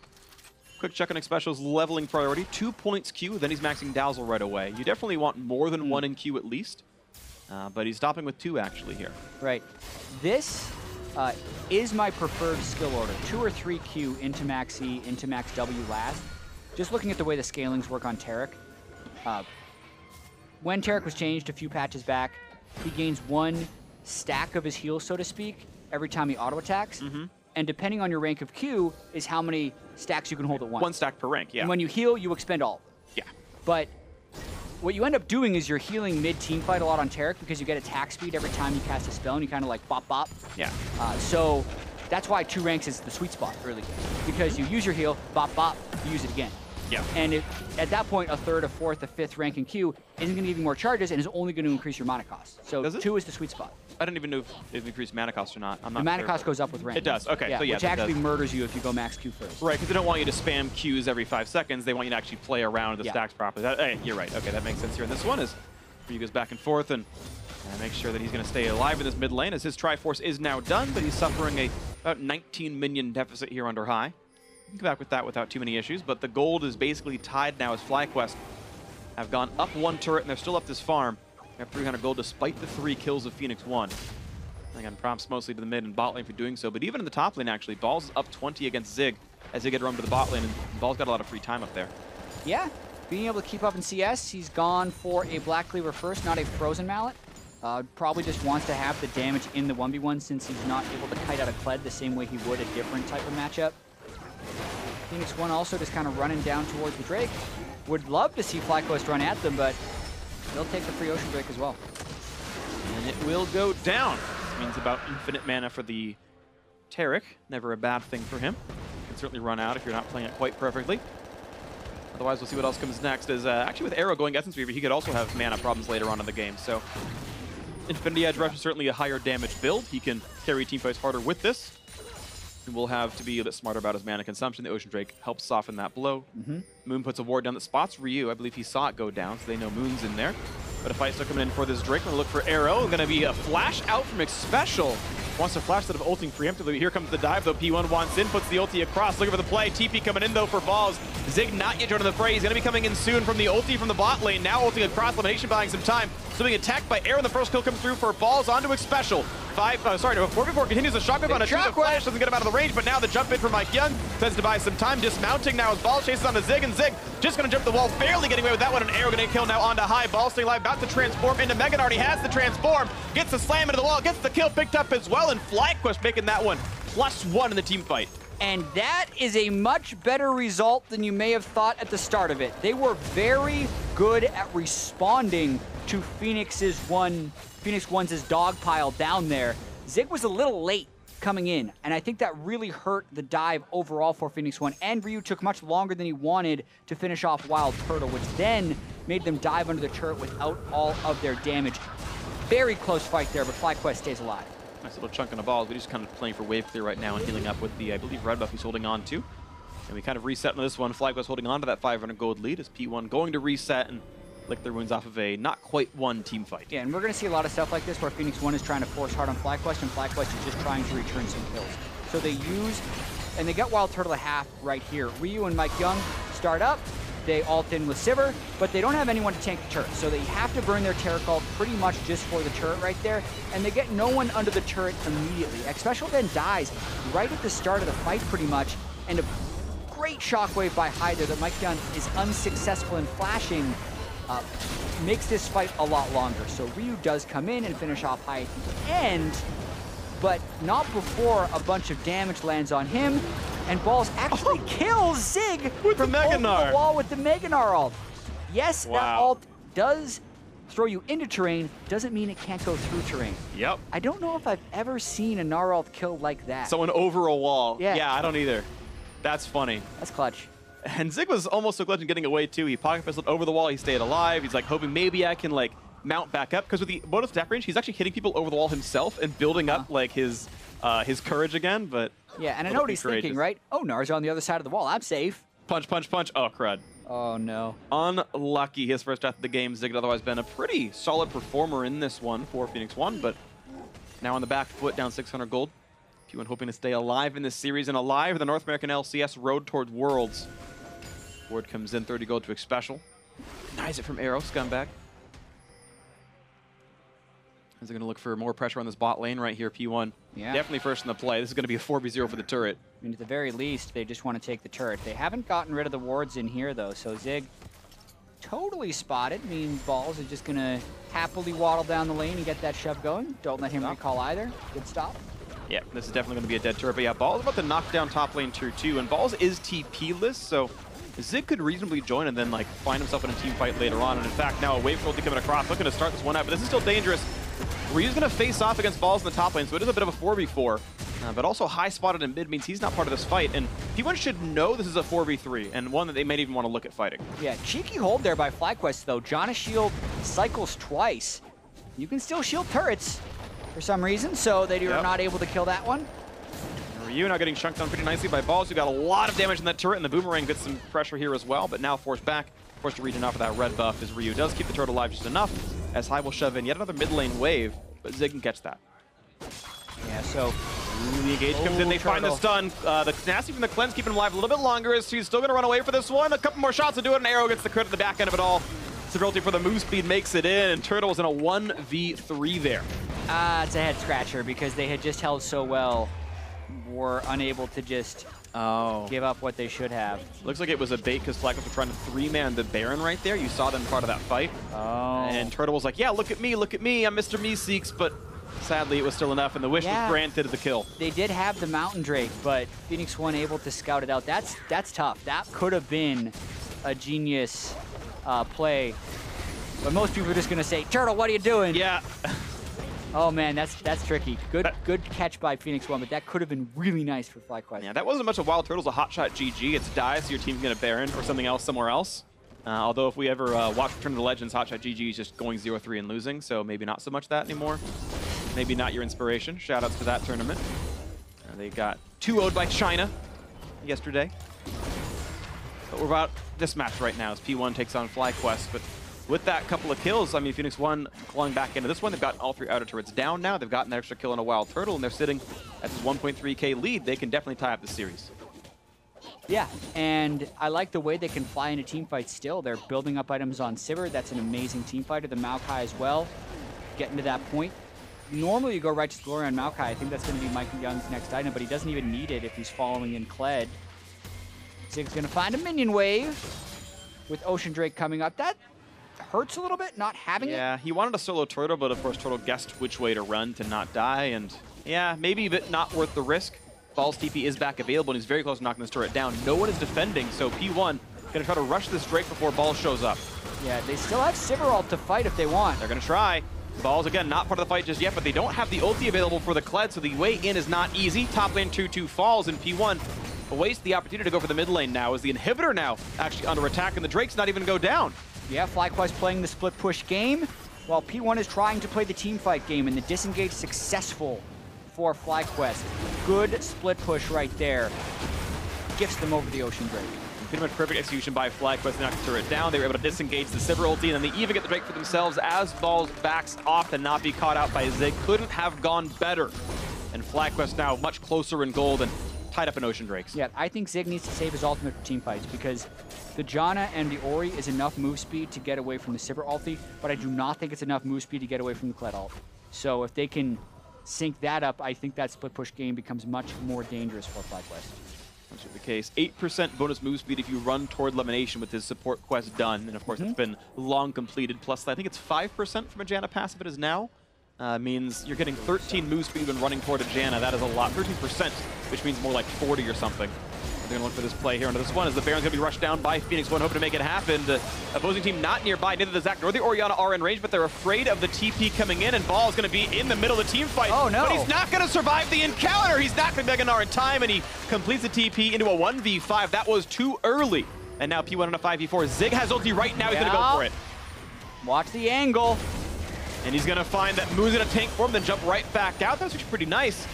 And Ashaka's going to pull in the Maokai, but Mike Young's still going to stay alive. Sivir ulti down a few more seconds. That's the cost of not going Essence Reaver here in this one. Went for the higher damage, but no ulti yet. A few more seconds and it's back up, but P1 not going to find more, just the one kill. Yeah, and a sacrificial TP from Balls. It's almost one you would want to cancel, but if he didn't, then maybe Phoenix 1 is able to finish off the Baron, and you can't make it into the team fight in time. Basically, FlyQuest just behind on the play, much like Wild Turtle sacrificed himself for a Baron sneak. This vision's Ball dark. Sacrificed himself for a Baron deny, but as you mentioned, it's still dark. Phoenix 1 could look for another fight, but they're low on cooldowns. Not just yet. So, one ulti down, they decide to wait it out, get the recalls coming through, and Zig still has TP. Yep, he's going to walk to the bot lane, catch a pretty nice-sized wave, I believe. FlyQuest, though, get the time to knock down some wards and get control back in this Baron pit.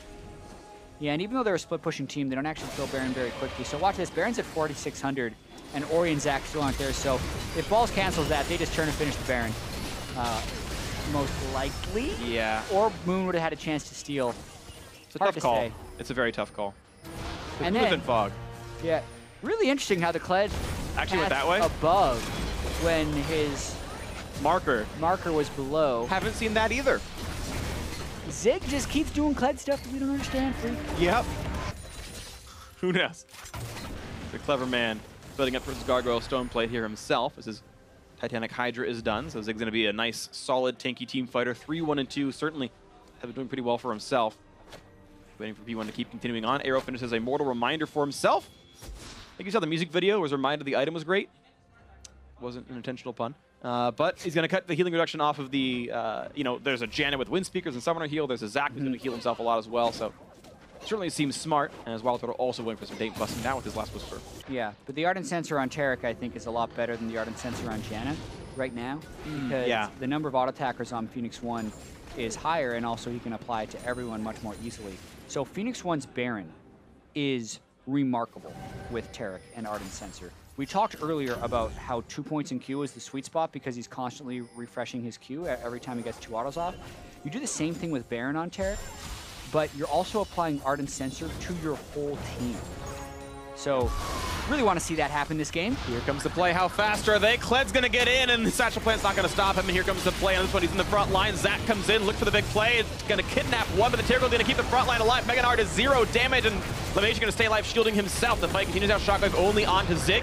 Dismounts, runs away. Mike Young at half HP, and both health bars dropped a bit low, and now the re-engage. Maybe Wild Turtle wants in. Someone's got to take these shots, and Xpecial gonna dip, dodge, duck, and dive, and Zig now very low on health, and it's almost gonna reach him as Moon, and now gonna go for the play. The shield's coming across. Just barely the backline stays alive, but Mike Young one shot away from death, and Wild Turtle picks it up, cleanses away, and now looks for the next prey to have. As Ball's waiting for the play as well. High gets a shot in. Not gonna kill off Ryu though. 1 for 0 though in favor of FlyQuest. FlyQuest are disengaged machines this game. Phoenix 1 throwing everything at them. Still unable to pick up that kill, and then because Wild Turtle is true with his ultimate shots, they get them low enough that they try for the re-engage, and they're going back for more. Gonna look for it. It's a 4v5 right now as Mike Young is, you know, dead, but of course Zig was full HP, maybe could find the play, but not gonna have that here. No ults available for Phoenix 1. FlyQuest in a similar boat, but Shockwave up in about 5 seconds, and High could surprise someone with that. It's gonna be the reset though. Looks like several recalls coming through.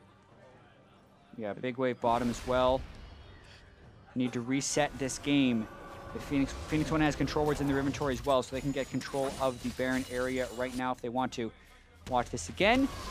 Zig does follow the arrows this time, all the way into the Gnar, gets this done, but I also like the Gnar ultimate from Balls here. Yes, they're invulnerable. That doesn't mean they're invulnerable to CC. The stun kind of stuffs the engage. Shockwave then dismounts Zig and pushes them into retreat mode. Good timing on the open from the Jhin as well. Let's keep him low. Let's get him low. 4th shot hitting Zig is pretty big. That's basically what pushed Moon over the top as far as wanting to go back in. CC onto Mike, and they get the kill. But now we're back into the Baron dance. Died despite the Courage of Clauses. Lock it back available though. Mega Nard, does he try and go? Disengaged. Moon's gonna look for the play. Can he find the other slap? The range was reduced, and he couldn't find the second auto attack, so there's the nerfs at work. That would have been a slap if it was in 7-13. Maybe it would have been a bigger fight, but it's not going to be the case here as the disengage comes through and elimination again keeps the team pretty fast. Here comes the ulti across. Going to look for Balls. Just Mini Gnar though, so this could be a lot of damage. They're going to find the stun. They could get the kill on the Balls, but here comes Zac. He's going to try to get the kidnap coming across. As Balls kites away, stays alive. Here's the big tear goal to keep him alive. The kidnap comes across, and look at the 2 low health bars in P1. Zig and Xpecial both a bit injured, but Turtle getting shut down by Ryu, who gets the chase in and finds his target.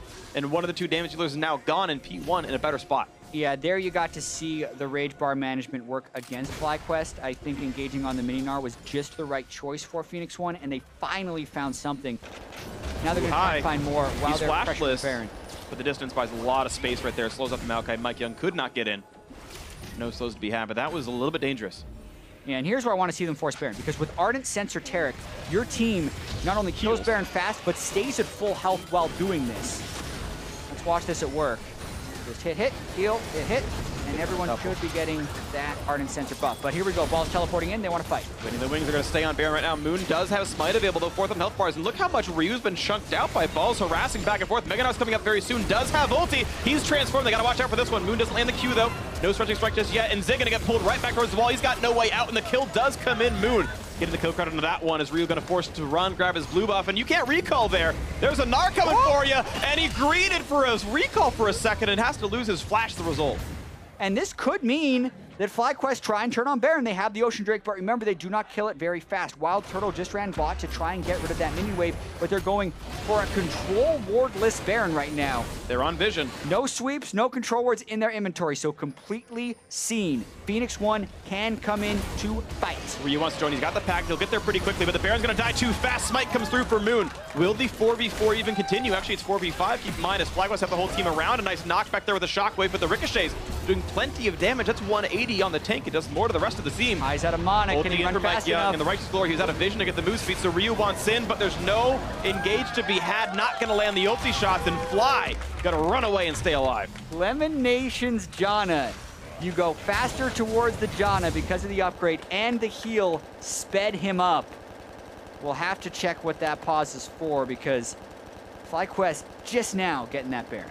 That's a big deal here, and actually, despite the Baron being picked up, FlyQuest, actually, we're still even down in gold as a result, so it was certainly really close here on this one, and yeah, wait to see what it actually is. Looks like Moon's kind of out of his seat. They're looking around. Everyone's kind of looking towards Turtle, so that seems to maybe be the source of the attention. We'll hear from that soon enough, but wow, what a interesting game we've had so far, and I'm, in my mind, like a little bit shocked as well that like the team with Jin is able to win some team fights. They're actually still down in kills, but the fact that like once the ult wears off, the rest of P1 goes, okay, we'll back out here, and then that secondary re-engage has been so good for FlyQuest. Yeah, FlyQuest is kiting so hard. It's pretty much what it is. It's the Janna, the Ori, and then everyone else backing away, and even Gnarl-ulting defensively onto the P1 frontline that's trying to dive in. It just doesn't seem like Phoenix 1 can get a clean pick, right? They're not getting a Taric stun onto someone who's been initiated with from Maokai, and somehow FlyQuest is kind of keeping away from it all. I give a lot of credit to Elimination. I give a lot of credit to High. And then Turtle at the end of the day coming in with the ultimates to re-engage. Yeah, absolutely the case. Update on the pause. High needed a tissue for his nose.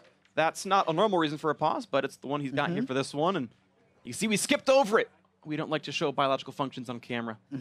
I think that's probably for the best. Yeah, it would be a little weird. I mean, he's got Especially a Zac when on you it. phrase it like that. Yeah, fair. I mean, they've already got a Zac on his team, so you've kind of seen this already, you know, the bright green blobs. But I'm going to keep describing blowing your nose, apparently. This is You don't know what he needed a tissue for. Could have bloody nose. I can literally see him right here. He was blowing his nose, and now he's almost ready to go. It's a mystery. You're right, Jack. It's a mystery. We will never know. Check the tapes. It's not on the tape. Fair point. So, yeah, you never prove it. But I'm hearing High talk again. He actually talks so loudly I can hear him over my headphones. They're not as noise canceling as like the player's headphones, but when there's no sound in the background at all, I can actually hear him over the ear cups. I don't know what words he's saying. I just hear that High is talking. Yeah, he is really loud, and that's one nice thing about watching in the theater here instead of the arena is when you are in the audience, the louder players, you can hear them. You just hear their shot calls. Very clearly, exactly. Yeah. Getting to kind of see how the teams work is fun to come to the arena rather than, come to the theater rather than the arena sometimes. It's always fun because when I set up for the interview, very often for whatever reason, FlyQuest ends up being on the red team, and I just like start hearing High shot call the last 10 minutes of the game as I'm like waiting to interview whoever wins it. I'm like, oh, okay, this is how High calls things. And he'll like, ooh, he was late on that call. The team was already roaming in time or whatever. So we gotta watch that Baron fight again. And it went pretty nice for FlyQuest. Yeah. And I don't feel like Xpecial was doing the Ardent Sensor Taric right. If he just sits in the pit and keeps spamming the heals with the auto attack, the team would be much healthier in here. Either way, they then split up during their disengage, and they kind of bounce Zig around with that Gnar ultimate. Yeah. But they ultimately get them. This recall is like, oops. Yeah. Didn't mean to do that. Then he's still okay because Taric stuns 2 and he flashes away. Yeah. It was all a bait. But now Baron buff on FlyQuest. They're going to tie this game up in gold right here and then swing ahead with this turret going down. And with a 2-0, they have a shot at the postseason, a shot at the regional qualifier for Worlds, as so many of these players have done just a couple years ago. Exactly. To be completely clear, this match decides the 8th and the 9th seeds. So no playoffs for them. The loser goes to the promotion tournament. The winner is safe from the promotion tournament. If the winner is Phoenix 1, they're going to have enough championship points to be in the regional qualifier. Yes. If the winner is FlyQuest, they need some help, but still have a chance to make the regional qualifier based on how the playoffs shape up. The case, we'll see if that comes through as the siege continues. Moon wants in, is going to be just knocking the team away with his fearsomeness. They know it's the might of Bangi right there, that Zac, and out they go. Such a tense game. Actually, I think it's blank. Like Bangi's Olaf. For Zac? Yeah. Yeah. Yeah. It's blank. Yeah. Darn it. Got my SKT junglers wrong. Do you even watch SKT? I may have cast them a few times. I'm not sure. I apologize to LCK fans for getting the name wrong initially. Got it right the second time I tried. There were only 2 options. Look at the next knockdown mid lane tier 2 turret gonna fall, and that's 6 turrets already now killed off. Top lane is rolled of balls earlier on in the game, and now the Baron getting the rest of them. Yeah, and for Phoenix 1, they have one way to play this team composition. They throw everyone at the opponent, but Lemonation's Janna has disengaged so well, and maybe they just want to get more crit items on Ryu and Arrow. Looks like he's going for the Essence Reaver Bliss build on Sivir. Yeah, if you're going to start IE, I think you actually... What everyone's doing is not buying the other damage item. I'm actually not sure if it's mathematically correct, because you get free attack speed from your W, and your Q doesn't have any attack speed scaling anyway. It actually potentially is better just to have raw AD, but it's not that important regardless in this game. Rapid Fire Cannon and Shiv are done, so he's going to get that first Ricochet off really easily, and that can mean a lot. You can get like 800 after mitigation damage with a single auto attack with a build like this. And then your Ricochet, if the first shot is a crit, will also crit its Ricochet. And that's kind of what I'm counting on this one. You're going to do like, you know, 160-ish per champion on the backside if it crits. We'll see what comes through. And they're going to get his recall stopped. Yeah, and I think what's happening with Arrow a lot of the time is when you're putting this team composition together for Phoenix 1, you're thinking of this amazing death ball that runs around and Sivir's just free hitting and ricocheting everyone. But I think FlyQuest is kiting out so much that Arrow can't get in range. He can't get his hits off, which might persuade him to do the rapid fire cannon now instead of an Essence Reaver, which I think the Essence Reaver would be better in the extended team fights where you're cycling your Ricochet with cooldown reduction and more flat AD. But for this, I can see the rapid fire cannon being right. Yeah, it just comes down to, how long is that fight going to be? Do you need the one-shot potential, or do you need an extended team fight going through? We'll see what happens. Xpecial's got his Redemption in here as well, so plenty of healing power if the team can stay alive. It's going to be a big surge. Redemption, of course, done for Elimination just the same. He's building towards his next item, which could be, I believe, Mikhail's Crucible is the last remaining Forbidden Idol item. Yep, who needs boots? You got all that move speed from Janna? Yeah. I think he never bought them, right? Nope, doesn't need them. Doesn't, absolutely doesn't. I feel like Sona and Janna are actually two supports who get away without building boots just fine. Yeah, totally agree. They're pretty quick.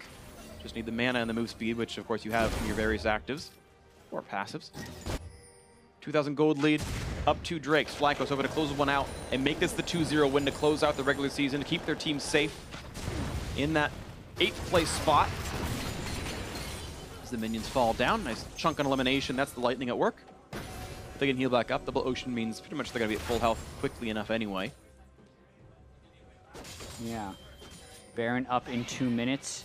Doesn't seem like they're making too much headway into actually killing inhibitor turrets. You can see pretty tanky Kled there. Doesn't get harassed down much by Baldnar. Okay, package picked up means P1 clearly want to fight with this, because you could have waited for it otherwise. It doesn't despawn. So P1 saying, yes, we should fight over the next minute right here. We'll see if they can do so. Elder Dragon not up, but Baron's not up for another minute. So, I mean, it's kind of strange that P1 would pick it up now, because it's like a 5-minute, I think, cooldown between packages, and it only lasts for 1 minute. So they have to use it before Baron spawns. Like, instead of using it around a Baron bait or around an objective trade, this feels early to me to pick this up on Corki. I agree with you. I think we probably should have waited a little bit. Unless they don't want that fight to immediately go into objective. We're 37 minutes in. If one team wins a fight 4-0, they can just push to win. You don't need the Baron. Yeah. We'd like to think that's the thought for you, or he just saw thing on ground, picked up thing. Yeah, just right-clicked. And I want to reiterate that P1 are not very far behind in gold. They are down 3 turrets, but the kill lead they've had means the game is only 2,000 and not even that apart. Like, this is certainly a winnable fight for Phoenix 1. They've got some team fighters. Nice smite by Moon. Gives the Rift Herald over to the FlyQuest side, and just in time, because that'll keep the vision when Baron spawns. There'll be a 20-second overlap for those. Second Locket coming in soon for Zig once he completes that. Already got one for Ryu, or sorry, for Mike Young, of course, as he continues to build tanky. A little sad to see no Knight's Vow for either of these teams' tanks, considering how big the backliners are, with High and Arrow being able to belt out lots of damage, but coming in maybe next up for Mike Young. Yeah, I think the randoms on Zach you can understand because of all the crit on the 80 carries, but I think it should be the next item for Mike Young. Although Gargoyle Stoneplate also is very good. So good later on in the game. I feel like it needs to be in every max item tank build. Let's see what comes into this one. Clear away some vision, and it's really all about the wards right now. Again, P1 very good at pulling the trigger. They've got the engage tools, the Kled and the Sivir and the Taric, all great team fighters. FlyQuest have to navigate this well. Yeah, but with that being said, the last few times they've tried the initiation, it hasn't worked well, so they're being very choosy about it now, wondering when they're going to have the window to go. Maybe just landing that one missile, right, gives them a little bit of poke to go in. It's just a matter of when they decide to, because I don't think FlyQuest will go for it unless I can one-shot someone with a shockwave before a fight. Well, Other than that, they're just disengaging. He's got the full pen build with the death cap on top, so certainly High can do a lot with the shockwave. The actual damage in the tooltip, I'm going to read that now. 680 doesn't seem that high, but keep in mind he's got more abilities that'll land right afterwards, so I mean, over 1,000 damage in combo. That's a QW. That's for you at half. And now he's fine. Okay, they're going to find Mike Young. Look at that burst damage, though, and he's going to flash to get away from Let's Bounce. So flash for an ultimate. Yeah, that's big. Not having a flash on the Maokai, that's one of their main ways of starting fights. Yeah. Double cleanse on High and Wild Turtle as well means even if he gets on one of them, they'll just go away. But with Let's Bounce down, Shockwave only gets special. That's actually really nice for P1. Here comes the engage. They're going to have special. Her arrow bringing the invulnerability. Now the 5v5 team fight begins. The ult's going to drop off, and the burst comes through. Redemption to reset, as it's going to be nice health bars here for FlyQuest. And try to go right back into this one as the shots keep going through, but Mike Young cannot stay alive long enough, and here comes the attack. Looking for Ryu, looking for Zig. He's running out of health. One more shot will do him in, and Balls gets the kill. 2 for 0 to FlyQuest. Oh, and that last shot comes in to make sure it does get finalized. 3-0 on this, and the chase on for especially. He's not long for the world. 4 straight kills, and FlyQuest can run it right down mid to close out the series. And no matter what FLICKR tries, they just can't kill FlyQuest. Everyone is staying alive. 4 down for FLICKR as another initiation goes awry, and they might try and push to end here. I think they can. The respawn timer is 30 seconds long, and Ryu didn't come in to cut the wave down. He went for the recall instead. I think he should have tried for the opportunity, maybe. Inhibitor down. Porky does have some amazing wave clear, but he's already low. He's going to flash wave, but the slows are still in. The one more shot will do him in. There's the ace, and the respawns might not be in time. The wave is here, and FlyQuest going to make it 2-0. They're going to drop FLICKR to the promotion tournament, and FlyQuest will carry their 30 championship points on, and they're going to hope that Counter Logic Gaming provides them a spot in the regional qualifier. And they've done it before. High Balls and Lemon Nation being towards the bottom of the standings and then making it to Worlds. It will be a long ways away, and they need some help, but there's still a chance. There's still a chance. It's CLG beats Envy, because they would lose tiebreakers to either CLG or Team Dignitas in point standings because of current split standings. Tie breaks the tie points, but yes, they're going to hope for that one, and they're going to start prepping up for that one as the playoffs continue. Hugs from the Lamb family, the Lamely. That's one, why not? I don't know, that was lame. But a nice win to end the split. They will not be going to the promotion tournament. These guys will, though. And they can keep practicing, and these guys need to play next week now in that promotion tournament. Yep. They lose their 50 championship points. FLICKR, the 3rd place team in spring, the 9th place team in summer. Yep. Smile for FlyQuest. It's been a tough split. It has been, and you know, I mean, to be fair, they also had fallen from 4th to being now in 8th, and it was, you know, rough for them to find solutions. The people thought maybe the inclusion of Wildcard will help them out. Hasn't quite done that yet. Smiles from more fans here in the audience and family members alike, as they will head their way to the backstage, and they'll hope that we see them in about a month's time in that regional qualifier. That's going to be the prayer for them, and that's the end of the regular season for these teams. In fact, this marks the end of the regular season for the North American LCS overall. The other streams done with their games also, so it's been a very fun 9 weeks. Yeah, I mean, it goes by so fast every single time because we play League of Legends what feels like year-round, but there's 2 months and a week that we play in a regular season. Then we have the promotion tournament, and then we have 3 weeks of playoffs. So I still feel like we're 2/3 of the way through the season or the split, but for a lot of these teams, that's the last game they're going to end up playing, right? Echo Fox, done. They were 7th, not in playoffs, not in promotion tournament. They get to try and retool as far as their organization is concerned. So it's been a good split for sure. And even just focusing on the teams we just saw, right? FlyQuest, a lot of adversity coming in. These are guys that are used to dominating, right? Everyone counted them out in spring split. They came on strong. They finished 4th. And then to do the roster change, all tech for Wild Turtle, and struggle so mightily, it has to feel good after all that adversity to still have a chance at going further. Yeah, absolutely the case here in this one. And again, they'll be CLG's biggest fans. To recap the point, again, 30 championship points. The lowest Team Dignitas and CLG can do is 30, but because they did better this split, they would own the head-to-head tiebreak for who makes the regional qualifier. So CLG or Dig would just take their spot anyway. It's Envy who came in with 0 points coming in. If they lose in quarters, they only have 20, and FlyQuest would take that last spot in the regional qualifier. So that's the hope. They're hoping Envy lose the BO5 in the quarterfinal, that Envy CLG match, and that's what it's going to come down to for FlyQuest if they're to play any more matches here for North America. Now, for a first-hand account on that series. Let's hear from Avali and FlyQuest mid laner. Yeah, I found it earlier. Thanks, guys. Great cast on the day. I am here with Hi, a 2-0 victory to close out a 2-0 weekend on the week where you guys needed it the most. To your team, you guys avoid the promotion tournament and keep your championship points. But what does the victory mean to you? Well, we avoided relegation. I really didn't want to be in that. That tournament sucks. Like previous splits, it sucked a lot more because you get kicked out of the LCS. And now with the franchise, then you kind of lose like 5 million, 3 million, something like that. That's kind of not ideal. So, meant a lot. It's a lot of money. So emotions were running high. I think you have family in the audience. Was any of that affecting you and affecting your play? Well, my dad came to come watch. I don't think I've ever lost when he's been here, I think he was here for the gauntlet run and everything as well. So maybe he should just come to every game or something, you know? Because, I don't know, I win when he's here, so. Is that also true for Moon and Lemon's parents? Because when they came, I think they won too. Yeah, I think that's true. Maybe we should just bring parents all the time. Parents are OP. Well, I want to ask, this is your first year at FlyQuest. Can you tell us a little bit about your experience with FlyQuest and your hopes for the future? Well, we took 4th surprisingly last split, which was I was pretty happy about that. I wanted to place higher, and this split we're at 7th right now, I think. And if we can get into the gauntlet, we'll see how that goes. But I would say this year we took a lot to learn about how to do things again. And I'm looking forward to next year, and hopefully we're still in it. Hope you're there too. Now, looking forward into the near future, you guys do have a chance to make it into the regional qualifiers. Are we going to see another miracle run? Well, I'd prefer not to start 0-2. It's not really that fun.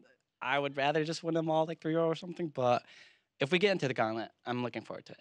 Well, here's rooting for you, and hope that your parents come, all of the FlyQuest parents come to wish you the best of luck.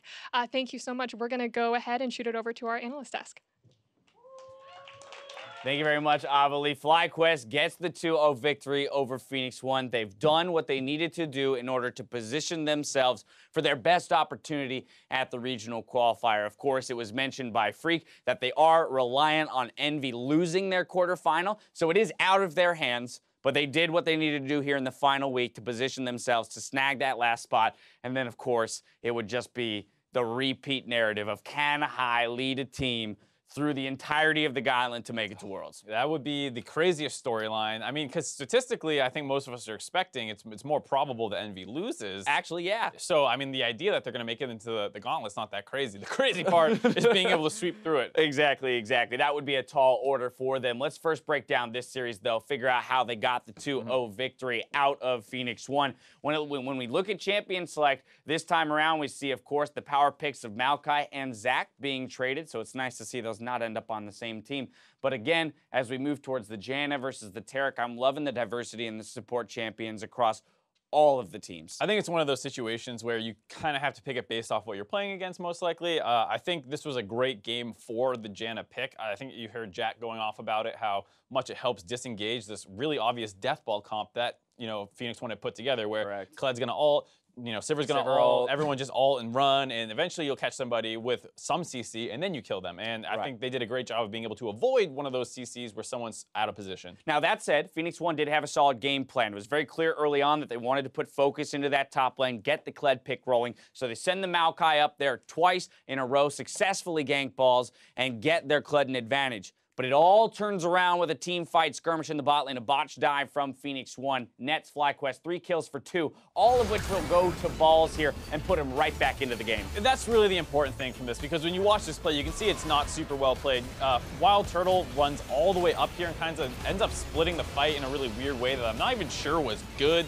Because during that time, he could have been potentially protected by the Janna or something. He has his own team coming in. Either way, Balls eventually gets into this fight. He starts auto-attacking these members down. It ends up in a situation where Fail flash from Zig. Fail flash. Might have been able to get an auto over the wall. Fail flash from Balls. Fail flash, and then Zig gets too close to the wall, and Balls. The most hilarious ultimate ever. Yeah, gets a double kill, though. I believe it was a triple by the end of that. Yeah, another one comes through. Yeah, so either way, it was a very scrappy fight, but it was important in game circumstance, because with those kills going over the Gnar, he's back online. He starts split pushing pretty heavily, and P1's macro was just not up to level. There was a point where Kled had teleport but was down with his team contesting the dragon. He runs top, and then FlyQuest get the dragon after they had already lost a turn on the top side. So that was huge for FlyQuest being able to get back into this game. That to me is what was the clear biggest difference between these two squads, was that in a more even game setup, right? That basically brought the gold back to a more even state. FlyQuest had a better understanding of how to apply pressure to the map and contest those objectives, put Phoenix 1 into,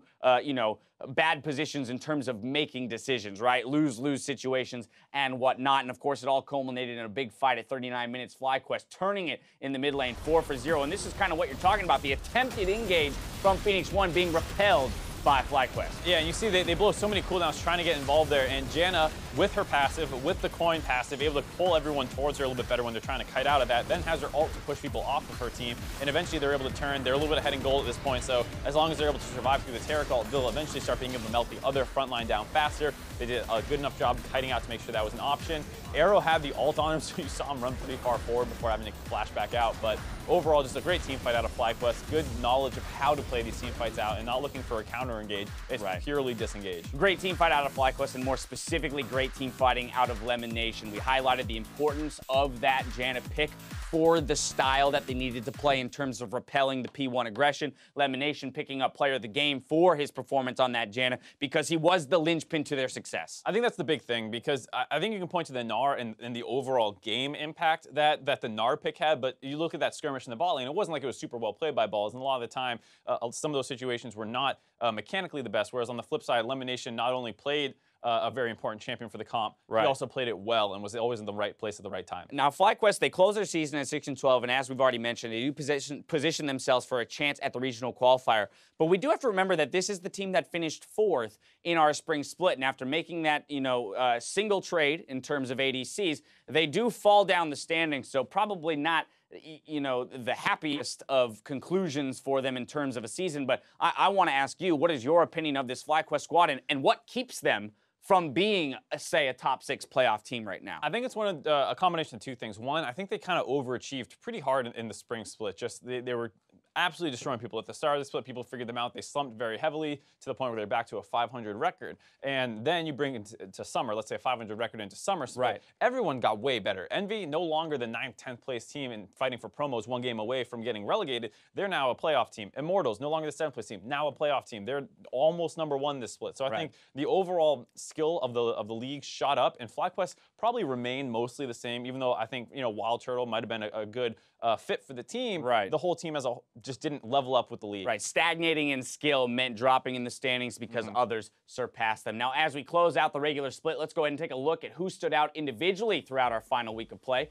High, Doublelift, Keen, Flame, and Bjergsen all picked up 2 player of the games, which played directly into our split-wide standings, where Bjergsen has come out on top with 12 Player of the Game awards, 4 more than any player behind him. Of course, you see those 4 guys there all tied at 8 Player of the Games each.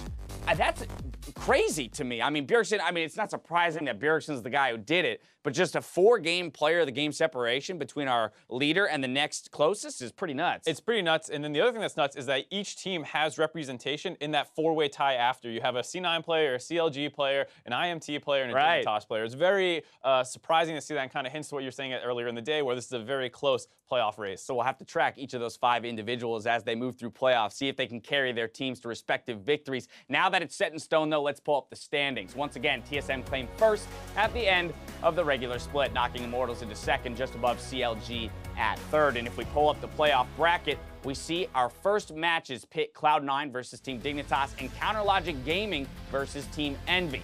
But not before, of course, we host the promotion tournament next week. We return on Friday, where Phoenix 1 face Goldcoin United on NALCS1, with Team Liquid versus E-United on NALCS2. You also saw there, of course, the buys remaining for Immortals and TSM means they get 1 extra week to scout out their opponents and hit that, hit the rift in terms of practice, gearing up for those semifinals. That's a huge thing, because it will be a new patch that they'll end up playing on, and it's going to give them the opportunity to not only scout what the enemy team is playing, but just see what the overall meta is developing into, and give you you that little bit of extra time to figure it out. Right, we saw the inklings of it today, right? Those mini metas and how they do affect these big series. And of course, when you move to the best of fives where it's elimination matches, it comes into play even more. What does the other team value versus what is just OP in the meta itself? And the big thing is, of course, you don't know right now, so you can't really start planning everything out the way you would probably want to. Right. It's going to be a really tough just thing for all of them to do because all the top teams play pretty different from each other. We're hinting at how, some teams super prioritize Corki, some love Talia, some love Cassio. It's a very diverse meta right now. I'm getting excited already just talking about it. Now, throughout the weekend, we've been keeping a close eye on Twitter to see which plays impressed you all at home, and we've collected some to show to you now. Brought to you by our friends over at Acer. First up, NA Optimus comments on one of our import talents, Flame, saying, why you got to do Seraph like that? Check out this outplay. Seraph has ulti. Transforming, he's got the Mega Narc. Can he find what he wants? He's gonna win with the Cataclysm out of Flame to buy a few more seconds. The knockup is in, and Flame with the sickest of outplays gets the kill. 3, 2, 1, up W, up W. Okay, I'm You can almost ult in here. up Flame. Oh, nice. Holy shit. Good job. Nice. Can you root? It's a good play when your own team is like, oh my god, dude, Right, what are you they doing? expected him to die there. Yeah, Nick Smithy 100% expected him to die. It was insult to injury, too, when he flag and drags back through them to get the kill. Oh, my goodness, that's nuts. Next up, Captain Casey calls out one of the weekend's great escapes. How did Nick Smithy survive that? What the hell? Let's see the fancy footwork. Well played.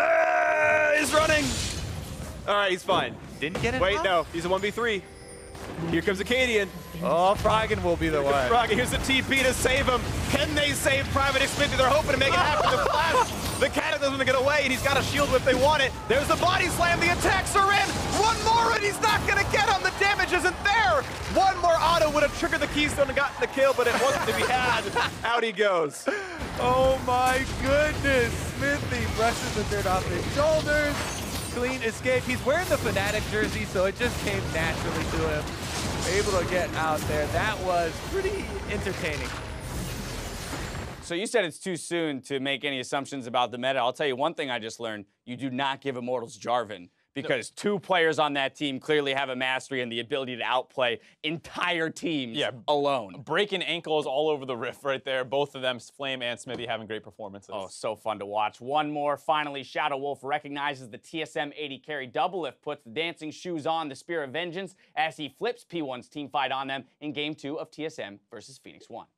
Biofrost gets dropped immediately. Cosmic Radiance goes off on the other side, but it didn't happen soon enough. That's the timing that can be very tricky. Now they're actually going after the tankiest person. Haunter loses some of his stacks. A double kill for Ryu. And it looks like P1 is turning the heat up. Triple kill for Ryu on the Corki. Finally goes down as he is shut down. And double lift coming up with a triple. I'm still down.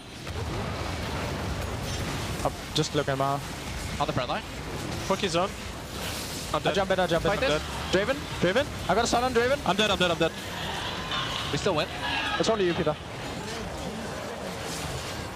Oh. Woo! Nice. Oh, you got that. Oh my. I just love this Sven where it's like, it's up to you now, Peter. It's like one of those dramatic movie moments where you slow it down. You get like a reel. You also hear the little, like from the teammates who think he's about to go down and then realize he's going to live and carry through. I love listening to that. It's the most raw and real moments we have here in the NALCS. That's going to do it for us, though, here in Week 9 of the North American LCS. So for myself, the casters, and the entire live broadcast crew, thank you for watching. And stay tuned for NALCS Client, where myself, Jat, and Zyrene will recap our final week going into playoffs and more. Otherwise, we'll see you next week for the promotion tournament. Good night. Hello everyone, I'm Riving Division III, and joining me today is someone whose high five could split an atom, Joshua Chat Leesman. How does that work? You got it? Oh! It's a chase and a Hakuho. Couple more shots to do it. The flag and drag the knockup in a 2. That was absolutely beautiful. Only 2 members left now alive for Team Envy as Lyra's Bloblets are gone. And they're going to go for the chase. The quadra kill for Popelter. Sadly, scumbag Cody's son killed a Bloblet to deny the Penta. And Apollo flashes, buys a few more seconds, but the auto attack's still going to be in range, gets the kill for Flame. Both the charge beats not very much, but Seraph has ulti. Transforming, he's got the Mega Narc. Can he find what he wants? He's going to win with the Cataclysm out of Flame to buy a few more seconds. The knockup is in, and Flame with the sickest of outplays gets the kill. Immortals going to secure the playoff bye. Stixay gets himself jumped out, but someday now into the fight. Very quickly jumped back. What a turn from Huhi. Oh, another one. Remember, Cosmic Radiance used in the last fight. Afro move brings himself to the party. Counter Logic Gaming will not be caught by Team Dignitas. Double bite and smite is still great from the Shyvana. They're gonna go for it. It's gonna be stolen by Sven Skaren. Right off the bat, a kill onto Expressor from Bjergsen. And it looks like P1 is turning the heat up. Triple kill for Ryu on the Corki. Finally goes down as he is shut down. And double lift coming up with a triple. TSM take down P1, 2-0. Kill number 1 as C9 now falls backwards. A big shockwave finds 3, and Envy is eradicated from the river. See you later. Cloud9, 2-0. Let's see it from Overly and the FLICKR. She's new. Get her name right. Overly. Thank you so much, Pat Pastry. Great cast on the day over there. Popped by Football to staying alive. 2 kills picked up by the front liners. They are gone. Damage simply was there for Cody's son. He wants a 4th. He wants Skate. He's not going to get him just yet. Now he wants Frog and gets the 4th. Quadra, get the beta! Immortals 2-0 over Echo Fox. They're going to hope that CLG gives them a helping hand.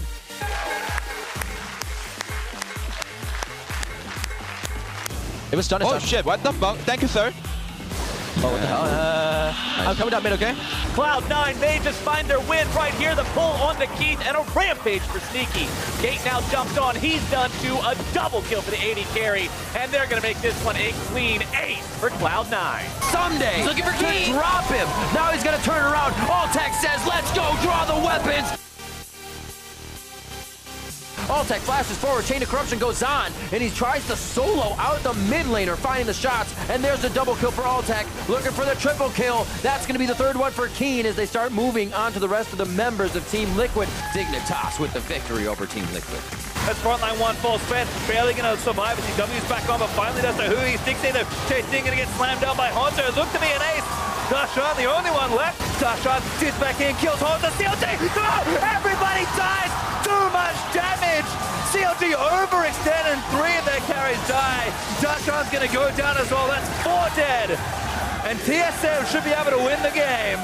Look at the burst damage across Moon gets a knockup. There's the reset and 1 picked off by Wild. They're looking for number 2. They're trying to go right back into this one as the shots keep going through, but Mike Young cannot stay alive long enough. And here comes the attack. Looking for Ryu, looking for Zig. He's running out of health. 1 more shot will do him in, and Balls gets the kill. 2-0 to FlyQuest. FlyQuest gonna make it 2-0. They're gonna drop Phoenix 1 to the promotion tournament.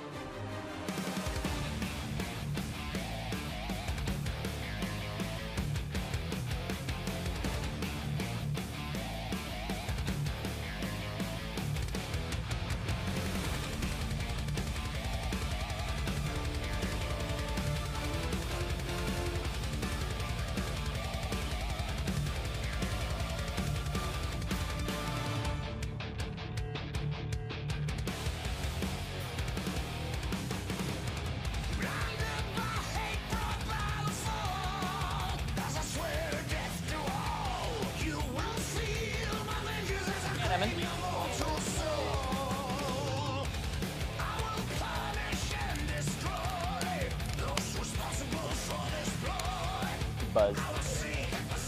Today. Well, no, it's just shorter. It's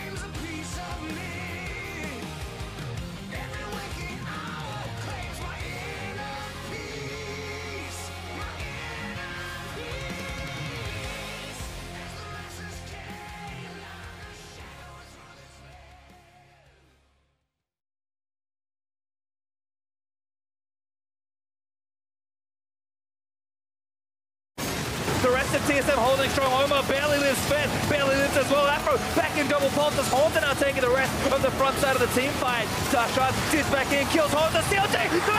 Everybody dies! Too much damage! CLG overextend and 3 of their carries die. Tashan's gonna go down as well. That's 4 dead. And TSM should be able to win the game. Welcome to NALCS tonight, Week 9 edition, the conclusion of the regular split for the North American LCS. I'm Dash here with Jat and Zyrene to break down all the happenings, get a little bit of a preview for both the promotion tournament and the playoffs. So we've got a heck of a lot to get through. So I'm just going to yank up the standings real quick to break down where the teams stand moving out of the regular season. So as that flies up, what we'll notice is that, of course, TSM remains in first in terms of regular split standings, whereas Immortals drops down to second with today's results. Counterlogic Gaming snagging up third. To close out our playoff picture, we got Cloud9, Dignitas, and Envy, Liquid, and FLICKR in the promotion tournament. Yeah, and it turned into a very top-heavy split. You can see the top 5 teams, half of the league, and 11-7 is the worst record amongst all those guys. So really from Dignitas up, these guys were pretty dominant down the stretch, and it's going to make for really exciting playoffs. Yeah, and when we came into the beginning of this split, I said it would probably be the most competitive one because none of the teams had actually changed, right? It's the same organizations, very little in terms of roster swaps and rookies. But then it started to kind of, towards the end, become one of those ones where, like you said, it's very top-heavy. But we're still looking at teams like FLICKR near the bottom of the standings that actually had some games where they took off of like Immortals and top teams. So it did become very competitive again towards the end. And we saw really fast games where like top teams were like 25 minutes, let's end this. Yeah, these past couple weeks were obnoxious in terms of average game time from our winning teams specifically. But let's go ahead and jump into some of the most important series of the weekend. And I'm going to start with TSM versus CLG. Again, this was positioned as a battle for first place for TSM. If they win, they got it. That's what they did, and they did it in 2-0 fashion. This series has a bit of everything in it, and I loved just the way that it ended because it was back and forth, the Baron calls that went through for TSM to be able to pull one off of a reset from CLG, and then the final fight was one that's going to live on in their minds forever. Yeah, and we mentioned how we've had a lot of fast games. That's against teams that are very disparate in skill. You can see these games can still go long, 54 minutes. And I happen to remember a TSM CLG game where Doublelift got a bunch of kills on Triss in that exact spot. Literally in that spot. 2015 finals, he just switched teams and did it for both. So he also tweeted out that in that Jinx game there was a play, it was a very minor play, Aphromoo comes walking up into the lane while Doublelift is just clearing minions, and he tweeted out afterwards, I legitimately thought Aphromoo was on my team, because he doesn't respond. It's very clear that he's not moving, and then he just gets pulverized, and I thought that was hilarious. I don't know if it was the champion or the player name that made him think he was on the same team, but of course that wasn't the case. TSM here, they're going to feel good about the 2-0. They had a dominant game 1.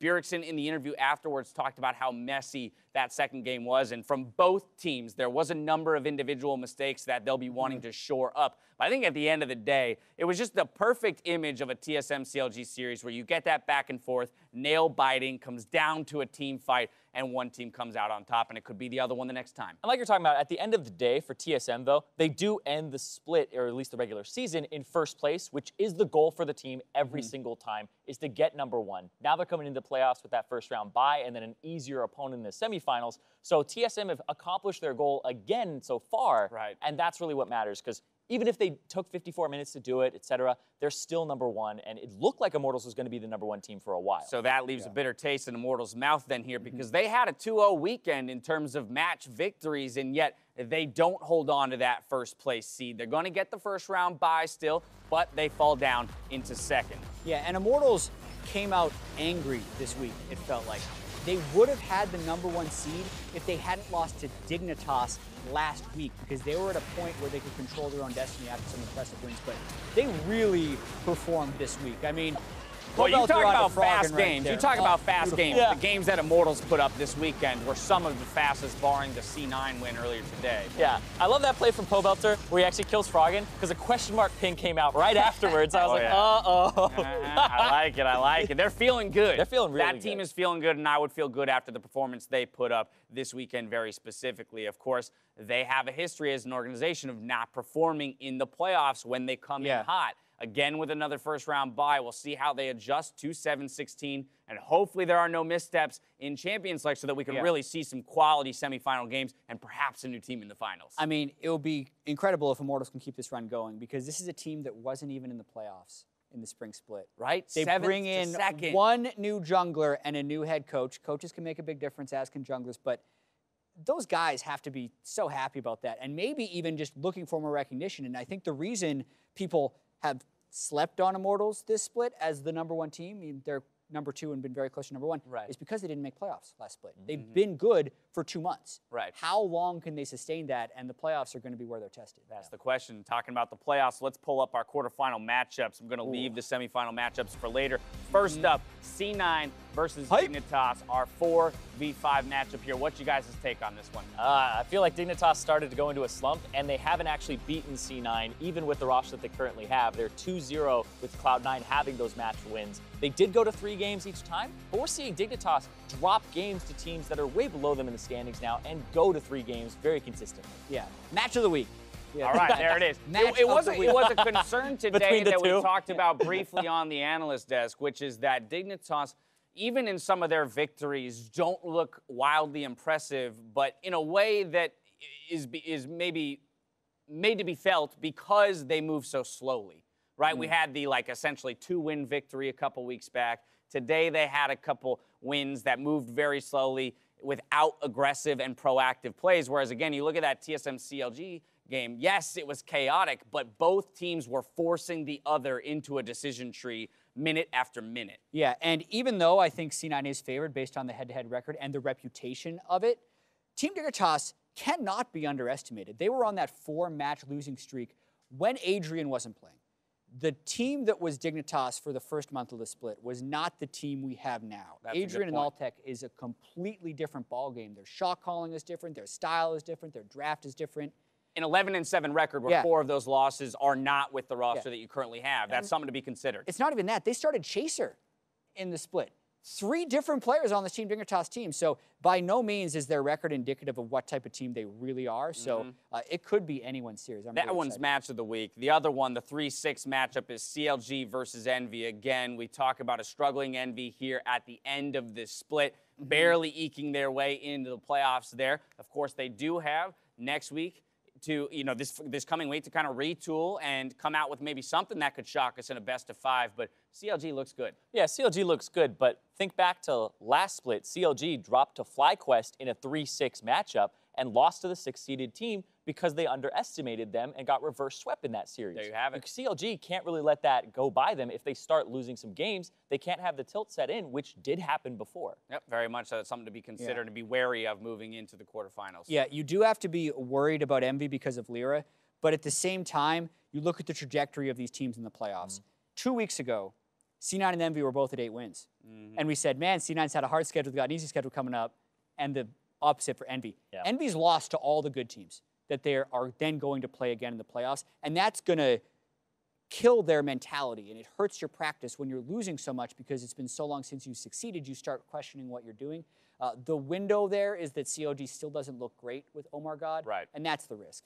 But I think COG's huge favorites. Right. Outlook, not good, but anything is still possible for Envy moving into that quarterfinal. Finally, I now want to pull us back into this weekend's games, talk about Phoenix 1 versus FlyQuest, because these were the two teams fighting to avoid the promotion tournament, save their championship points from spring, and hopefully qualify for the regional gauntlet and make a roll for runs later. Everyone was watching TSM CLG, but this match meant so much more, Dash. It's literally the chance at Worlds versus the chance of losing in the promotion tournament. Huge. And the game we saw here, for those of you that were watching TSM and CLG, I was casting this, Lemon Nation was a god on Janet.